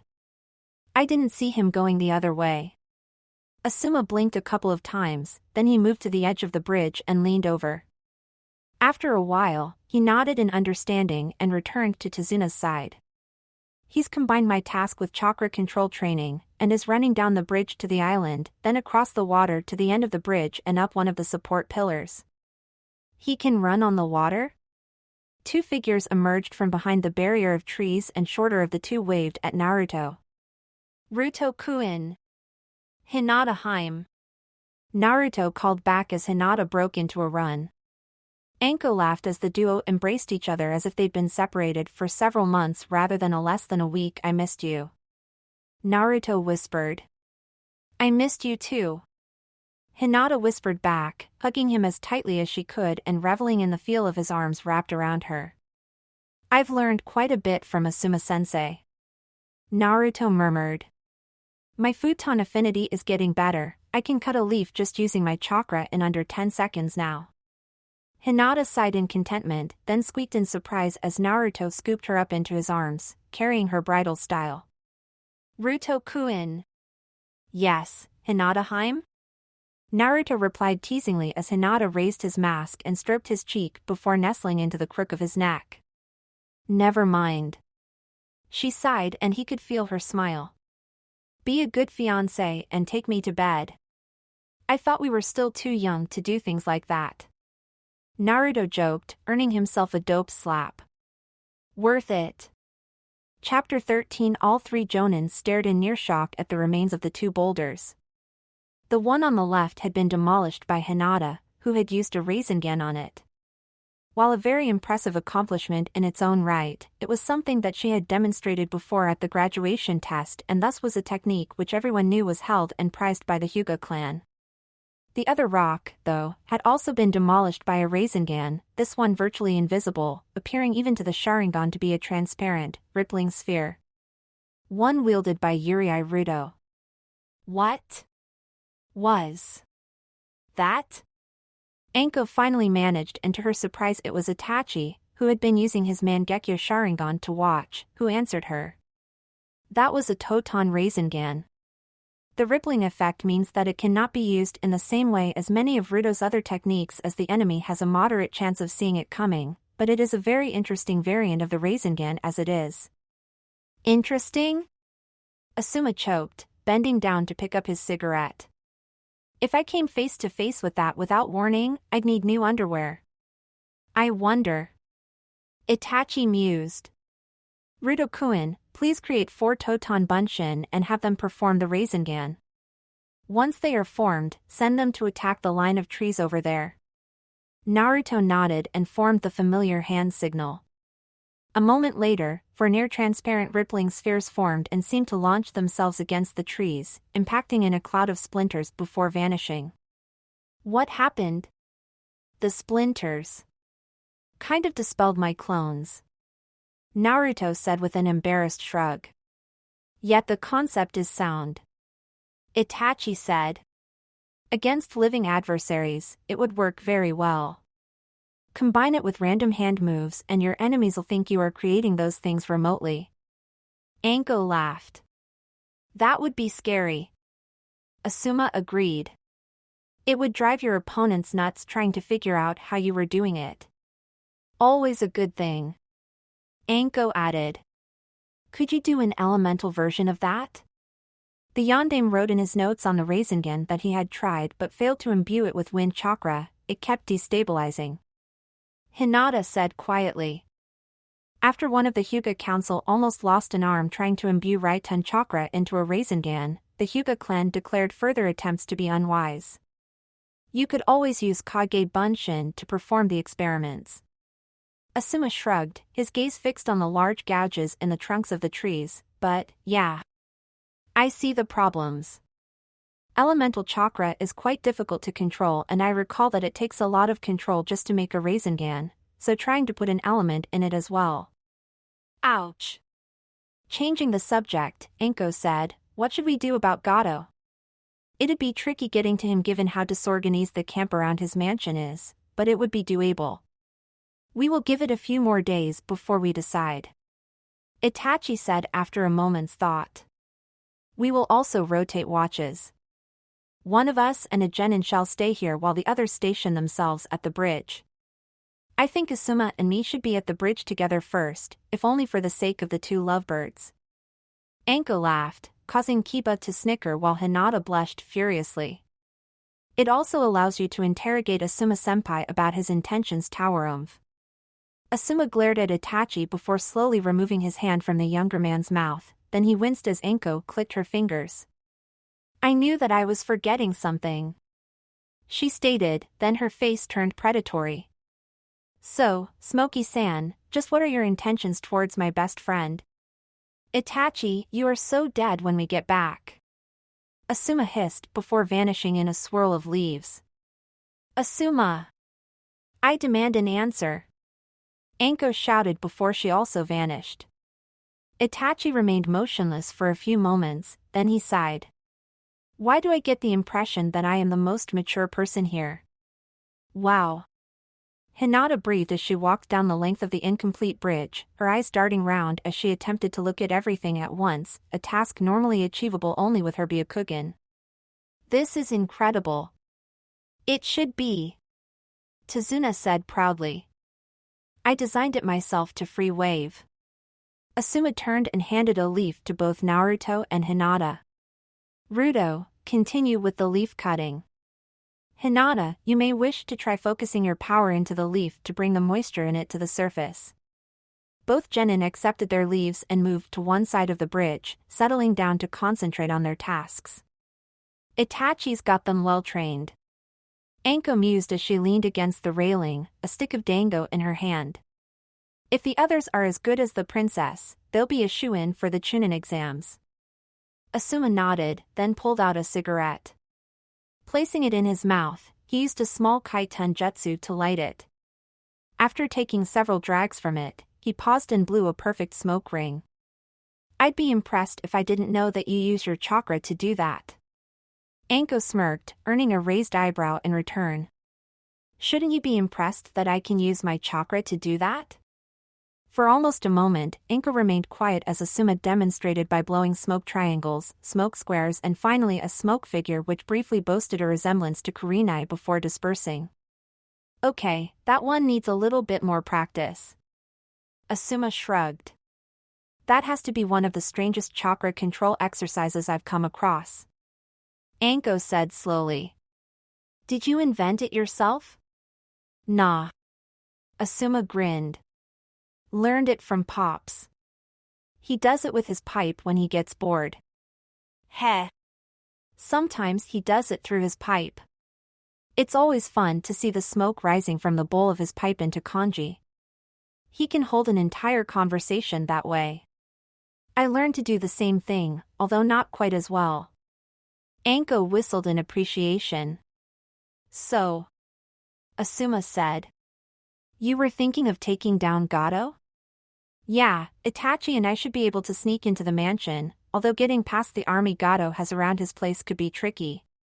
What's the range on Ruto's Kawarimi? Asuma asked and Anko blinked at the apparent change of subject. I'm not sure. Why?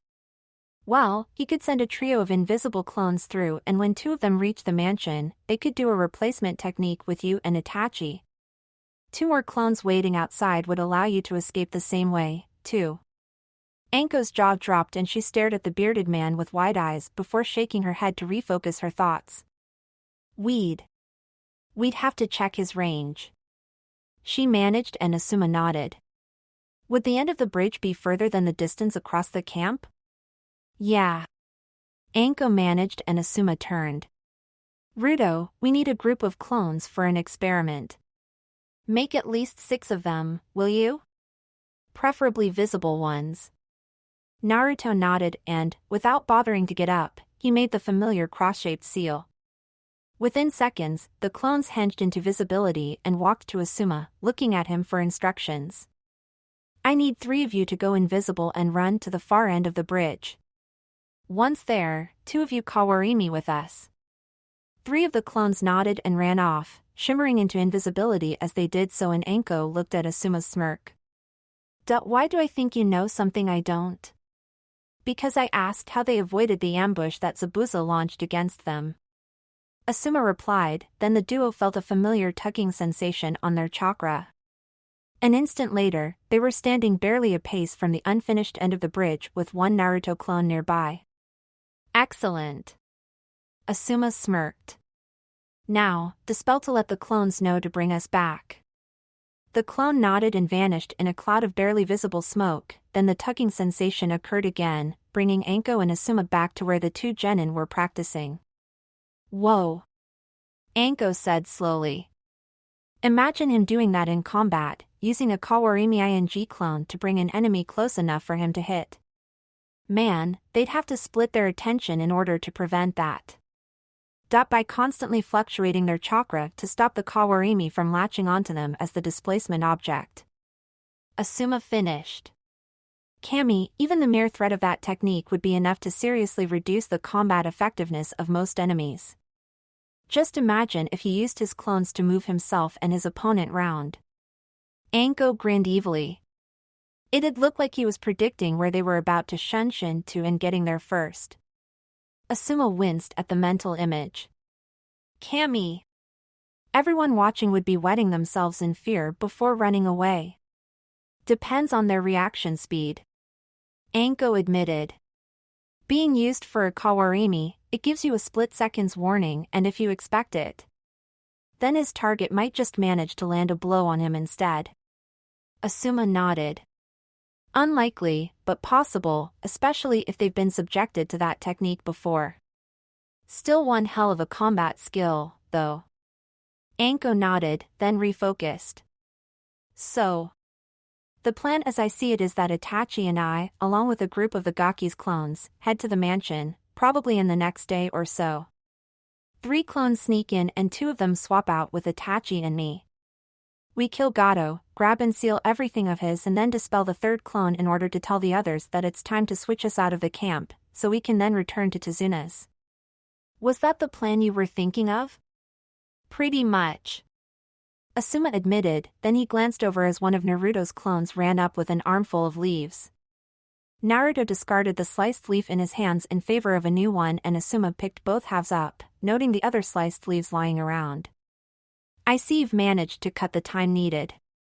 He said approvingly, looking at the jagged cut that stretched across the leaf. Now you just need to practice and practice in order to get the cut nice and smooth. Can you do the other exercises yet? Naruto grinned and the leaf in his hands seemed to spark as it curled. A moment later, it caught fire and burned to ash. Nice. Asuma said approvingly. Okay, leave your clones practicing and start running. Let's see you get your speed up even more. Pausing only to give Hinata a quick kiss on her cheek, eliciting a surprised deep and a deep blush, Naruto bounced up and accelerated down the bridge. Anko blinked as Itachi nodded. It is a good plan. We shall do it tonight. What? Anko managed after a moment of shock. I thought in a couple of days. There is no need to wait. Itachi countered. We are all in good health, it will be a few more days at least before Zabuza finishes recovering from Mitsukiyomi and becomes capable of combat once again. Gato is currently the primary threat to our mission. It is only logical that we deal with him as efficiently as possible.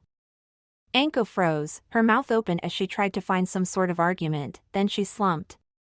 All right, you win. Tonight. I'll stay behind and guard the house.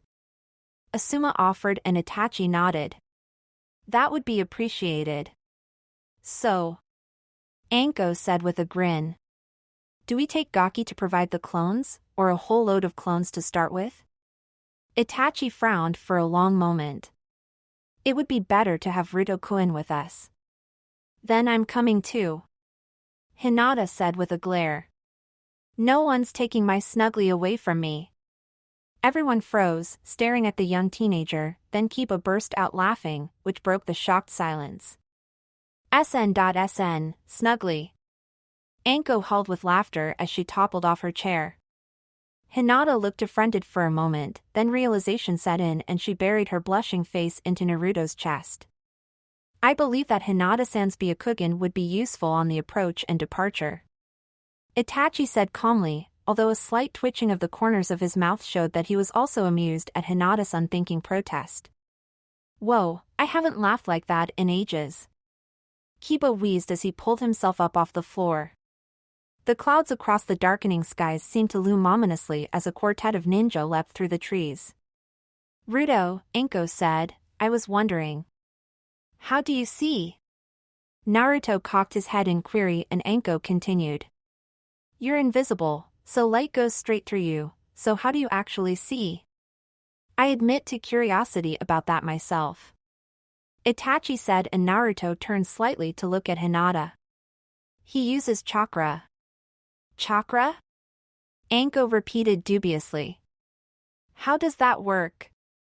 It took us quite some time to work it out, but Rutokuin's eyes have a thin layer of chakra over them. As the light passes through, it dislodges the chakra, which then goes through his iris and hits the back of his eye, letting him see. That would explain a great deal that has previously confused me. Itachi admitted. As an Uchiha, I know quite a bit about how eyes work, as I expect the Hyuga do also. When you have a dojutsu, you need to know how eyes work. Hinata agreed, earning a nod from her sensei. So, if you get low on chakra, your vision fades? Anko asked, and Naruto nodded. It's a good warning sign that I'm starting to run low. He admitted. I tend to lose color first, then it fades. We've measured how much chakra he needs to use to reach his lack of color stage. Hinata added. He starts losing color when he drops to the chakra level of a Tokubetsu Jonin. It's black and white by the time he reaches Chunin, and then it fades to black when he reaches the level of a Genin. My chakra reserves are over double that of the Hokage's. Naruto said sheepishly, and Anko spun round to stare at him, only to collide with a tree that she had failed to spot in time. The others quickly reversed course and landed next to the dazed Kunoichi. Anko-san, are you able to continue? Itachi asked, and Anko nodded, then winced. Yeah, just give me a minute. That sudden stop didn't really help me. Kage-level chakra, you said? Naruto nodded, and Anko released a quiet whistle. Kage-level invisible chakra in addition to your invisibility, Totan Bunshin and Totan Rasengan? The more I learn about you, the less I want to end up on your bad side. Really? Hinata always likes to be on my bedside. Naruto punned, earning an eye roll from Itachi, a groan from Anko, and a gentle dope slap from Hinata. That joke was terrible, Gaki. Anko grumbled, then she shook her head slightly and took a few deep breaths. Okay, I'm recovered. Which way are we going? I kinda got turned around when I hit the tree. That way. Hinata pointed, and Anko grinned. I knew it was a good idea bringing you. Okay, let's go. The ninja quartet leapt into the canopy of the trees once more, leaving no sign that they had ever been there. Except for a slight impact mark on one of the trees. The quartet of ninja dropped from the trees and quickly made their way to a small cluster of bushes atop of one of the hills that flanked their target. Moving slowly, so as to not attract any unwanted attention, they looked out through the cover, and Itachi's brows twitched in disapproval of the so-called layout of the camp surrounding the mansion. I know. Anko whispered. Sucks, don't it? It would have been very difficult to negotiate without being spotted. Itachi agreed. Gato has somehow stumbled across a good defense against ninja. No patterns to take advantage of, no natural rhythms to hide in. Anko noted. Even the guard schedule is unpredictable. It's useless against an actual assault, but against an infiltration? It's like something my old sensei would come up with. Itachi nodded, then turned to Naruto. Create 5 clones and send 4 of them to the mansion. Once they reach it, one of them is to dispel to let you know that they have achieved their first objective. Naruto nodded and quickly made the cross seal, causing a quintet of small bursts of transparent smoke to briefly appear near him. Hinata activated her Byakugan and leaned forward slightly. They've just entered the camp. She whispered. Gato's in a room at the top of the central tower along with all 5 of the women. There's no one in the 2 rooms below them, and I see no sign of the other women from before. So we need to take him out. Should we leave the women there? Without Gato to protect them from the mercenaries. Anko mused, only to be interrupted by Itachi. I have prisoner scrolls. He said quietly. We can use those for the women, allowing us to question them later about what they know of Gato's plans. That works. Anko agreed, then she looked at Hinata, who had just tapped her on the shoulder. What? The clones have reached the mansion. One of them just dispelled to let me know. Naruto added, and Itachi nodded in satisfaction. Good. Are you ready, Anko-san? Born ready. Anko grinned and Itachi nodded again. Ruto-kun, I want 2 of your mansion clones to Kawarimi with Anko and myself. Yes, sensei. Naruto whispered, and he dispelled the clone standing beside him. An instant later, Itachi and Anko seemed to vanish. There at the mansion. Hinata whispered, and Naruto moved by her side, peeping over the bush before sitting down. I have several clones on sentry duty, we can relax. Hinata considered his words before deactivating her dojutsu and letting Naruto pull her into his lap. With a sigh of contentment, she rested her head against the crook of his neck while his arms wound protectively around her. How long do you think they'll take? She whispered, and Naruto shrugged. I don't really know. I guess they'll take as long as they need to. Chapter 14. Anko felt herself stagger as the long-distance Kawarimi deposited her on the rooftop balcony of Gado's mansion. A hand grabbed her arm and held her steady until her inner ear stopped its rebellion. Okay. She said quietly. I'm good. Itachi nodded, his red eyes busy scanning the area. Anko watched as the 3 tomos briefly merged into a 3-pronged shuriken before separating once again. We are clear. Itachi murmured. I suggest we secure Gado first. Capture him and hand him to the villagers? Anko suggested, and Itachi nodded before crouching and leaping up the side of the tower. Show off. Anko smirked as she followed him. At the top, Itachi paused outside an open window and peeped through. Anko took position on the other side and followed suit. What she saw caused her to shake her head in disbelief. He's a midget. And he is rather short as well. Itachi deadpanned, causing Anko to frantically try to muffle her laughter.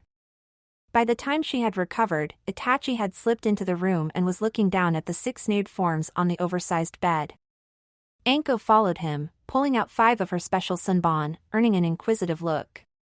Anesthetics for the women. Anko whispered, and Itachi nodded in understanding. Moving quickly, Anko quickly used the sunbon to ensure the women wouldn't wake up any time soon, even as Itachi laid out 5 prisoner scrolls. Moving quietly, Anko lifted the first girl and placed her on a ceiling scroll, then moved to the second, then the third. The other 2 were more problematic given that the first was having her breasts used by Gado as his pillow while the second was lying between his legs, using his thigh as her pillow. Ideas? Anko whispered, then she grinned as Itachi pulled out a small bottle and a piece of fabric.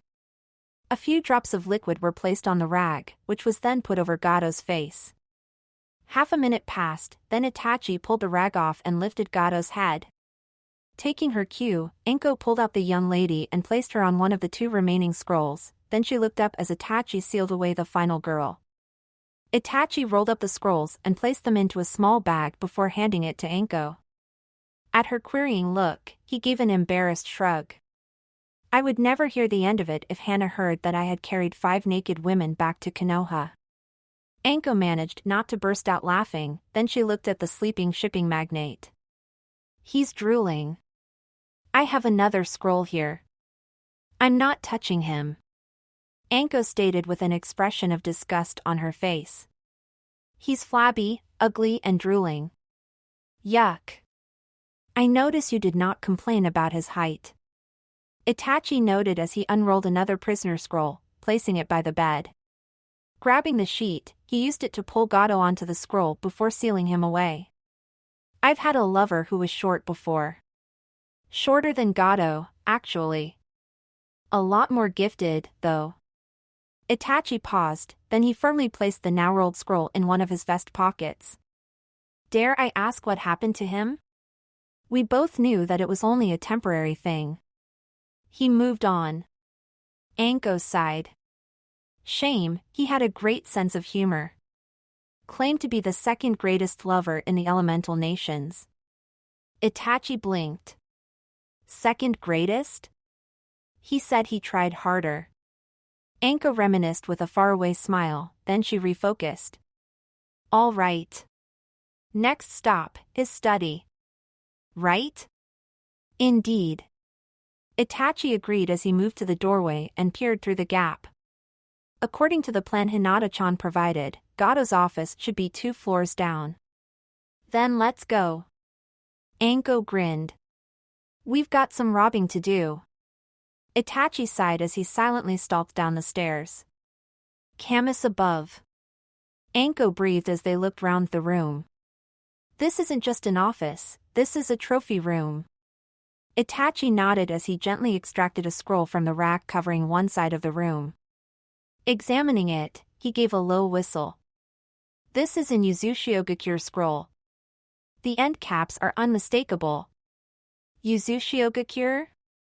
Anko repeated.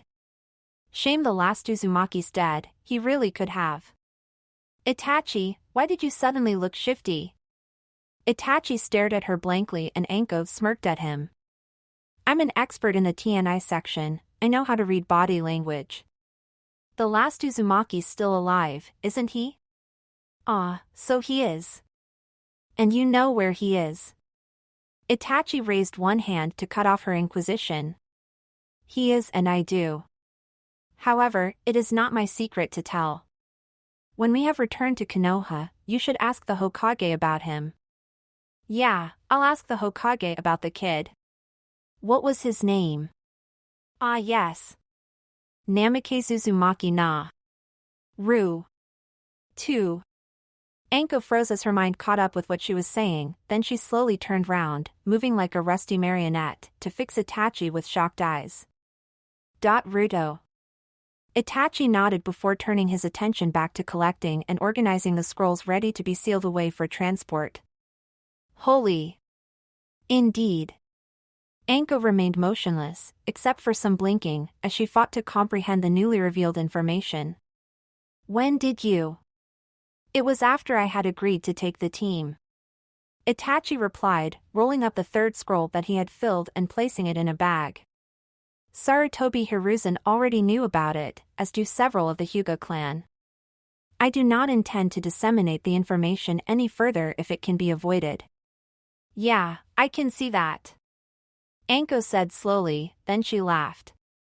Heh, explains the Rasengan. I wonder if he's trying to learn the Hiraishin yet. Itachi paused for a moment before finishing sealing the fourth set of scrolls. I would not discount the possibility. For the Hyuga to have the Rasengan without being taught by either Jiraiya-sama or Kakashi-senpai, they must have had access to the Namikaze scrolls. Shit, imagine if the Hyuga start using the Hiraishin. Anko gasped. They'd rule the battlefield. Itachi blinked a few times, then shivered slightly. My father would launch the revolt that he had planned but discarded should that be the case. The rivalry he holds between the Uchiha and the Hyuga would demand no less.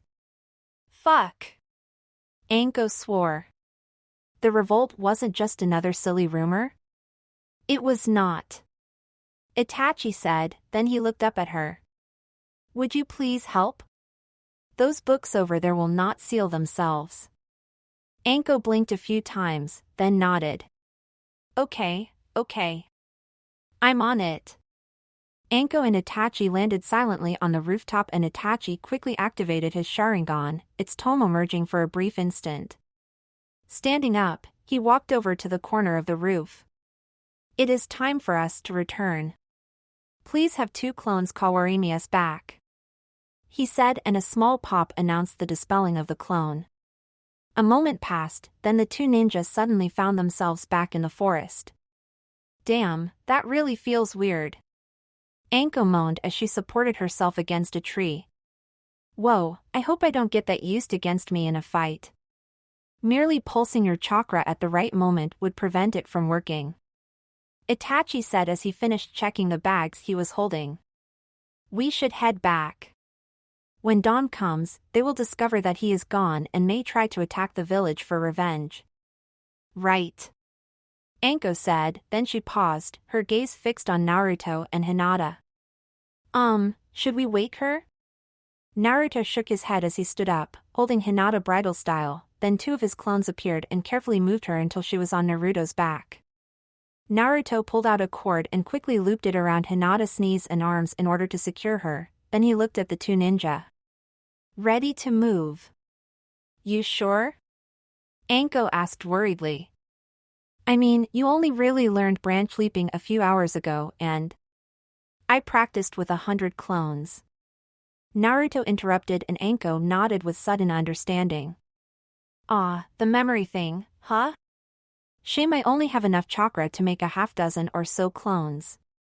100? Kage plus level for sure. Naruto nodded as he made sure that Hinata was secure, then he leapt into the trees. Gaki's got the right idea. Anko yawned. Let's head back and grab some shut-eye. Hey, guys. Kiba said from the porch as the group approached the house. It's been quiet. Asuma just hit the sack, so I've got sentry duty. Did it go well? When the sun rises, we will have Tazuna call a village meeting. Itachi replied. We have a little something for them. You got Gato? Kiba crowed, then he looked round quickly. Sorry, quiet, I know. You got Gato? We did. As well as 5 captives whom we have no real idea about what to do with. We could send them to Ibiki like you said, see if they have any useful info. Anko shrugged and Itachi nodded. I will send their scrolls with a note at dawn. Itachi yawned. Ruto-kun, you may as well get some rest. Hi, sensei. Naruto agreed and Kiba's eyes shot to him. You tied up Hinata? Kinky. Not. Funny. Kiba. Naruto growled as he stalked past and Anko gently dope-slapped the Inuzuka. What did I do this time? Hinata snuggled against the familiar warmth that was her betrothed, fighting against the drift towards full wakefulness. Hinata-heim. Naruto whispered. It's time to get up. Don't wanna. Hinata mumbled, her arms tightening around him. Comfy. Don't wanna keep. Wanma snugly. It's going to be a big day today. Naruto replied as he rubbed her back in an attempt to nudge her out of her half-sleep. Don't care. Pillow comfy. Not gonna get up. Hinata groaned. An instant later, he vanished with a pop and Hinata found herself falling onto the mattress. Rolling over, she sat up and glared at Naruto. How? Kawarimi with a Toton Bunshin, then dispelled it. Naruto laughed as Hinata sulkily clambered out of bed.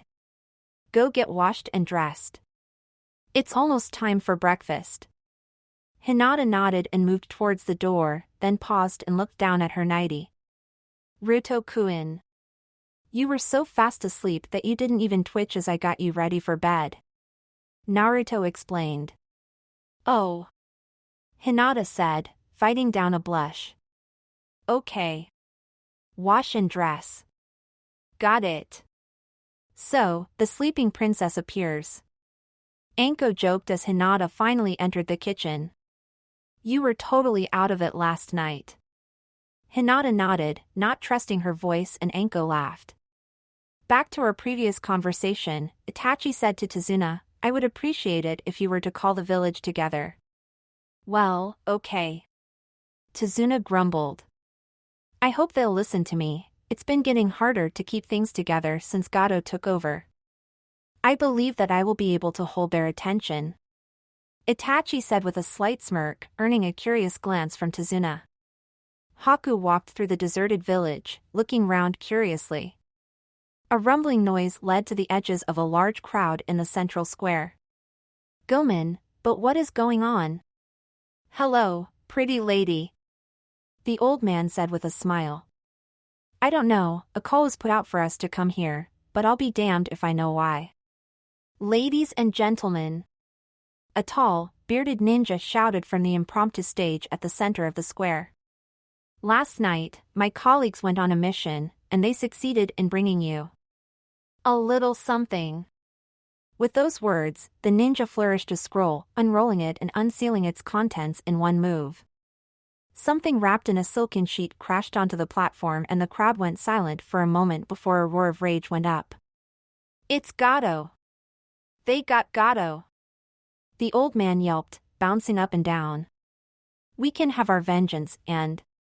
Hello? Where did you go, little lady? Oh, and she was so pretty, too. On the stage, Gato was hoisted into the air, tied to a pair of beams, and Tazuna stepped forwards. Gato, by the will of Wave, you will die in the same way you had my future son-in-law killed. Gato whimpered in pain and fear. Zabuza-sama. Zabuza-sama.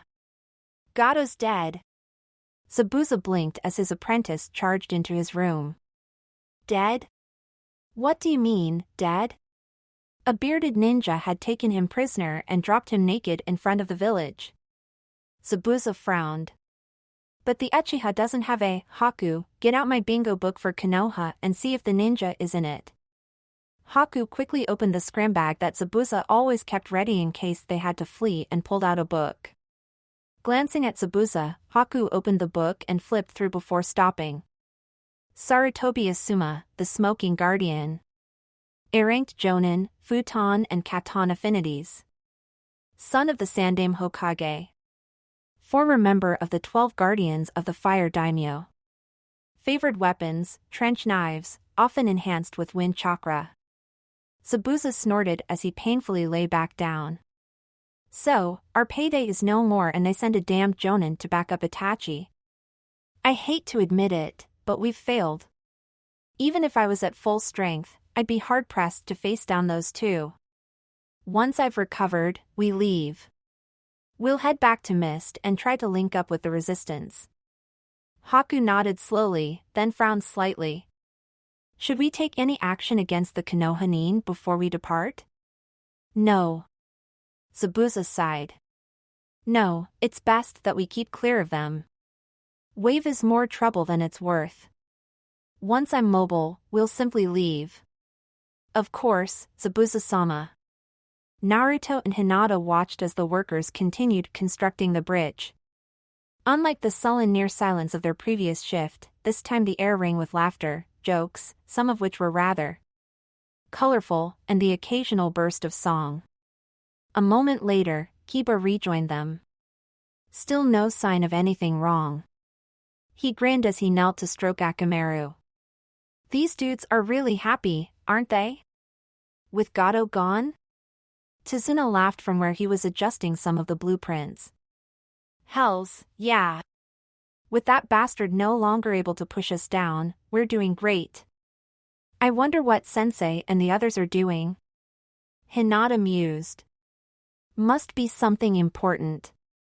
Kiba said thoughtfully, then he shrugged. But at least they knew that we could guard Tazuna and the bridge by ourselves. It's great that they can see how awesome we are. Hinata nodded and briefly activated her Byakugan to check the surrounding area once again. And where do you think you are going? Asuma asked as he stood in the middle of the road, arms crossed. The mob of mercenaries slowed to a confused halt and the leader, a man clad in rusty samurai armor, stepped forwards. We're going to get our payment. We heard the village killed our boss, so we're going to burn it down. I can't let you do that. Asuma said calmly, uncrossing his arms to reveal that he was holding his favorite combat knives.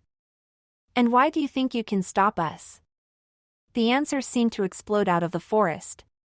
On one side, a giant snake appeared, rearing up to look down on the mercenaries, while on the other side, a giant headless spectral skeleton rose up. Before Asuma could do more than take one step forwards, arms raising into a combat stance, the mob turned and fled. Well, Anko said from the top of the snake's head even as the skeletal warrior evaporated, that was rather anticlimactic. Hey, Itachi, what was that? That was the Susanoo. Itachi replied as he stepped out of the woods. It is one of the techniques that my man Gekyo has granted me. I have been trying hard to increase its manifestation over the last week. This was the first time that I was actually able to manifest its arms properly. It was pretty damned impressive. Asuma admitted, then he moved to Itachi's side. You okay? It is a very draining technique, Itachi admitted as he stumbled. Asuma managed to catch him before he fell. Okay, you're going to rest when we get back, he said, settling Itachi on his back as Anko finished dispelling her snake. Come on. Senpai makes a pretty good backpack, Anko joked, causing Itachi to give her a tired glare. Let's just head back, Asuma said, grinning around his cigarette. I don't know how much longer the kids will stay out of trouble for. I'm sure that they're fine, Anko said with a grin. After all, they're only kids, right? I hope you haven't just jinxed them, Asuma sighed. The final stone thumped into place and Tazuna stepped back beaming as the assembled villagers burst into spontaneous cheers. After a few moments, Tazuna held up his hands for silence and the crowd slowly quietened. My friends, he declaimed. Today, we witnessed the completion of a bridge that was made possible only by the efforts of our friends, the ninja from Konoha. Another round of cheering echoed across the water and Hinata spotted Inari cheering loudly while holding Akamaru. The ninja gave us hope, they granted us the chance to regain our independence and to visit justice on the one who sought to enslave us. They are our heroes and we shall never forget them. Today marks the first day of the resurgent wave, a day we owe to these six. Akamaru barked and Tazuna stared at him for a moment before grinning. Sorry, these seven. Akamaru yipped approvingly at the correction. Before they leave, let us show our appreciation for their efforts on our behalf. Let us show them our thanks for returning our stolen property to us, the money that Gato extorted from us, even the children he kidnapped intending to sell as slaves. These seven stood up to Gato and brought him before us, and for that, they are our heroes. They are the heroes of Wave. The thunderous cheering and applause made the previous efforts seem almost silent by comparison. And now, Tazuna shouted, let the party begin. Chapter 15 The Gates of Konoha. Kiba sighed in relief at the familiar landmark. Wow, I feel like I've been gone for a month, not a few weeks. I wonder what happened to Zabuza. Anko mused. I mean, we removed his employer, shouldn't he have? You know, at least tried to avenge him? Zabuza is a professional, Itachi countered. With no chance of being paid, he would have simply left to find another job. Agreed, Asuma said. I've read his file. He knows when to quit, it's part of why he's regarded as being so dangerous. He always has an escape plan. Who does? A new voice asked just before the new arrival found himself dodging Juho strikes and thrown kunai. Whoa! Easy. Easy. Friend. Stand down, Genin. Itachi commanded, then he turned to the new arrival. Sure sway. Tachi-kun. Itachi's cousins smirked. Is this him? The one who can do the shunshuns almost as fast as me? He uses a different technique that nonetheless looks similar. Itachi said. Come to our training field tomorrow and I will have him demonstrate. Why are you here? Your dad sent me with a message. Shursui shrugged. Naka decided to defect from Konoha with some stolen files just after you headed out on your mission. He almost killed Naori when she attempted to stop him, she's still in hospital. Damn. Itachi cursed. Naka has the Mangekyo as well, as I recall. Yes, he does. Shursui confirmed. There's an S-rank bounty on him, but we all know that only another Mangekyo user would be able to stand against him. Whoa! How did you activate yours? Itachi let his eyes return to the standard Sharingan, then the red faded away. During the mission, I believed that one of my genin had been killed. Fortunately, I was mistaken. That reminds me, I need to perform a test. Please activate your Mangekyo and look at Rudo-kun. Rudo, please demask. Shursui's eyes turned red and the tomos flowed into the middle before morphing into a four-pointed star. Turning, his eyes widened. What in Kami's name? He looks like rippling glass? Thick water? I've never seen anything like that before. You may stop now. Itachi said. Ruto, it would appear that it is indeed the Mangekyo itself that can see you. Wow, Shisui said, shaking his head, that was just freaky. So, several Byakugan can spot me, as can Mangekyo Sharingans. Naruto noted. Indeed. Itachi agreed. That means that I can see you, as can Shisui, Naori and Naka. I do not know of any others with a Mangekyo at this time. It is a very rare level of our dojutsu. Shisui agreed. So, 6 people can see me out of the whole village. Well, 5 with this Naka person gone. Naruto mused. Okay, I can live with that. I will introduce you to Naori tomorrow after practice. Itachi said. That way, should you need to work together, you will both be able to capitalize on her ability to see where you are. Who else can see him? Shisui asked, and Hinata ducked her head, tapping her forefingers together. Hinata-chan and her younger sister Hanabi-chan are both capable of seeing Ruto-kun. Itachi said, reaching out to place a reassuring hand on Hinata's shoulder. Oh, and why is she blushing? All 3 Jonin transfixed Shisui with a glare, and he raised his hands defensively. Just asking. Oh, before you head in, I also need to warn you about a rumor going around. I heard someone claiming that Ruto here is the long-lost son of the Yondaime. Shit. Itachi cursed, spinning round. Ruto, fade. Naruto nodded and shed his coat and mask in one move even as he channeled chakra through the hakama he was wearing. Shisui's eyes widened to almost comical proportions as he watched Naruto vanish. Holy. Freaking. Shit. He whispered. That's incredible. We are headed for the Hokage Tower. Ruto, make your own way there and meet us outside. Hi, sensei. Naruto replied, and Shisui reactivated his Mangekyo just in time to see him leap up the wall. Turning round, he blinked at the sight of Hinata sealing the now-folded cloak into a small storage scroll before stowing it inside her jacket. Wow. Shisui said. Damn, that has to be the most terrifying Kekkai Genkai I have ever seen.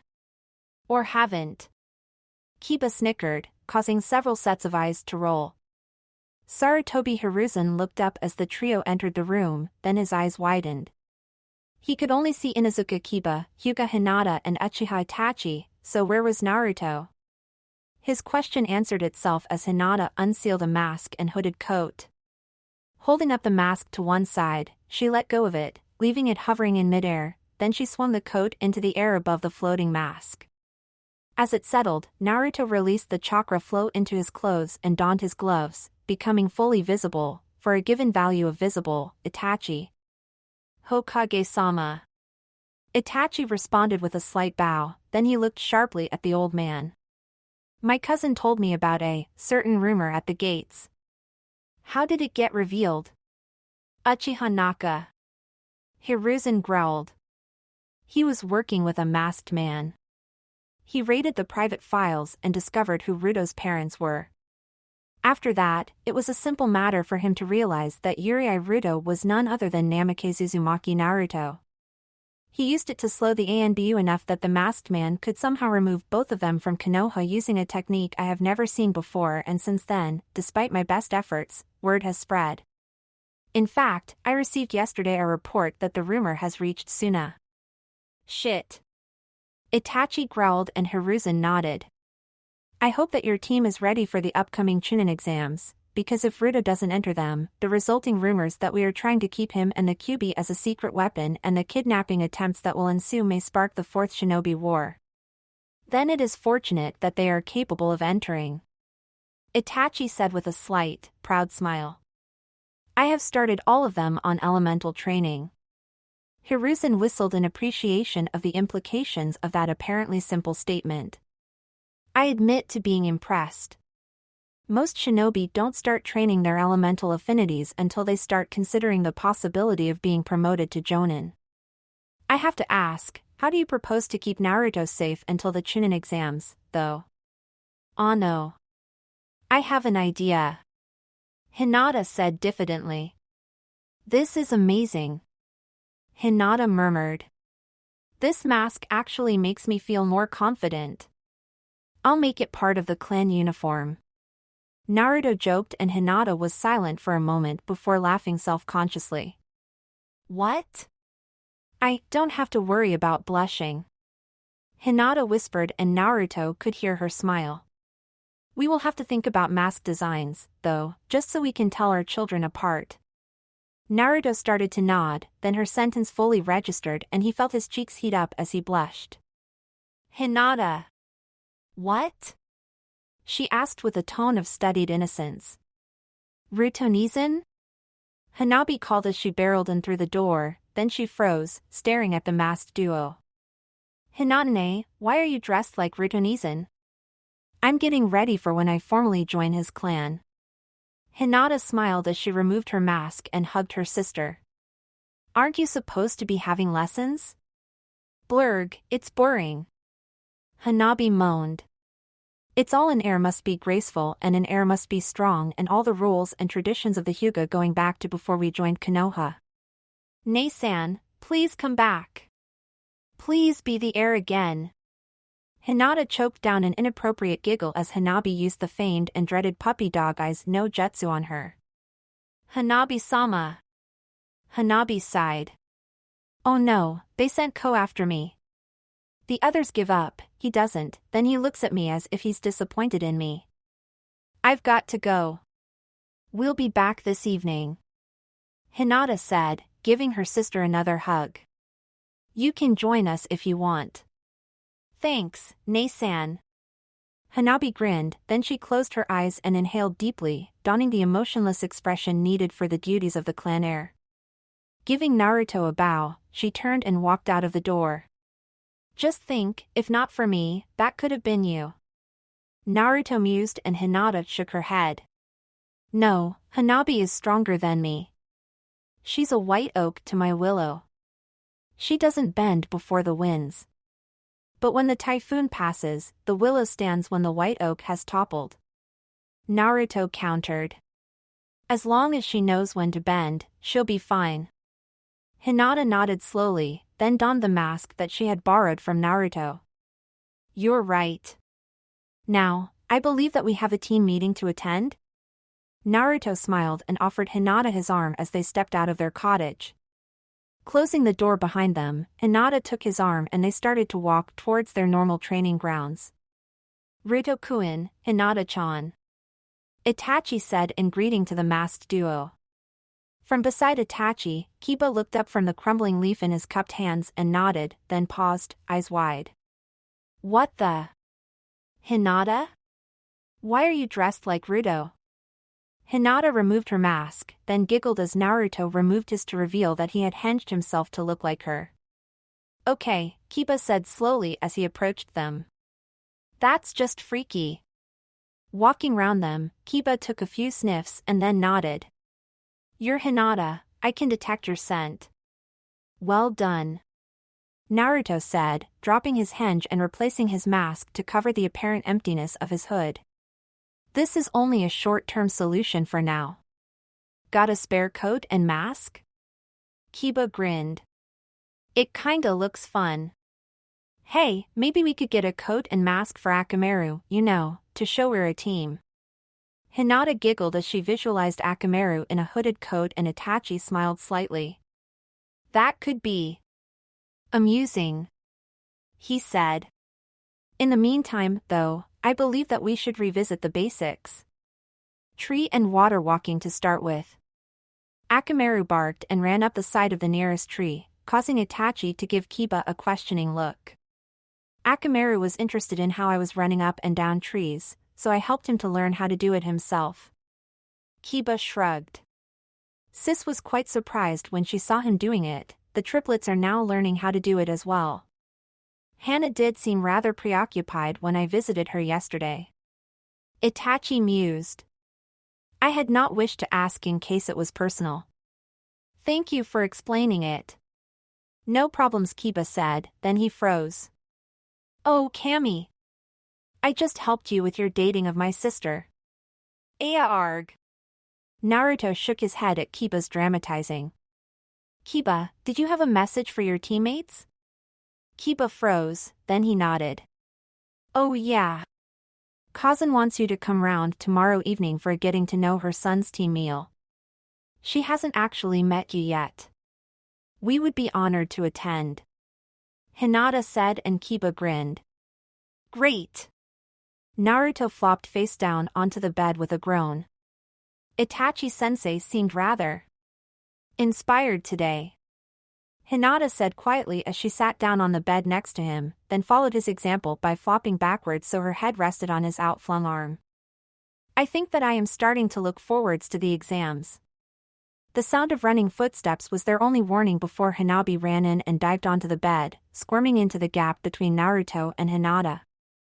Hello! She chirped, only to be answered by a groan from Naruto. What's wrong, Ruto-Nizan? Nasan, what's wrong with Ruto? Itachi-sensei really had him working hard today. Hinata explained without bothering to open her eyes. Before today, he had his kawarimi down to a single-hand seal, now he can do it without them. He also learned how to do the shenshin from Itachi's cousin Shursui and had 50 of his clones practicing that in order to learn how to do it seamlessly while increasing the speed and range. At the same time, Ruto-kun himself was trying to keep up with Rock Lee in taijutsu. Lee. Hanabi mused, then she suddenly sat up. You mean Eyebrows-san?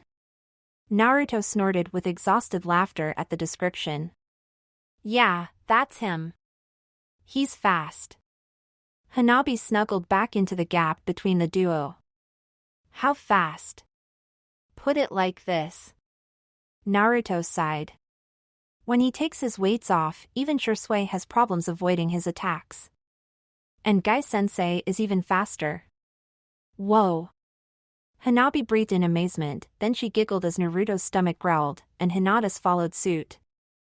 You're hungry. Starving. Hinata sighed and Hanabi bounced off the bed. I'll make some food. She offered as she scampered through to the kitchen. For a moment, neither Hinata nor Naruto reacted, then suddenly memories of the disasters that Hanabi had caused in the kitchen crashed home. In a move that would have caused onlookers to question if several laws of physics had been repealed, they launched themselves off the bed and through the door. Wait, Imuto-chan! Hinata half-shouted. We'll help. Hanabi appeared at the kitchen door with a bag of rice in one hand and a frying pan in the other. Why? I know what I'm doing. Did you remember that you have to boil rice? Hanabi looked at the frying pan in her hand and blushed. Oops. Oops indeed. Hinata laughed as she gave her younger sister a reassuring hug. Come on, let's make some onigiri. Totally unreasonable that the Hyuga control the holder of the kyubi.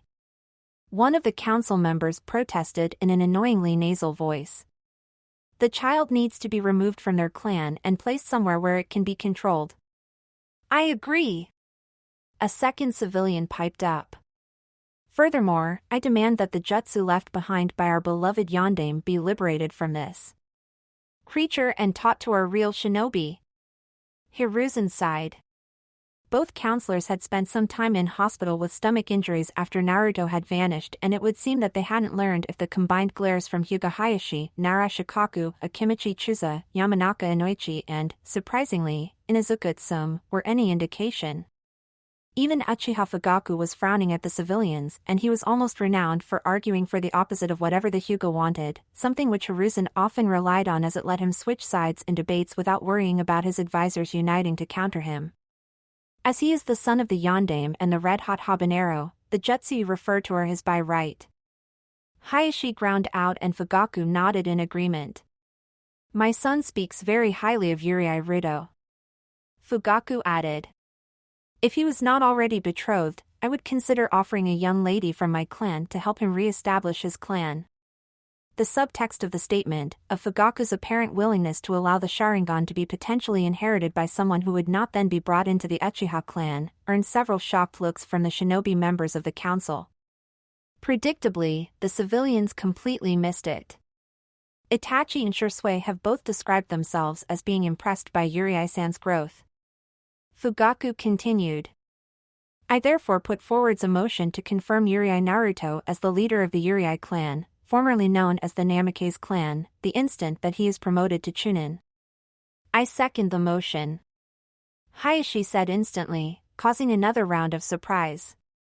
The Hyuga and the Uchiha clans generally hadn't cooperated beyond the minimum field requirement for several decades. Very well, Hiruzen said, glancing over at his son who was holding the Sarutobi seat.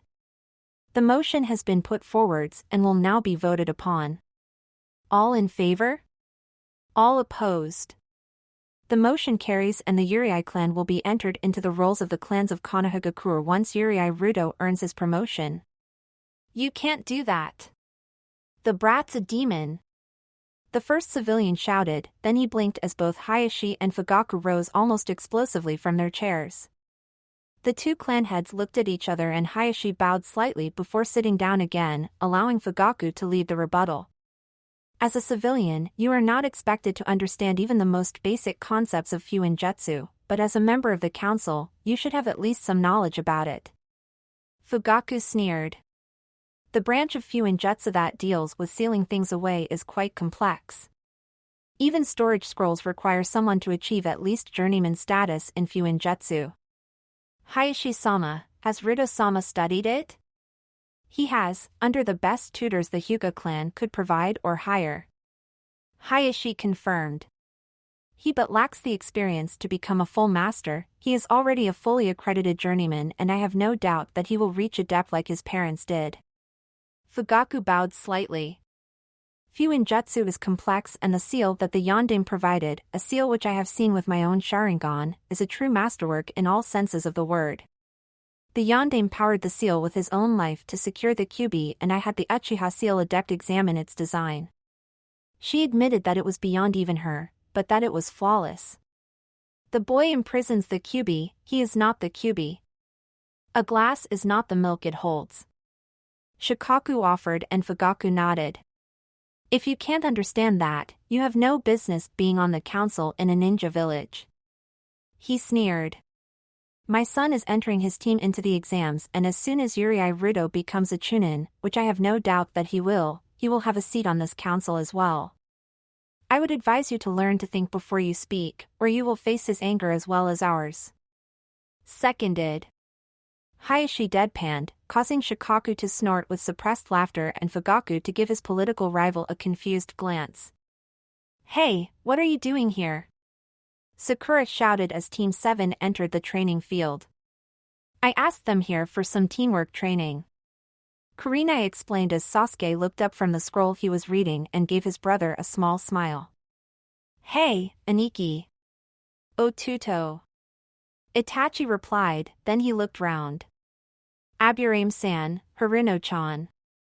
Thank you for inviting us, Yuhi-sama. It's just Kurenai. The Jonin said with a smile, then she looked round. You can come out of hiding now. The bushes stirred and Asuma stepped into the clearing. Asuma-sensei. Sakura called in greeting, earning an odd look from Itachi. Asuma likes to help out. Kurenai blushed and Asuma grinned. It's a good way of getting experience ready for when I get my own team from the next graduating class. Itachi, why are all your genin masked? Itachi hid a smirk as he glanced at his team, all of whom were clad in gray hakamas, long hooded coats and blank masks, except for Akamaru who just had a coat and mask. I think it is a kind of joke. He said. Or a show of support for Rudo-kun. Or maybe a tactical decision to make people uncertain as to whom they are actually facing. Might be all three. Kiba laughed. Indeed.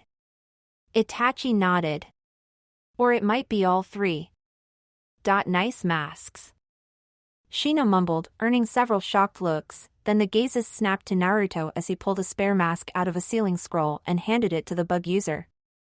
Shino nodded in thanks and in a smooth movement, replaced his shades with the mask. Come round this evening and I'll help you customize it. Naruto offered and Shino turned to face him. That would be appreciated, Ruto-senpai.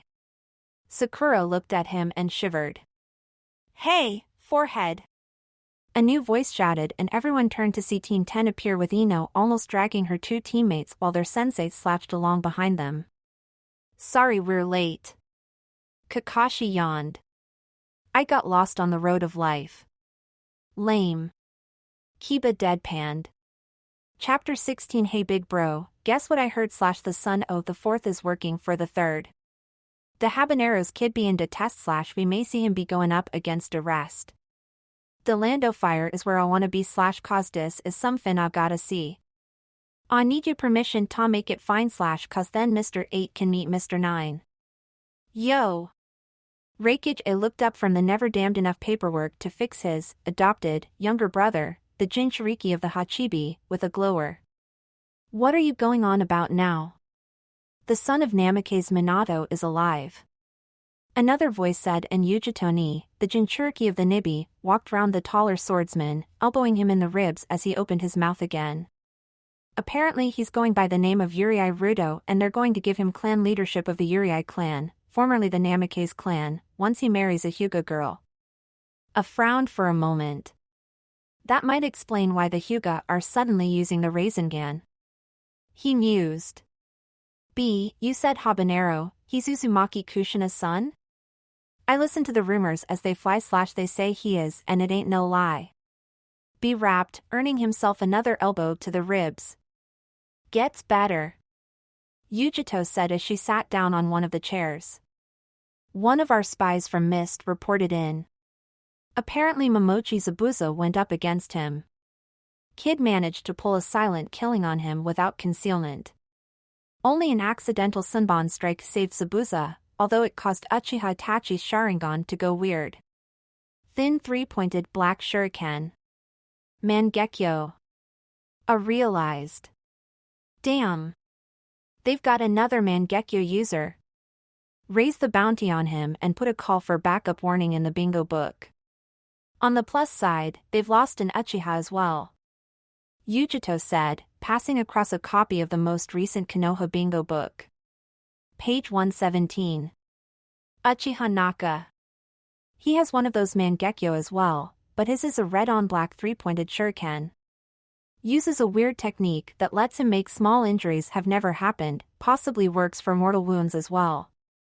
Went rogue and was the one who spilled the beans on the Urei kid. A rapidly flipped through the book until he came across the picture of the shinobi in question. Do we put a bounty out for capturing the kid? A frowned, then shook his head. No. Putting a bounty on a genin, no matter who his parents were, would be seen as the actions of a weak village. We wait until he hits special jonin at the very least. Besides, he's linked to the Hyuga. We've fallen foul of them before. Yujito nodded. Having their ambassador captured and humiliated by the very girl he was trying to kidnap for breeding stock in order to give Kumo their own Byakugan wielders had caused Kumo shinobi to become the laughingstock of the elemental nations for several years and had hastened the retirement of the previous Reikage. Which led to the next bit of news. His fiancée is the girl we tried to kidnap. Fuck. B swore from behind her and A flinched. Okay. We're going to limit our entries this year to a single team. A growled. B, it'll be your team we're sending. Yujito will go with you as my personal envoy to the old geezer and will keep you in line. If anything, and I mean anything goes bad, get your team back here as fast as you can, preferably without causing damage that might cause Konoha to declare war on us. Got it? B nodded. Good. You head out tomorrow. Itachi looked at his team, then handed them each a form. As I am certain you anticipated, I am offering you a chance to enter the Chunin exams. I would not do so if I did not believe that you were less than fully prepared for it. The three genin accepted the proffered papers and looked at them, then their sensei. The exams will start in 1 week, the date is listed on the paper. Should you wish to enter, fill in the form and bring it with you to the academy on the day of the exams. Oh, hell yeah. Kiba crowed, then he turned to his teammates. Guys, you in too? Of course we are. Hinata smiled. Ruto-kun? Make it all three of us. Naruto said and Itachi nodded. By tradition, the time between now and the exam is yours to do with as you wish. The exam is for the village to see how you can cope with acting on your own and as a team without the guidance of your sensei. It is rare for genin to pass on their first attempt, but a good showing will lead to the judges looking more favorably upon you as Chunin material in future exams. So even if we fail, we're building up for future success. Kiba nodded. I see. Well, we'll just have to win outright, won't we? With my Inuzuka Jutsu, Hinata-chan's Byakugan and Juho skills and Ruto-senpai's scary clones, we'll smash straight through our opponents. What he said. Naruto laughed and Itachi nodded. Then our training for the day is finished. I shall see you in 1 week either at the academy should you choose to enter, or here should you refrain. May the will of fire burn strongly inside you. Better than the flames of youth. Kiba joked, then he froze as a distant shout of YOSH echoed across. And on that, I think I shall depart. Itachi said nervously before he seemed to split apart into a flock of crows that flew off. Kiba whistled.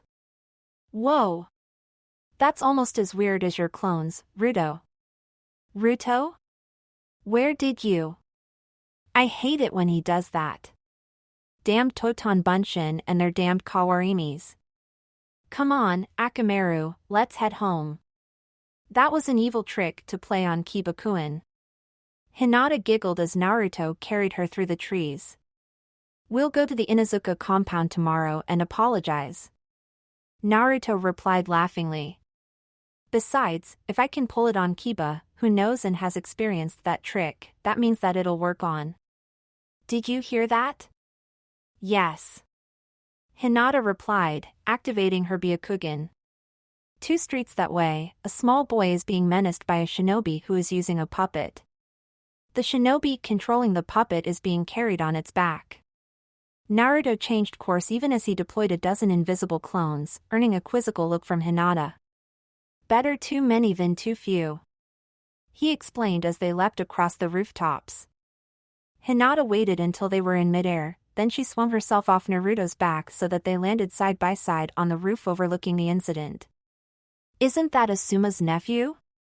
Naruto asked and Hinata nodded. Okay, doing the rescue now. Below them, the boy seemed to ripple and vanish, leaving the disguised puppet's hand empty. Hinata grabbed the confused child before he could lose his balance while on the road below. Both the puppet and the girl standing beside it were looking round, then the girl happened to glance up and spotted them. Shit! Kankuro, ANBU. Naruto blinked at that, then he grinned in understanding. With the masks and coats that both he and Hinata were wearing, they could indeed be mistaken for ANBU operatives. A chakra ripple told him that 3 more clones were ready and he made a small hand signal to tell them to proceed. A quick Kawarimi later and they were far out of sight of the ninjas. Whoa! The boy gasped. How did you do that? Kawarimi variant. Naruto shrugged. You're Asuma's nephew, aren't you? The boy stared at him for a long moment and Naruto cocked his head slightly. What? You didn't call me honorable grandson. The boy half shouted with a huge grin. Yes. I'm Sarutobi Konohamaru and I'm gonna be Hokage. Really? Naruto said, slightly amused. You must be really good. Can you do tree walking yet? Konohamaru shook his head, looking downcast and Hinata removed her mask so that she could smile at him. We'll be happy to teach you, Kokuen. Konohamaru grinned, then he looked at them curiously. You're not ANBU, who are you? I am Hyuga Hinata, soon to be Yurei Hinata if all goes well, and this is my fiancé, Yurei Ruto. Naruto gave a casual salute as Konohamaru stared at him. Whoa. Hey! Naruto straightened up, Konohamaru tucked under his arm and began leaping towards their normal training field, Hinata keeping in close formation. Then she gave Naruto an odd look. "Why did you just send off several clones?" Naruto glanced at her and saw that her Byakugan was still active. "Well, your sister was complaining that she doesn't get to do much that isn't training for her position, so I thought she might like to join us. I also sent one to Kiba in case he was bored and wanted to join us as well." Hinata smiled as she deactivated her blood limit. "That's very thoughtful of you." "Hey, guys!" Kiba called in greeting as he entered the training field. "Hi, Hanabi-chan." "Hey, who's the squirt?" Konohamaru scowled from where he was sprawled at the bottom of one of the trees, having tried to simply run up it, failing to remember in his excitement that it was a chakra control exercise. "This is Asuma's nephew, Konohamaru," Hinata said. "Kokuin, these are our teammates Inuzuka, Kiba and Akamaru." Akamaru yipped in greeting, then ran over to Hanabi and leapt into her arms. The young girl rubbed her cheek against him while smiling widely. After a moment, Hanabi put him down and Akamaru ran halfway up the tree, then turned round, looking down from his perch on the vertical surface. "The dog can tree climb?" Konohamaru gasped in shock as he looked up at the Ninken. "Hey, don't diss Akamaru." Kiba growled and Konohamaru waved his hands frantically in denial. "I wasn't dissing him. I was just surprised. That's all." "Oh, okay," Kiba said slowly. "That's okay. Sorry, but I don't like people trying to make fun of my partner." "Kiba, stop terrorizing our student." Naruto laughed. "Okay, Kokuin, let's try again." As Ko stood up, Naruto created a visible clone and the two of them picked him up and held him so that his feet were against the tree. "Now, try to focus your chakra through your feet. Too much and it'll push you away, too little and you'll slip, so channel your chakra and try to pull your foot from the tree. Once it is stuck, you know you have the right amount. He's good with brats, isn't he?" Kiba half-whispered to Hinata, then he leapt sideways to avoid a Juken strike launched by Hanabi. "Don't call me a brat," she shouted as she chased the larger boy around the clearing. From his perch on a branch, Akamaru watched, occasionally letting out a yip of amusement. "Traitor!" Kiba shouted at the Ninken as he avoided another attack. "Why are you being so violent, Hanabi?" "I was referring to the annoying brat over there, not you." Konohamaru dropped from the tree and grabbed a fallen branch. "Hit his leg so I can get him," he shouted, charging after them, and Hinata collapsed with laughter while Naruto shook his head in amused disbelief. "I can't believe you didn't help me." Kiba grumped as they all headed across the rooftops towards Ichiraku's for lunch. "You're my teammates. You should have saved me from those two monsters." Hanabi, who was perched on Hinata's back, stuck her tongue out at him while from Naruto's back, Konohamaru laughed. "I felt that you could handle the situation," Naruto said, the amusement evident in his voice. "Besides, Hanabi knows where I sleep, I don't want her waking me up by throwing a glass of juice over me again." "It was one time," Hanabi protested. "And it was an accident." Konohamaru's laughter intensified, earning him a glare from Hanabi. "Okay, everyone calm down," Naruto said firmly. "Hanabi, it's okay to laugh at yourself occasionally, we were only teasing you." Hanabi pouted for a moment, then she smiled as Ichiraku's came into view and Team 7 dropped to the street in front of it. Hinata let her drop down to the ground and Naruto followed suit with Konohamaru. Both of the younger children ran ahead, Hanabi to claim her favorite seat and Konohamaru because he wasn't going to let her beat him this time like she had with the tree walking. "They've really got into the spirit of competition, haven't they?" Naruto murmured in amusement, causing the other two genin to nod in agreement. "I think they like each other," Kiba noted, earning a surprised look. "What?" They were both paying lots of attention to how the other one was doing, but they don't smell of anger or hate. "I think they have a friendly rivalry starting up." We need to get them training together more often, they'll push each other to do better. Naruto nodded as he lifted one of the hanging flaps for Hinata to enter, then he sat down at one of the spare seats as the waitress appeared. "I am Nei-san." Hanabi called in greeting and Ayam smiled at the young Hyuga. "Good afternoon, Hanabi-chan. Who's your new friend?" "His name is Konohamaru and he's annoying." Hanabi huffed, causing Konohamaru to growl slightly. "You're the annoying one." He shot back and Ayam giggled. "Oh, that is so cute."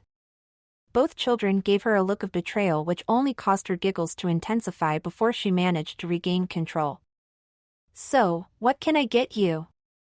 "I'll have 2 beef ramen, please." Kiba grinned. "And a bowl of beef for Akamaru." "I'll have the seafood ramen please."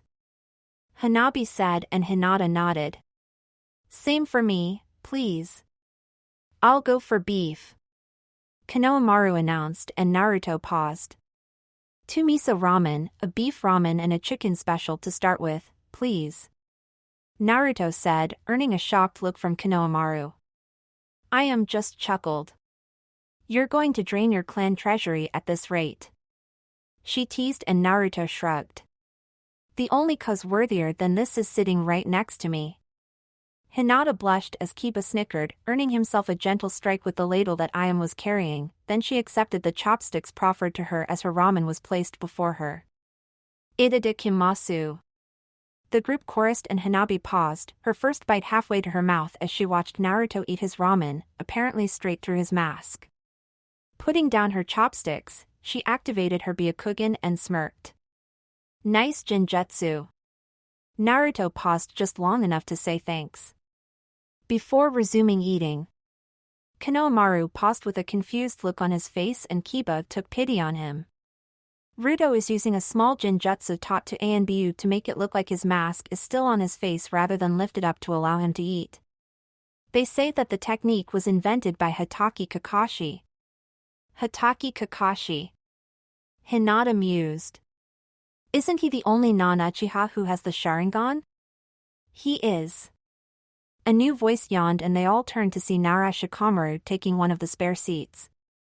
"1 miso ramen please." "Coming up." Ayam chirped.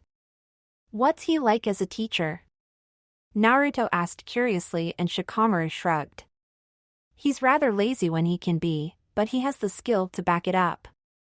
He tested our teamwork and declared it good, so he got us training in stuff designed to get us to a higher level. Bastard has me working with a madman called Mato Guy every week, fighting his apprentice. Guy-sensei's awesome." Naruto laughed, earning a shocked look from the newcomer. "What?" "He helped to enhance the Jukin and Juho as well as training me." "And apprentice? You mean Rock Lee?" Shikamaru winced as he nodded.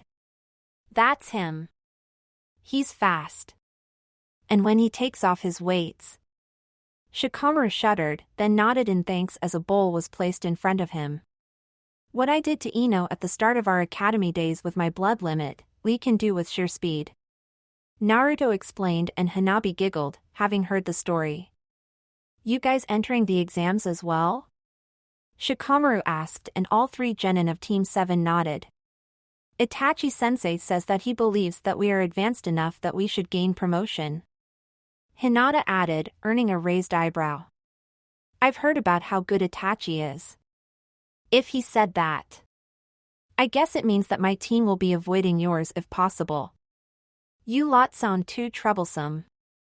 We have lost several years from our plan, but we can resume it at last," said one of the 9 shimmering outlines balanced on what looked like rounded pillars. "Sasori, report on the target locations. My spies indicate that the Ichibi, the Nibi, the Hachibi and the Kyubi containers will all be at the Chunin exams in Konoha, the Ichibi and Kyubi as genin seeking promotion." The hunched silhouette rasped. "Interesting." The first silhouette mused. "For Jinchuriki at one place, it is only a shame that we cannot yet capitalize on it." Orochimaru. "Yes, Leader Sama?" Another figure hissed. You have plans for an assault to destroy Konoha. Pull out those plans and alter them for a decapitation strike and severe damage. Konoha will pay for their deception regarding the Kyubi container. I do not know what other countries will aid us with such short notice. Orochimaru mused. IWA would be a possibility, but with the revelation that the son of the Yondaime lives and knows at least one of his father's jutsu. True. The leader agreed. My 6 paths shall walk beside you, as shall our newest recruit. It will serve as a test of his loyalty. Then that will change the situation. Orochimaru smirked. Give me a day to check my files and I shall have the basics of a plan ready. Excellent. Our timing shall be for the final stage of the exams. We shall let everyone know that we are not to be trifled with. As you command, Leader Sama. If there is no more business, then you are dismissed. 7 of the 9 figures flickered from existence. I do not trust the Snake Sannin, my lord. He knows better than to betray a god. The first figure said. You need not worry. We shall bring peace to the world, for only through pain can a lasting peace be achieved. Yes, my lord.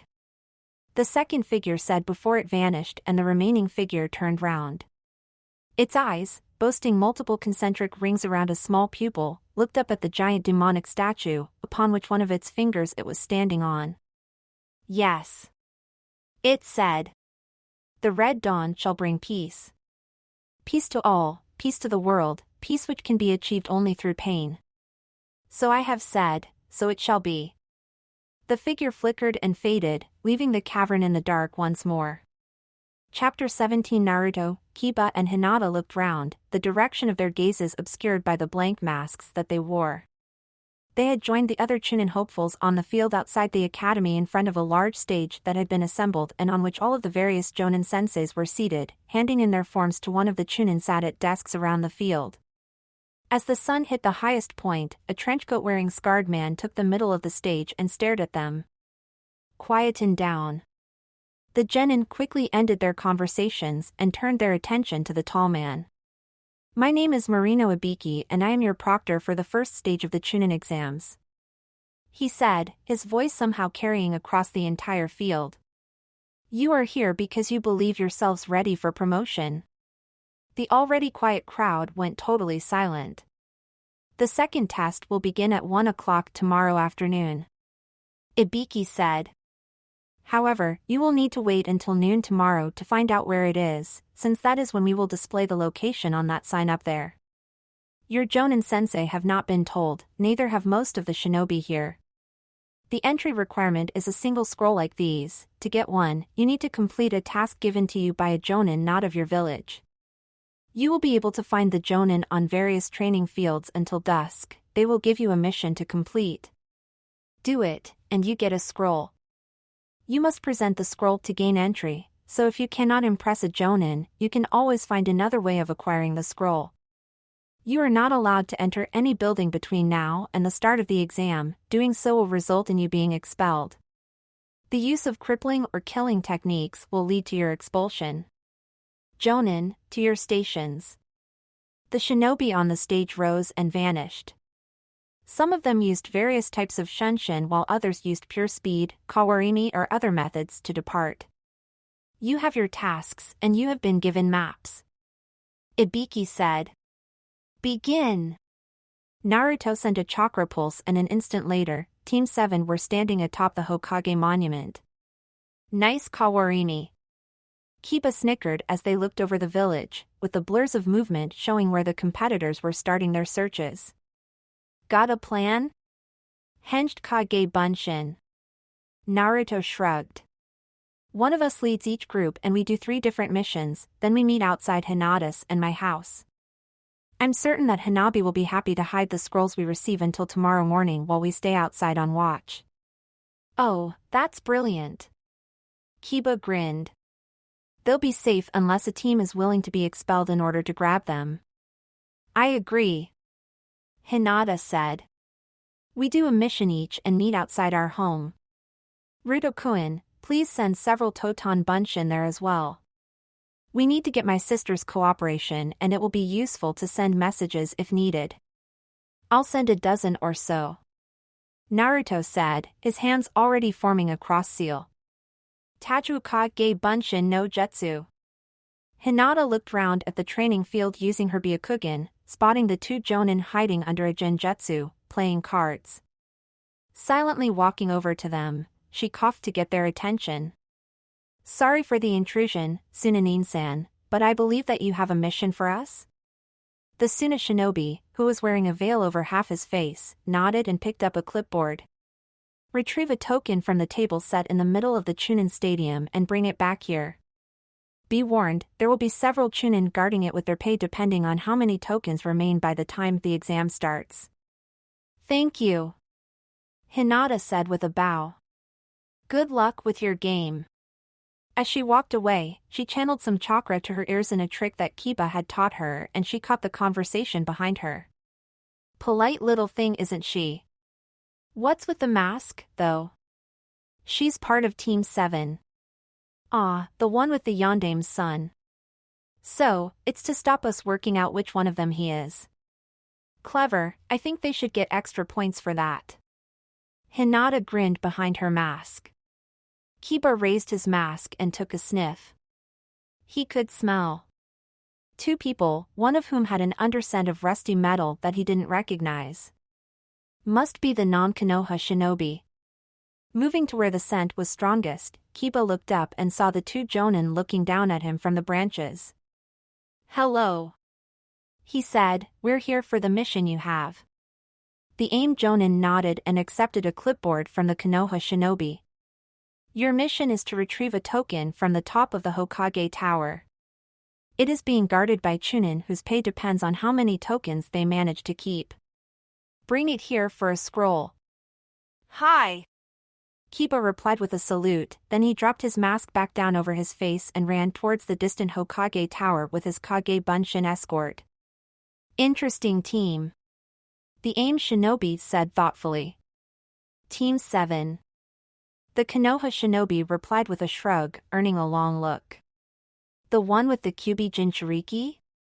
Interesting. I understand the masks now. The Konoha shinobi shrugged and drew another line on the pad between them. You can't block me now. The AIM shinobi stared at the dots and lines in front of him before sighing. Best of 9? Naruto smirked as one of his clones sent out a series of chakra pulses that told him where the Jonin were. Hinata's idea of turning sign language into a series of arrhythmic pulses let him communicate with his clones silently without the need to create and dispel them to pass messages, something which made a noise that was audible enough that it would put his targets on guard.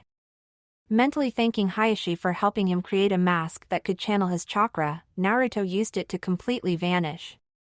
Moving into position, he waited until his henged clones had taken up position around the two Jonin before he sent out the signal. What the heck? Ebisu yelped as the three figures, and dog, rippled into visibility in front of him. The other Jonin, a large dark-skinned man with half a dozen or so swords on his back and an asymmetrical white flak jacket, whistled in appreciation. How'd you do that without a sound? Aw, didn't even know you were around. Naruto grinned under his mask. He'd heard of this shinobi and had even come up with a few possible lines to use. I give you this warning for your health / I'm a true master of stealth. You never see me coming, I'm suddenly there / means all my enemies had better beware. But now I need the mission that you hold / if I'm gonna be a Chunin before I get old. The Kunonin stared at him, eyes so wide that the whites were just visible around the sunglasses he was wearing, then he grinned and held out a fist. I'm Killa B and I'll like your style / haven't met another rapper for a while. You gotta grab a token from the Yondame's head / but there be guards, that's what I said. Grab a single token and bring it to me / and I'll grant you a scroll, you see? But before you leave with a mighty jump / come fellow rapper, gimme a fist bump. Yo!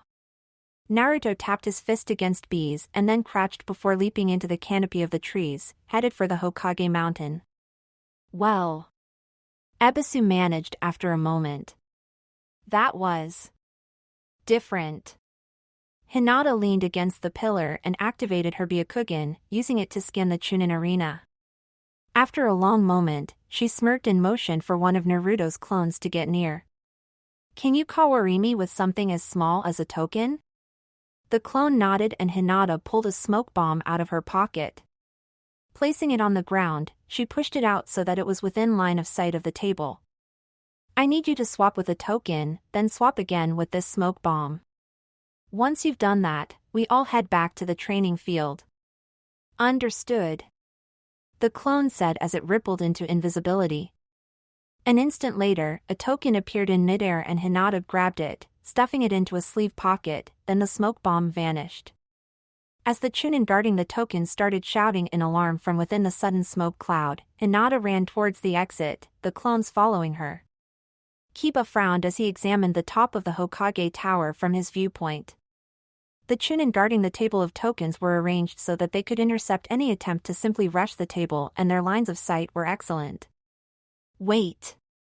Akamaru, I'll distract them and you sneak up to the small hole there. When you think you have a chance, grab a token and dive into the gutter to escape. I'll meet you in the field outside our old academy room. Akamaru nodded, then pawed his coat.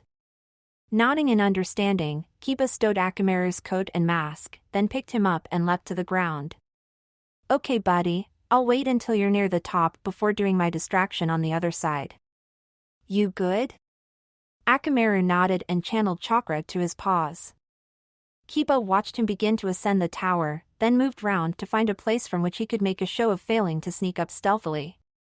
Naruto shook his head as he rejoined his clones.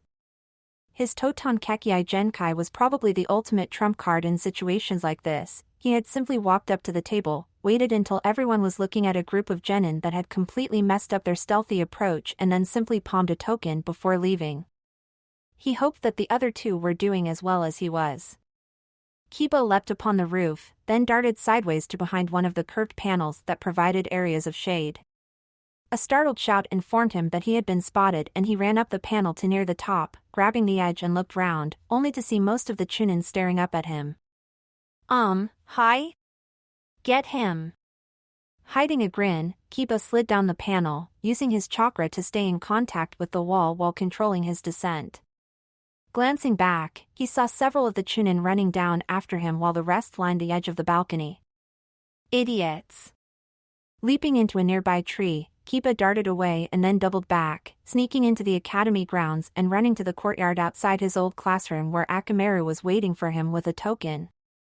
The two clones with him were shamelessly patting him, and Akamaru had relaxed to the point that he almost looked like a puddle of fur. Nice job, partner. Kiba smiled. Now, let's swap the token for the scroll. Jonin-san? Baki looked round, his visible eyebrow rising in surprise. That was fast. I have a token for you. May I have a scroll, please? Of course. Baki said, pulling a small scroll out of his inner pocket and handing it over in exchange for the token. You're the first team to get a scroll. You realize you now have to keep it safe until the second stage starts tomorrow? Yes, Jonin-san. Thank you. You're welcome. Baki replied, and he watched her leave. I wonder how they did it that fast. Meh, I have no idea. His Konoha colleague said. After several more thoughtful seconds, they both shrugged and pulled out orange-covered books. Soon, small perverted giggles could be heard. Kiba landed in a crouch on the branch above the two Jonin and held up the token. Got it. That was fast. The AIM ninja said, then he shrugged and made a quick mark on his clipboard. Very well, here's the scroll. No other teams have yet claimed one. Cool.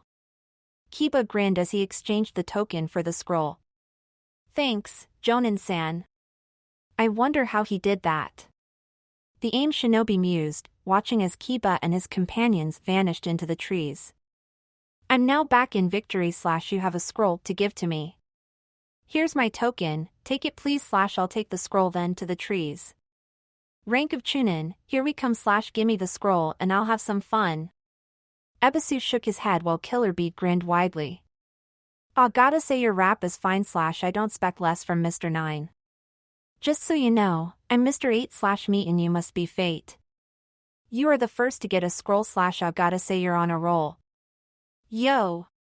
Naruto accepted the proffered scroll and once again fist bumped the Kumonin before leaping away. As he did so, the frowned to himself. What did he mean by saying he's Mr. 8 and I'm Mr. 9? He's a Jinchuriki as well. He must hold the 8-tailed one. Kiba landed just in front of the small house and was promptly glomped off his feet by Hanabi. Hey, Hanabi-chan. Kiba said as the small girl hugged him, then rolled off him to pick up Akamaru. Good tackle. Did you get a scroll? Hinata asked and Kiba nodded, pulling out the scroll only for it to be plucked from his grasp. What the? Hayashi-sama! Kiba leapt to his feet as Hayashi tucked the scroll away next to an orange-colored book. I shall keep this one safe for you and return it tomorrow morning. Thank you, Hayashi-sama. Kiba said, bowing slightly. I could do no less for my daughter's team. Hayashi replied. Dinner will be served in the Eastern Garden. I expect to see all of you there. Thank you, Hayashi-san. Naruto said from behind Kiba, causing him to jolt in shock. I did not know if a tent counted as a structure for the purposes of this test, so I have provided a tarpaulin that you can tie between those trees to shelter you if it rains. Hayashi continued. My brother suggested it. Indeed I did. Hizashi said as he walked up. Ruto-san, do you wish for me to safeguard your scroll until the morrow? It would be appreciated, Hizashi-san. Naruto replied with a bow. Hizashi accepted the proffered scroll and placed it in his sleeve pocket. Then I shall return it to you at breakfast tomorrow. He said with a slight smile. I wonder how Niji-ni-san's doing. Hinata mused. Niji collapsed against the tree, panting heavily. Although his team had managed to get a scroll, they had been spotted and at least 4 other teams had targeted them in an attempt to liberate their scroll from their grasp. The actions of our adversaries are most unyouthful. Lee noted and Niji gave him an exhausted glare. The sword-wielding taijutsu prodigy wasn't even breathing hard. We're going to have to find somewhere safe tonight. Tenten mused and Niji paused in thought. We can go to my clan's compound. Excellent idea.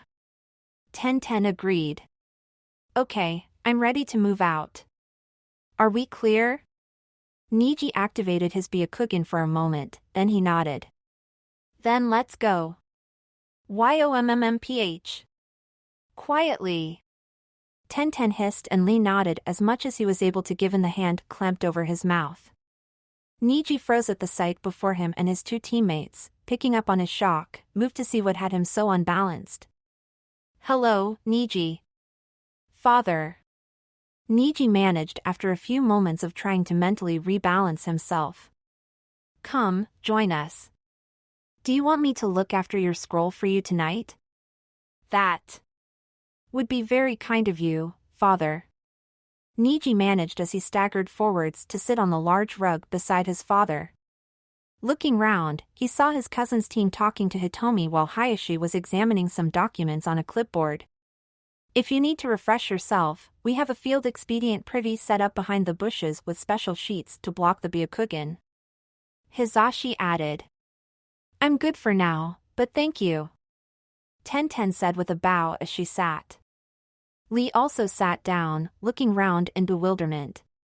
Niji-san, has your clan ever done this before? No. Niji said slowly. Kai. This isn't a genjutsu, my son. Hizashi smiled. We decided that since you could not join us if we ate inside, we would simply have a picnic instead. Hyuga do picnics? Tenten wondered and Hizashi's lips quirked in a slight smile. When the situation calls for it. There might be some rain tonight, so a tarpaulin and some rope have been provided. Thank you, Tusan. Oh, no need to thank me. Hizashi shrugged. When Hanabi worked out what was going on, she insisted we helped her sister, cousin and soon-to-be brother-in-law. What you see here does not break the rules in the slightest. Of course, I would still advise keeping watch tonight. Niji nodded slowly. Thank you, Tusan. So, how should we do this? Kiba wondered. I don't think that we should have Hinata and Niji watching at the same time since they both have the Byakugan and it would mean we only get its protection for one watch rather than two, but... May I suggest that I watch with Lee-san, Kiba with Niji-ni-san and Tenten-san with Ruto-kun? Hinata offered diffidently. That way, we have a good balance of sensor and offense on each watch while still keeping an eye on each other. An excellent and most youthful plan. Lee half-shouted, earning several looks. Lee-san, my sister has only just gone to sleep. Please don't wake her up. Sorry. Then I bid you all good evening. Niji said as he rose and walked over to the angled shelter his team had made from the tarpaulin. Ducking into it, he climbed into his sleeping bag and closed his eyes. A rustling behind him told him that Tenten had followed him and settled into her own sleeping bag. I feel sorry for your cousin. Tenten whispered and Niji rolled onto his back so that he could look at her, his eyebrow raised quizzically. She's stuck for almost 3 hours with our teammate and no one to help her by distracting him. Niji winced with sympathy, then rolled back onto his side, closing his eyes. YOMMMPH. Sorry, I'll be quiet now. Niji smirked. He would have to ask Tenten to learn from Hinata how to shut Lee up like that. Chapter 18 Hinata perched on a branch above the campsite and briefly activated her Byakugan so that she could scan the area. The patrols were moving round just inside the compound walls, using the Byakugan themselves so as to watch out for any intruder while still remaining hidden. The 2 gate guards were also using their Byakugan, albeit only one of them using it at a time in order to avoid chakra depletion.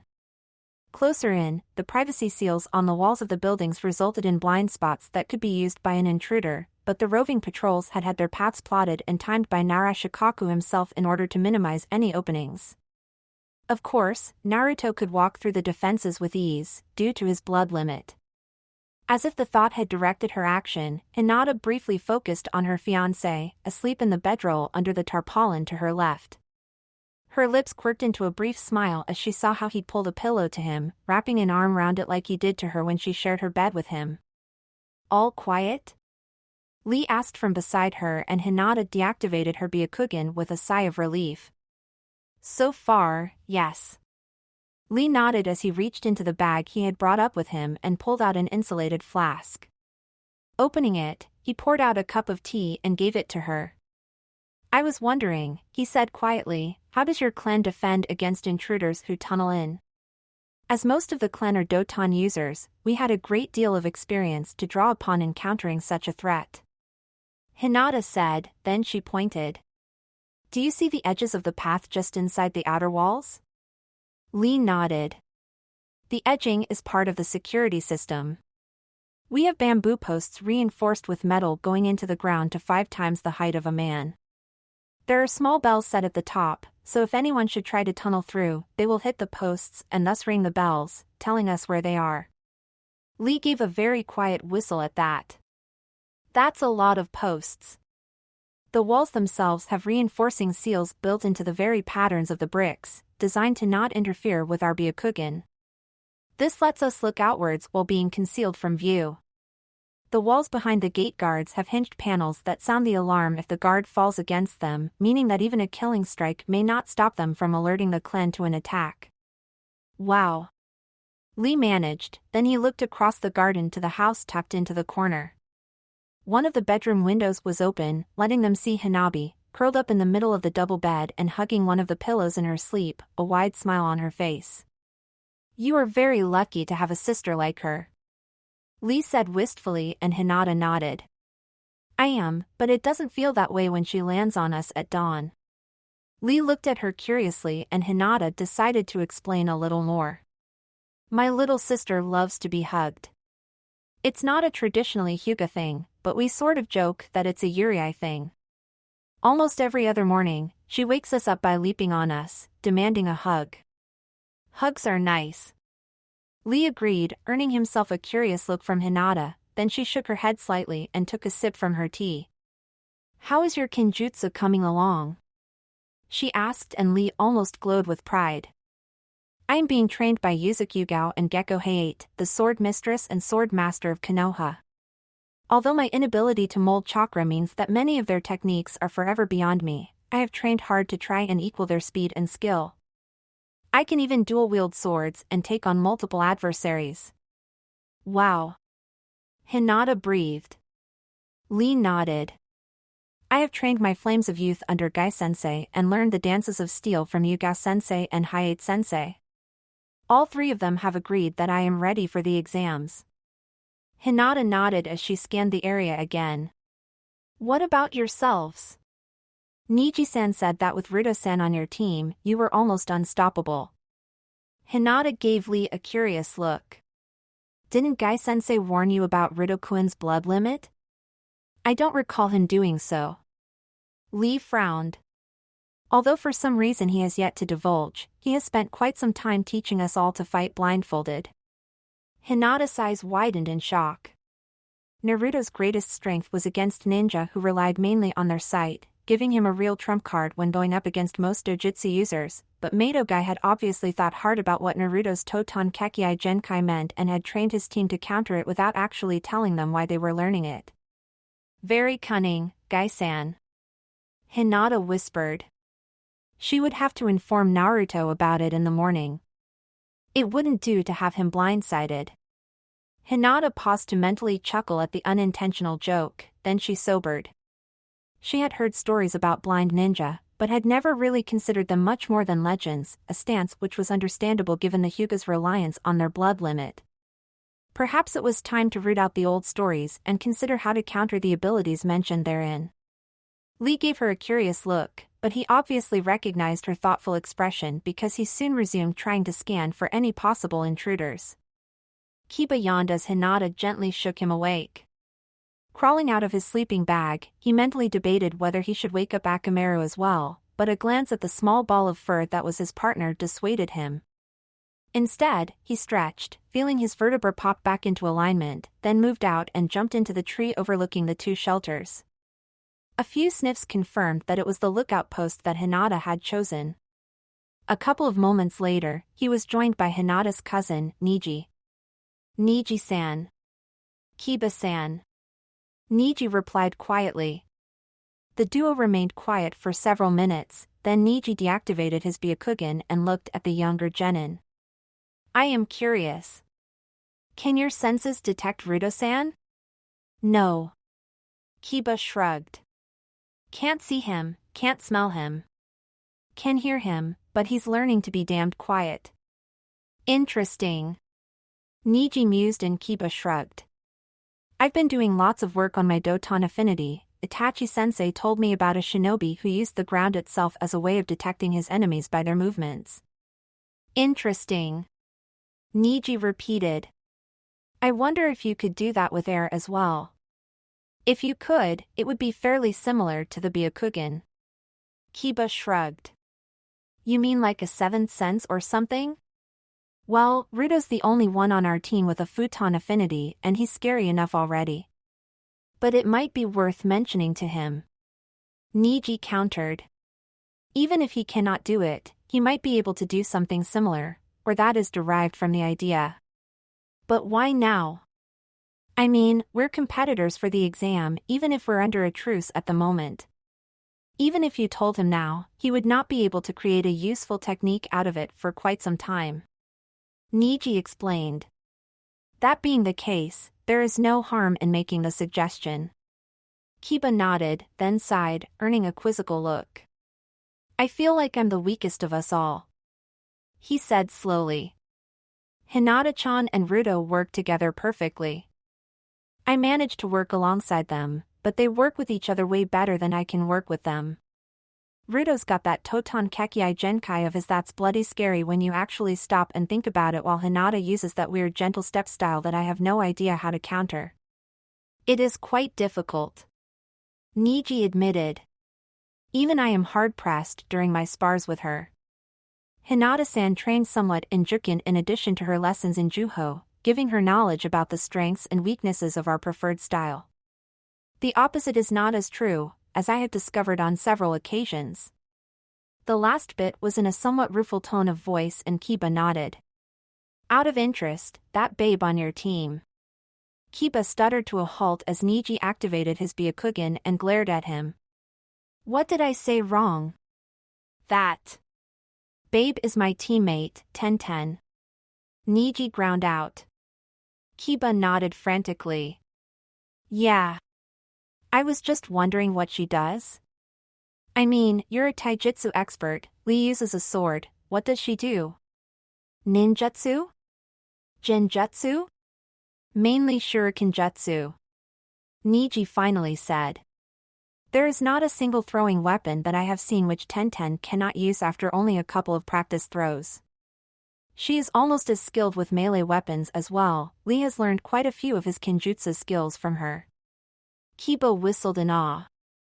Wow, I wonder if she can recommend some weapons for me. I mean, I know that my normal style normally doesn't use it except for a few moves using kunai. Kunai? I've seen Nasan and the triplets using a really scary move, the steel rotating fong.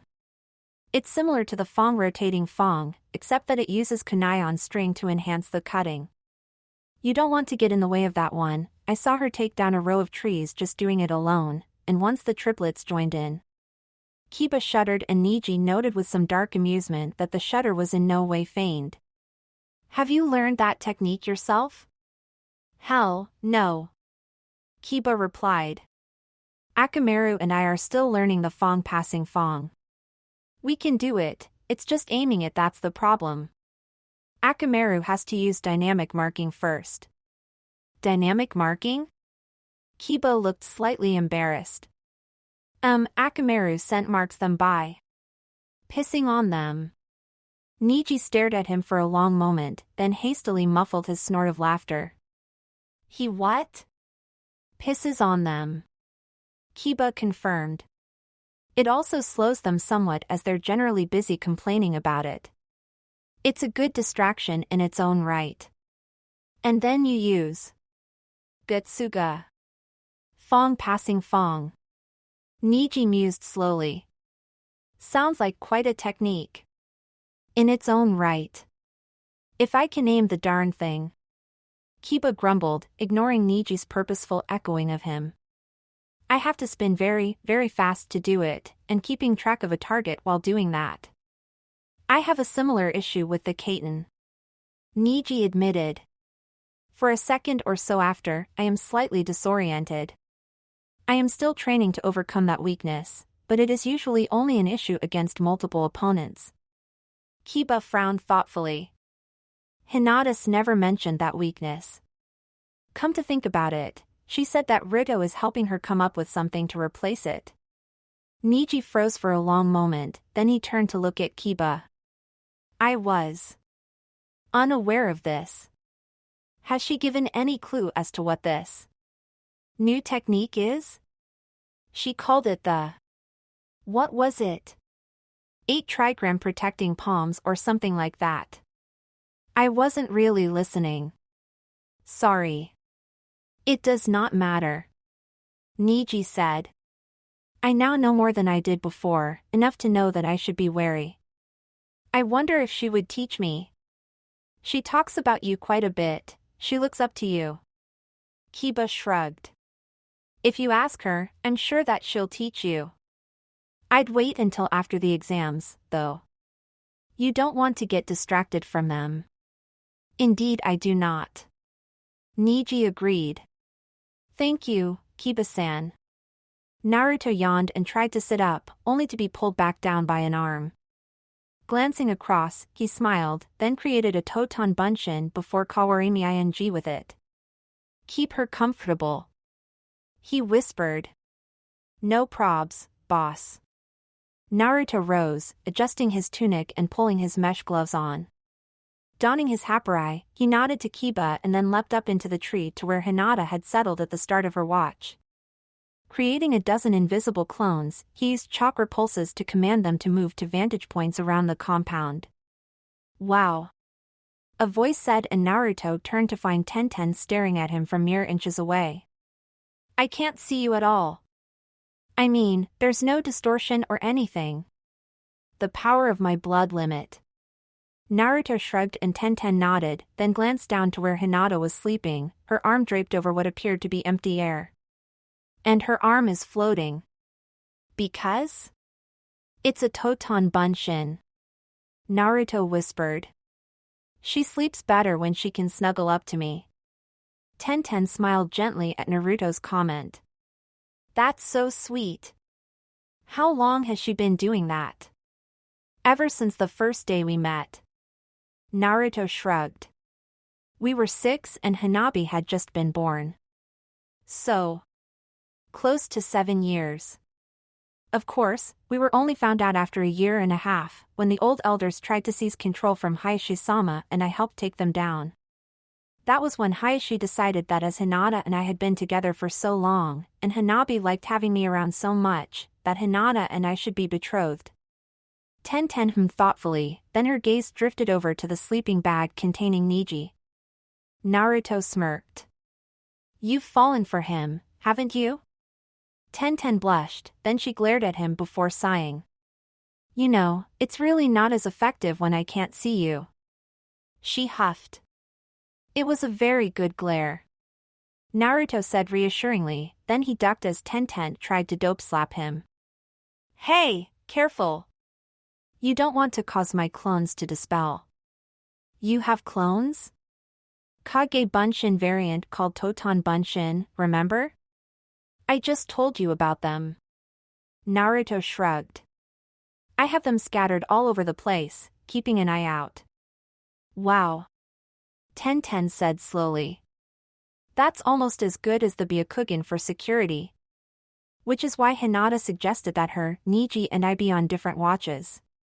Naruto explained, earning a slow nod of understanding. So. How good are you with your blood limit? Pretty good, given that I don't have anyone to show me how to use it. Naruto shrugged. Of course, while I'm invisible, any attacks I make using Futon, Raitun or Kaitun are visible. Even my pure chakra attack, the Rasengan, creates a weird rippling effect. Oh, thank Kami. Tenten whispered, earning a curious glance. Sorry, but if your attacks were invisible too, I'd have to quit instantly if I went head-to-head against you. I can combine them with my Toton Bunshin to make it look like I'm creating the techniques out of empty space. Naruto added and Tenten went wide-eyed. That must be seriously freaky to go up against if you don't know what's going on. Tenten said and Naruto nodded. Blame Sarutobi Asuma and Mitarashi Anko. He said with a slight chuckle. Anko-san especially, she even borrowed a couple of my clones to help her play a trick on her boss, Marino Ibiki. They snuck into his office and rotated his desk and chairs every time he left the room so that they faced the other way. Anko was laughing for a week about it. Tenten snorted with hastily suppressed laughter at that. No, really? Really? They also taught me a trick with my Kawarimi. What, you use your clones to bring the enemy to you? Tenten giggled, then she froze as Naruto didn't respond. No. Freaking. Way. It's how I got Anko-san and Itachi-sensei into and out of Gado's mansion. Oh, you so have to tell me that story. So, are you all ready? We just need our scrolls. Hinata said, then she looked at Hanabi, who nodded and ran off, returning a minute later with the scroll that she had been given. Niji looked up from where he was receiving his scroll back from his father and his eyes widened as he saw Hizashi then hand a scroll over to Naruto at the same time as Hayashi passed one to Kiba. Wah. Boo 3. How? Kage Bunshin. Hinata smiled. Each of us led a different group of them to maximize our chances of getting a scroll. Thus. 3. Niji stared at them, then he sighed and shook his head. Ruto-san, are you even aware of the box that most people think inside of? Box?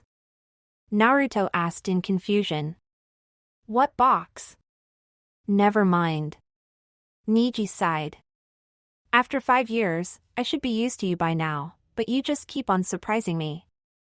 At least you're not a knucklehead as well, that would be really embarrassing. So, Naruto said, abandoning the topic and shifting to a new one. Do we head for the meeting area together as allies or separately? I vote for together so we outnumber any team that would attack us for our scrolls. Vote? Together. Hinata said and Kiba nodded. Seconded. It would be a most youthful way of ensuring our success. Allies until the next stage begins. Tenten said and Niji shrugged. I might as well make it unanimous. Allies. Votes for leader?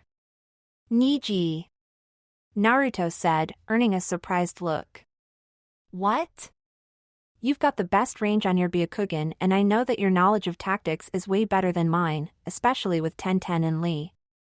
I wouldn't be able to deploy them as efficiently. All right. Niji conceded. Then I suggest we wait for another hour before setting off.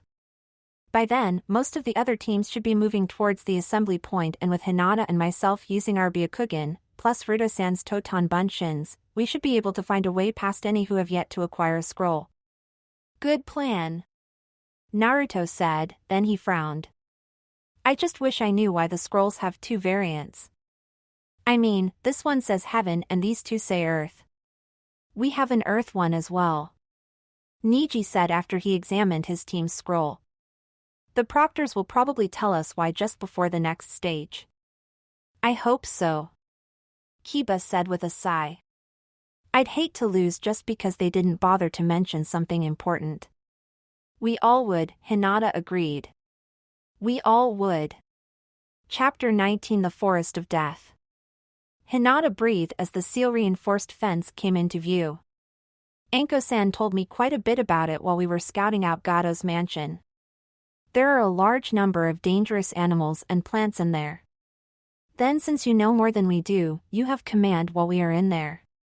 Naruto said, then he looked at Kiba, who nodded. I can smell the things in there, but it'll take me a day or so to identify enough of it to let me help guide us. Hinata has my vote. Akamaru yipped and Kiba nodded. Akamaru's too. Hinata looked at her teammates, then sighed. If you are both certain, then I shall do my best. We know. Naruto smiled, then he looked round. Hey, is that Zabuza standing over there? Kiba and Hinata spun round and their shocked gazes came to rest on none other than Momochi Zabuza, who was talking to Mitarashi Anko while 3 Mist Genins stood nearby, each with a different weapon on their backs. It is. Kiba swallowed nervously.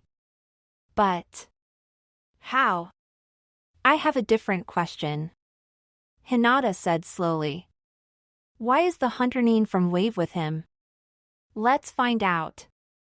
Kiba said and he stalked towards the swordsman with Hinata and Naruto following closely. Zabuza saw them coming. What the? You got 3 of the invisible kid? Anko glanced over and started to laugh. Nah, the other 2 decided to dress like the Toton Gaki. Means their enemies have no clue as to which one they are facing, and since they can kawarimi with each other without warning, even when they have been identified, they can still switch. Very clever. Zabuza nodded in approval, then he waved over the 3 Kiri Genin. Haku, Suigetsu, Chojuro, get over here. The 3 Genin moved forwards and Naruto cocked his head. Although 2 of them were obviously boys, the white-haired one with the odd double weapon and the one with the 2-handled sword on his back, the third one. You a boy or a girl? Kiba blurted out, causing both Hinata and Naruto to facepalm. The dark-haired Genin simply smiled and remained quiet. We could ask the same of you. The white-haired one stated and Kiba growled at him before Naruto placed a warning hand on his shoulder. You're masked, remember? So. Zabuza asked as he leant against a tree, which of you is the invisible one who Haku almost killed by accident? Naruto sent a chakra pulse to warn his clones to be ready, then he stepped forwards. Brats, if you find yourself going up against him, fall back. Zabuza said. He's got an invisibility trick better than me in my mist, plus he can move his entire group out of harm's way in under a second. Still haven't worked out how. Yes, Zabuza-sensei. Haku said as Chojuro nodded. Suigetsu simply sneered. You mean this is the genin that caused you to? Urk. Everyone around gasped in shock as Zabuza impaled Suigetsu on his blade, but Suigetsu simply walked forwards to get off the blade and then turned to face his sensei. Look, just because I can turn into water and back doesn't mean that it doesn't hurt. I know. Now shut up and learn. Zabuza growled. Their sensei is the Godame Hokage to be, the Mangekyo user who took me down with a single glance within seconds of his full dojutsu manifesting. You really think the genin assigned to a shinobi like that would be weak?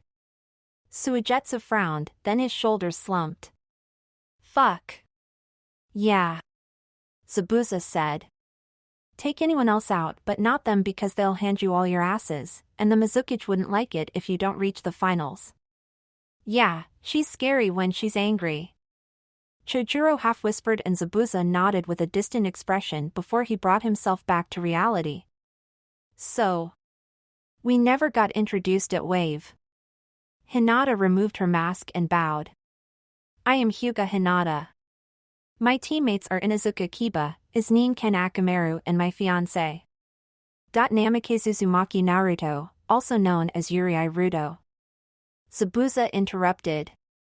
I don't think there's a single shinobi in the elemental lands who doesn't know who he is. Damn. Naruto swore under his breath. You got that right, kid. You're already almost as famous as your old man. That you mean the rumor is true? A new voice said and Naruto looked round to see Ino staring at him. Wow, I thought it was just another silly story like the one about the Uchiha having a plan to revolt against Konoha, but you're really the son of the Yondaime? No wonder the Hyuga are letting you marry Hinata. It's not like that. Hinata protested, then she paused. Well, a bit like that, but only a bit. Settle down, brats. Anko shouted and everyone turned to look at her. You all have a scroll, Anko said with a wicked grin, but you need 2 to finish the next stage. Go to one of the desks and share your scroll, then fill in the forms. After all, we don't want your deaths to be blamed on Konoha. Once you've filled out the forms, head for the gate you are assigned to and then wait for the signal to enter the forest. To pass, you need an Earth Scroll and a Heaven Scroll and then your entire team needs to make it to the tower in the middle. You will have exactly 5 days before the test ends. If you die, your team is out. Leave the forest before the end of the test, you fail. Got it? Good, now get going. Behind their masks, all 3 genin of Team 7 smirked. We'll present our Earth Scroll. Naruto said quietly. There's a free desk over there, let's move. And once we get in? Kiba asked quietly. We head straight for the tower. Naruto replied just as quietly. We move as fast as we can. With luck, we won't meet anyone on the way. Kiba nodded. I agree. Hinata whispered, then she giggled. It'll mean more time with my snuggly. Kiba almost choked as he tried not to laugh. 1 minute until the start of the test. Anko's voice echoed through the loudspeakers. This is your last chance to quit, unless you want to die. MWA ha ha ha ha ha ha ha ha. She does a good evil laugh. Kiba said admiringly. I gotta learn how to do that, it'll really freak out my enemies. Indeed. Naruto laughed. Hey, if we both learn to do it the same way, we can freak people out even more. I like it. Kiba agreed with a wicked grin. What do you think, Hinata? Hinata sighed. I can see how it could be useful, but it does seem a bit childish. Whatever works. Kiba shrugged. Ruto. Once we get in, could you send loads of clones ahead? That way, all we need to do is get within Kawarimi range of the tower and my clones can jump us the rest of the way. Naruto finished.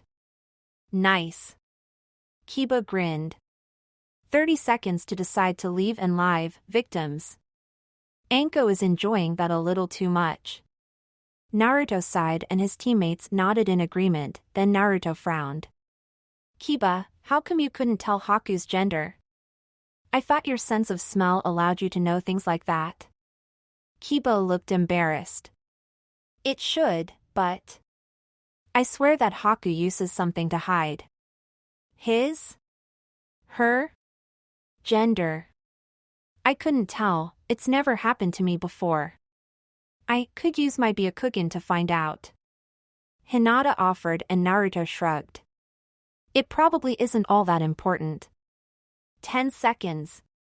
If you stay, you're gonna die. Ready? Naruto asked.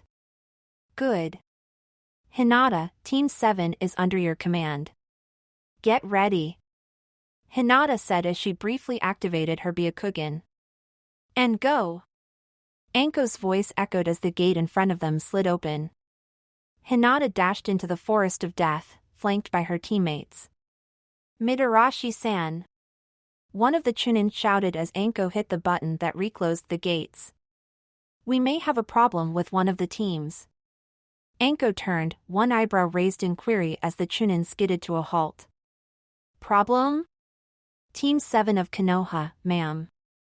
The Chunin explained. We just finished cross-referencing and they managed to do 3 missions.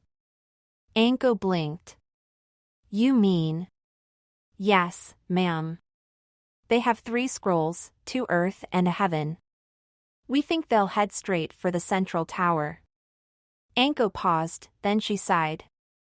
Ibiki will never let me hear the end of this. I guess we should have gone with his 10 questions test instead. Wait. Team 7.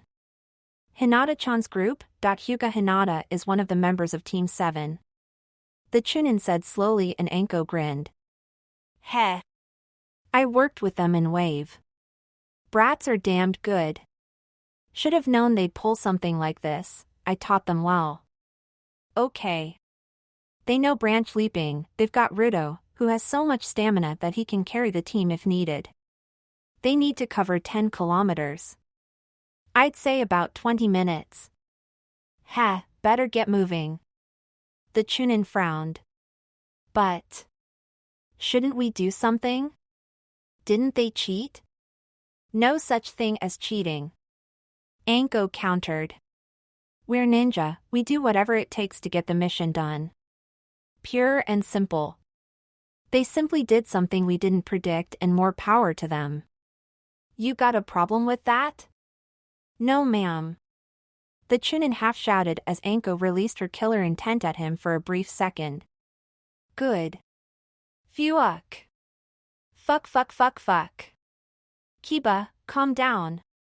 Naruto snapped. We left them behind us. Kiba glanced at Naruto, his eyes wide in shock. But... they were giant fucking tigers. Kiba. Language, please. Hinata said sternly before her tones softened. They were on the ground and we were able to outpace them through the trees. We're going to be fine. Kiba's hyperventilation slowed and he nodded unwillingly. Yeah, okay. Sorry, it's just... I'm an Inuzuka and we don't like cats that much, especially ones that big. I wonder if we could tame them? Hinata mused and Naruto shook his head. Unless we tied them down or had super strength to wrestle them into submission, I don't think it would be a good idea to try. Hinata sighed. The fur of the giant tigers had looked very soft and she wondered what it would have been like to snuggle against one or to ride one. Hey, is that the tower? Kiba suddenly asked, causing Hinata to abandon her musings and quickly activate her Byakugan. It is, and we're clear. She said with a smile. I don't see anyone in a position to intercept us. Damn, we're good. Kiba grinned and Akamaru yipped in agreement. Well, let's get moving. Hinata laughed and Kiba stared at her. But... we already are. Never mind. Hinata sighed. There's the tower and lots of doors. The team landed on the cleared area around the tower and Naruto sent 2 clones forwards to open the doors in front of them. When no traps or ambushes materialized, he gave Hinata a questioning glance. It looks clear inside, let's move. Quickly darting through the door, they closed it behind them and looked round at the room they were in. Hey, there's something written there. Kiba said, pointing to a sign hung on the wall opposite the door. Hinata looked at it curiously. If qualities of heaven are your desire, acquire wisdom to take your mind higher. If earthly qualities are what you lack, train your body and prepare to attack. When heaven and earth are open together, the perilous path will become righteous forever. This something is the secret way that guides us from this place today. For a long moment, they all stared at the painted sign, then Kiba broke the silence. Lame. He deadpanned. Whoever wrote that wasn't a poet. It's a riddle. Naruto realized. Heaven must mean the mind while earth means body. If you can't think your way through things, you need to study, while if you aren't strong or fast enough, you need to train. Only by honing both your mind and your body can you succeed. When heaven and earth. Hinata mused, then she nodded. We need the heaven scroll and one of the earth scrolls. We open them together. My clones open them together. We wait by the door. Naruto corrected. Kiba nodded and the clones took the scrolls to under the sign while Team 7 retreated. The clones opened the scrolls, then they quickly put them on the ground across each other before dispelling. What? Kiba asked as Naruto gasped. The scrolls form a summoning array. A cloud of smoke billowed up from the crossed scrolls, dissipating to reveal the form of Sarutobi Asuma. Asuma-sensei. Naruto laughed as the bearded man smiled at them. Well, it's good to see. Why are there 3 of you, Ruto, and what happened to your teammates? Hinata and Kiba pulled off their masks and Asuma's eyebrows rose. Nice tactic. So, back to business. You set a new record, well done. I assume you read and understood the sign behind me? All 3 genin nodded and Asuma pulled out a cigarette. Excellent. Let's get a bunk room for you, then I think Anko wants to congratulate you. Any chance of some food? Kiba asked and Asuma chuckled. Sure, this place has a commissary.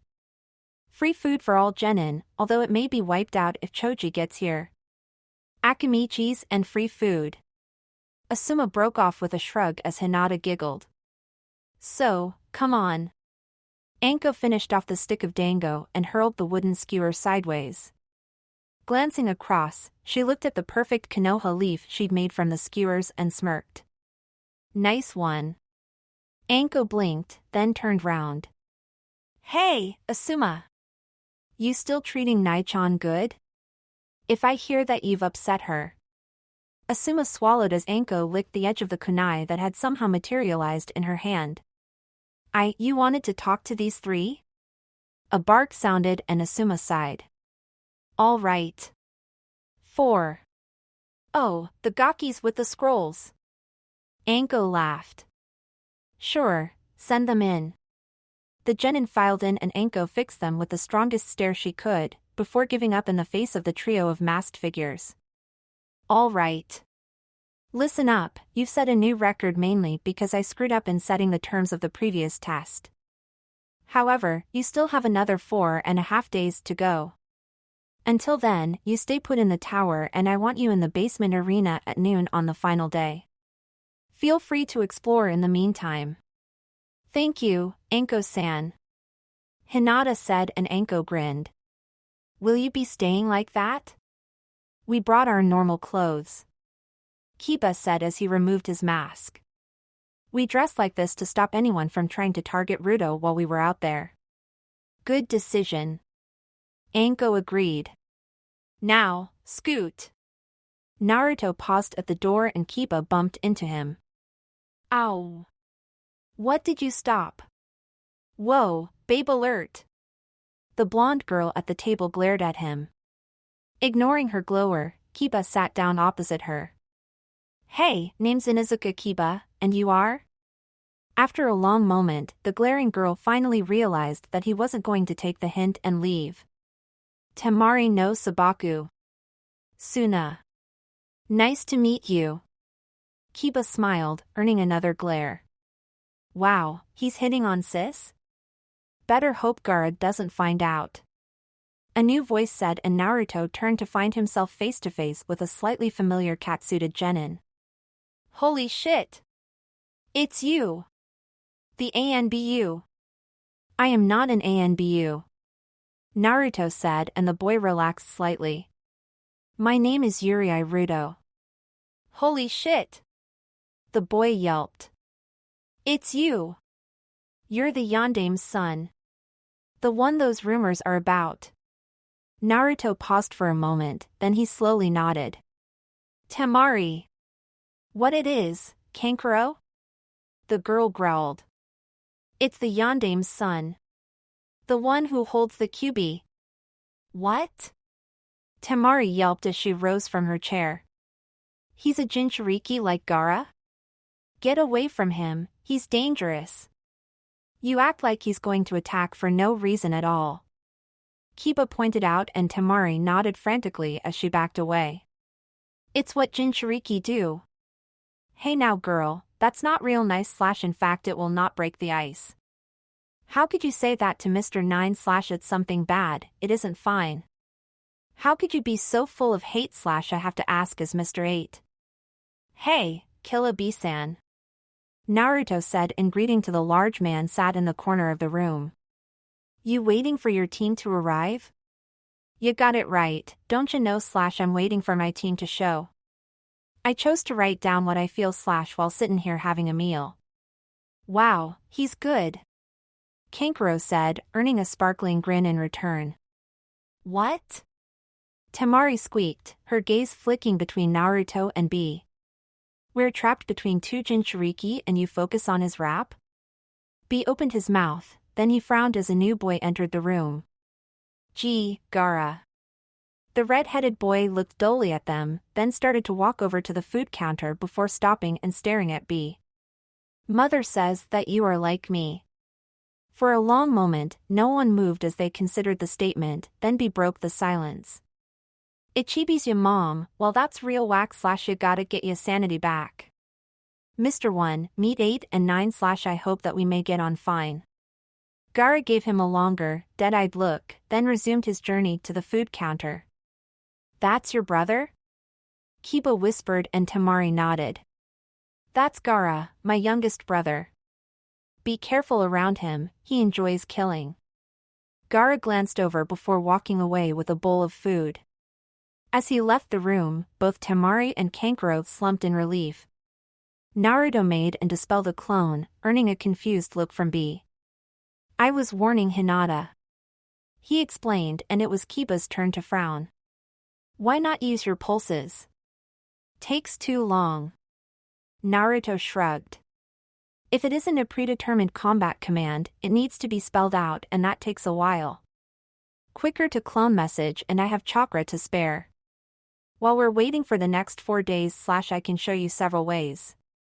To meet your demon, talk face to face / it lets you have a combat ace. I will not lie, it takes some time / but a demon ally is mighty fine. Naruto cocked his head quizzically. I'll consider it, but... Why? B grinned. You're a container, just like me / they think that weapons were meant to be. But our burden makes us brothers so / I'll give my help, show you how to go, thank you. Naruto finally managed. I trust you don't mind if I check with my sensei first? B shrugged and started to write in a small notepad. Chapter 20 Hiruzen sat in a lookout post at the top of the tower, his gaze fixed on the empty space that was the face of the orphaned son of his replacement. So, to summarize. He said. Killer Bee is the Jinchuriki of the 8 tentacled ox while the Kumo ambassador is the holder of the 2-tailed cat. The youngest Suna Genin holds the 1-tailed Tanuki, meaning that we have no less than 4 Jinchuriki in Konoha, 2 of them in the exams themselves. And Killer Bee wants to train you in using the Kyubi, even though he's from Kumo and you're a Konoha genin. I think he's more concerned that we're both Jinchuriki, Hokage-sama. Naruto replied. I think that he's worried about Gaara as well. Gaara refers to the Ichibi as mother.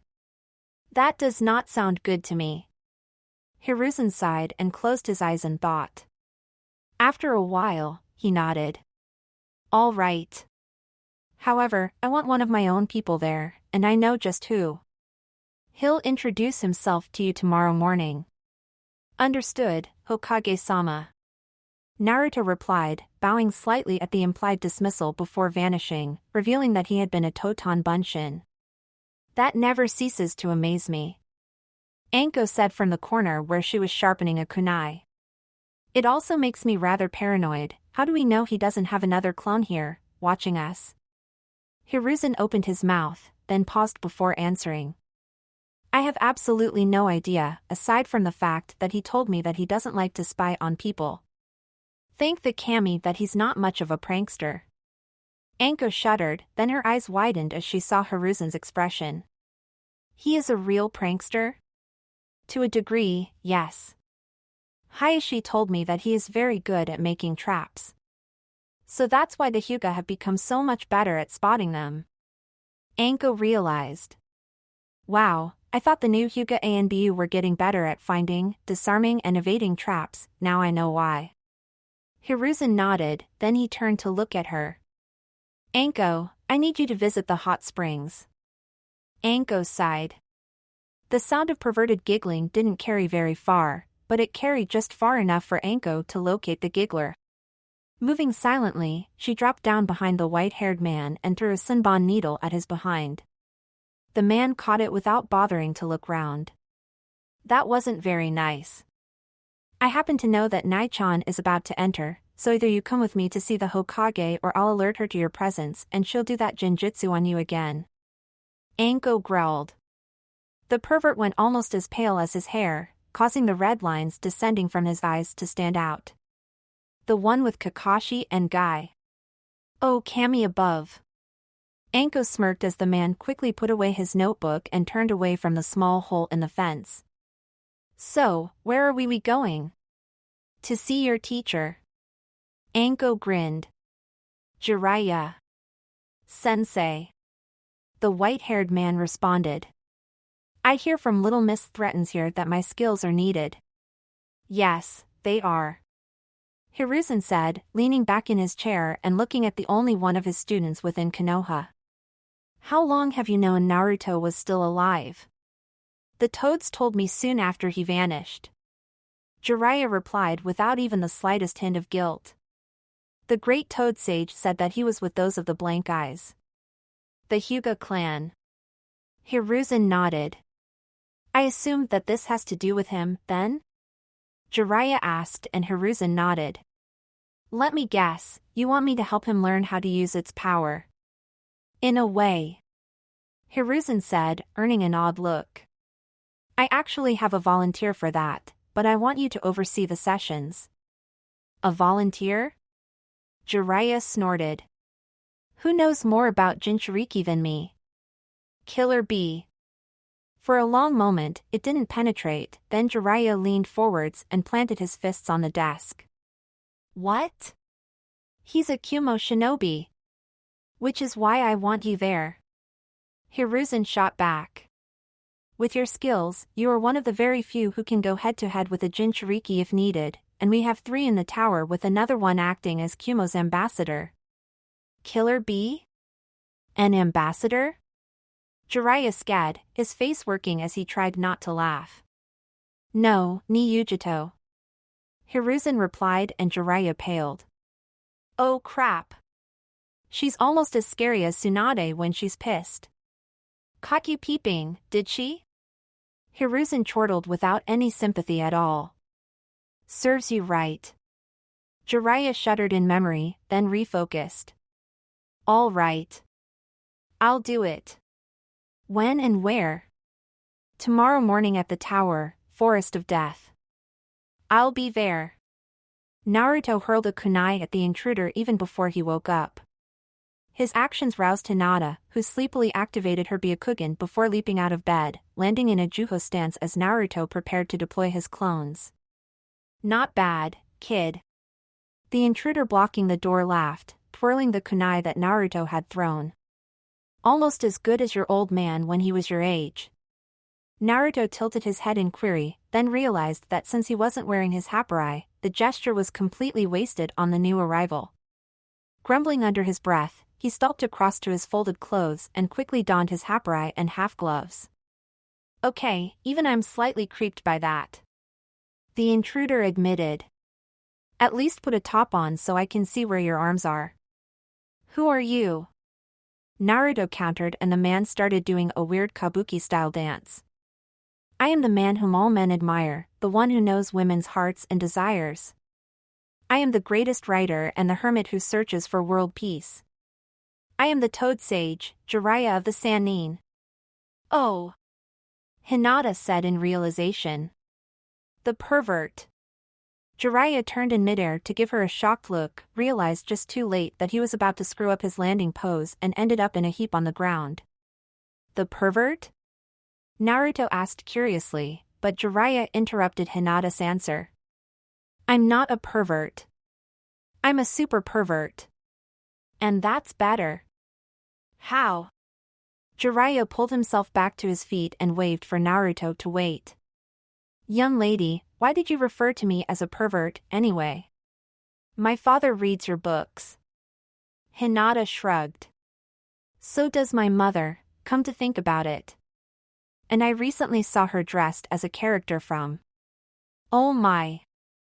Hinataheim? Oh my. Hinata whispered. No, they couldn't. They're old, they couldn't have. No. Hinata? They've been having sex. Hinata whimpered, her eyes wide but unfocused. My parents have been having sex. Naruto pulled Hinata into a reassuring hug as Jiraiya sniggered. Once you get her back to reality, meet me in the mess hall. They're old. Hinata repeated, her eyes wide as Jiraiya left. They couldn't have. Hey, who was the old guy? Kiba asked as he looked in at them. What's up with Hinata?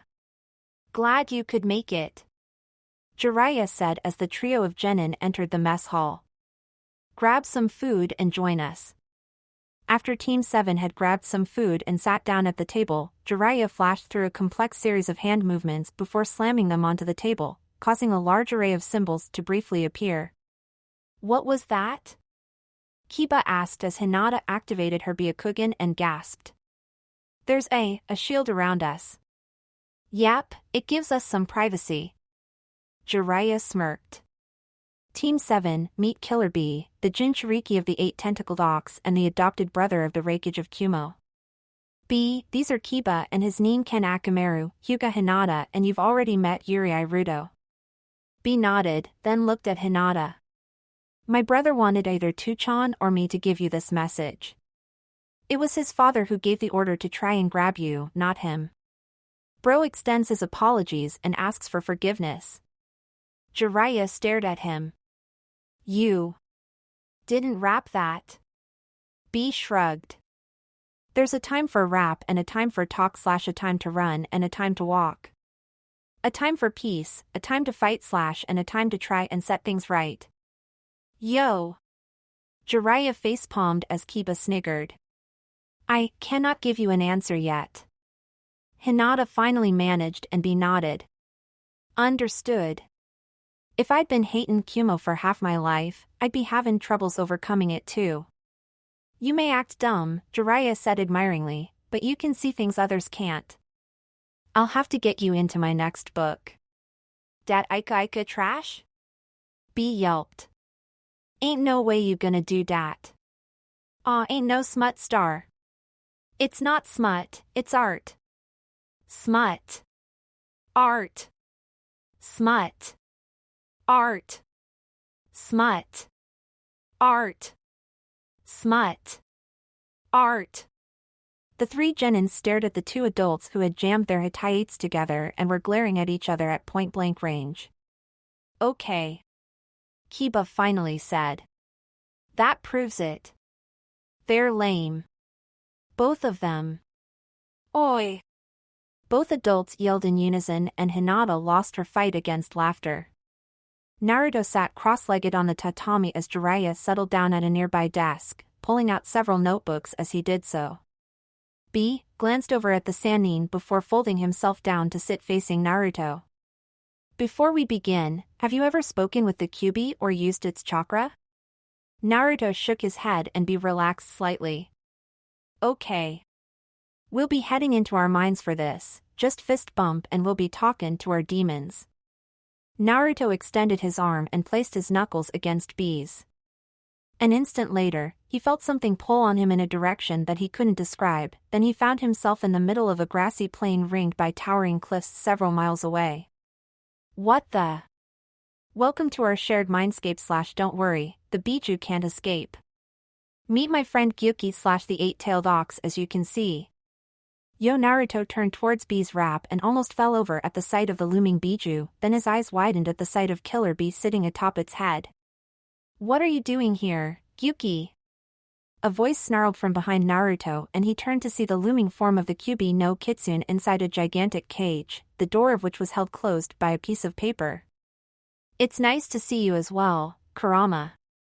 Gyuki rumbled back, earning a deep snarl. You look a little different.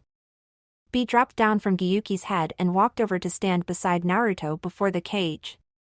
Looking up, he stared for a long moment, then whistled. You're down to half, you're looking thin / I wonder what happened to your een. No wonder you're grouchy, no wonder you're mad / only having yang is pretty bad. The Yondame's seal, though a work of art / must have hurt as it tore you apart. Shut up! Kurama roared, then he turned his gaze to Naruto. So, my jailer appears at last.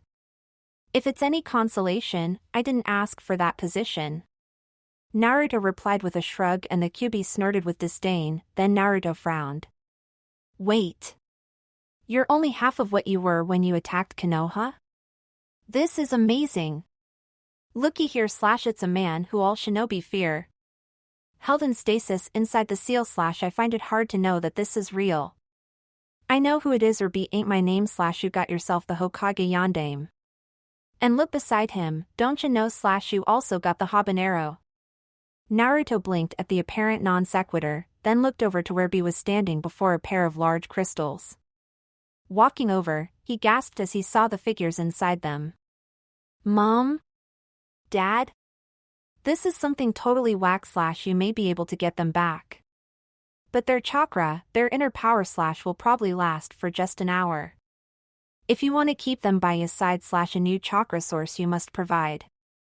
Infuse it in them, medic style / and they'll be around for quite a while. Word.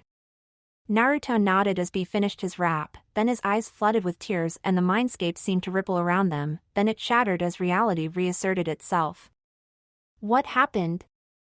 Jiraiya asked as Naruto collapsed in tears. Jiraiya looked down at the pile of notes he had scribbled, then he sighed. It will take me a long time to do this. Oh, just creating a seal for chakra infusion is easy, it's something so basic that Mednines can do it without resorting to Fuinjutsu. Linking it to the Shiki Fuin in such a way that it uses the Kyuubi's Yukai, converting it into something that can sustain Minato and Kushina's Kage Bunshins without risking destabilizing them? I'm going to have to do a lot of research and experimenting, especially since I'll only get one shot at actually doing it. B nodded slowly, taking a sip from the sake bottle he had ordered. You realize that if I can do this, it'll change the balance of power again? Jiraiya queried and B shrugged. Konoha is at the top / I don't see how it's gonna stop. But if Mr. Nine's dad comes back / perhaps he'll cut Kumo some slack. Jiraiya nodded slowly. Yeah, if we can help him, then you being the cause of bringing the Yondame back will bring Kumo's reputation way up. Maybe even to the point where Konoha will enter into a treaty like we have with Suna. B cocked his head, then took another swig as Jiraiya sighed again. This is going to take ages. But if it lets me apologize to Minato, it'll be worth it. B-sensei. B turned in his seat and smiled at the trio of teenagers approaching him. Hey there team, you made it through / gotta say I had faith in you. Meet Jiraiya, the toad-style sage / just don't make fun of his ancient age. Jiraiya paused in gathering up his notes to glare at the rapper, and the male member of B's team managed to stifle a snicker. I'm Samui. The blonde kunoichi said as she came to a stop by the table. These are my teammates Karui and Omoi. A pleasure. Jiraiya said as he rose. I need to do some research in my library, so I'll leave you and your sensei. Excuse me. Jiraiya vanished and Samui raised an eyebrow. That was odd. I expected something perverted from him. If he'd said something perverted, you'd have tried to hit him. Omoi fretted. And he'd have hurt you, and it would have destroyed any hope of peace between Kumo and Konoha, and we'd have gone to war and… Ow. Calm down, idiot. Kurai groused as she lowered her hand.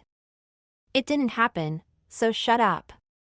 So, how'd you do it? How'd you win / to reach the tower and then get in? Wasn't easy. Samui sighed as she sat down. Freaking shadow user was almost impossible to beat, but his female teammate got overconfident and we were able to ransom her for a scroll, then we chucked her out of the woods to get them disqualified and came straight here. B nodded approvingly. Ow. Ow. Ow. Ina whined as she limped along, supporting herself by hanging onto Choji's arm. Damn them. Not their fault you forgot how to land. Shikamaru grumbled. I twisted my ankle. Ino whined. I mean, it's really painful and… What's that over there? Shikamaru glanced across at where Ino was staring, then he moved in closer. Troublesome. He groaned. We need an ANBU here. What is it? 3 bodies. Shikamaru said as he straightened up. And they're missing their faces. Ino turned pale and Choji swallowed before putting away the crisps he was eating. Lord Jiraiya.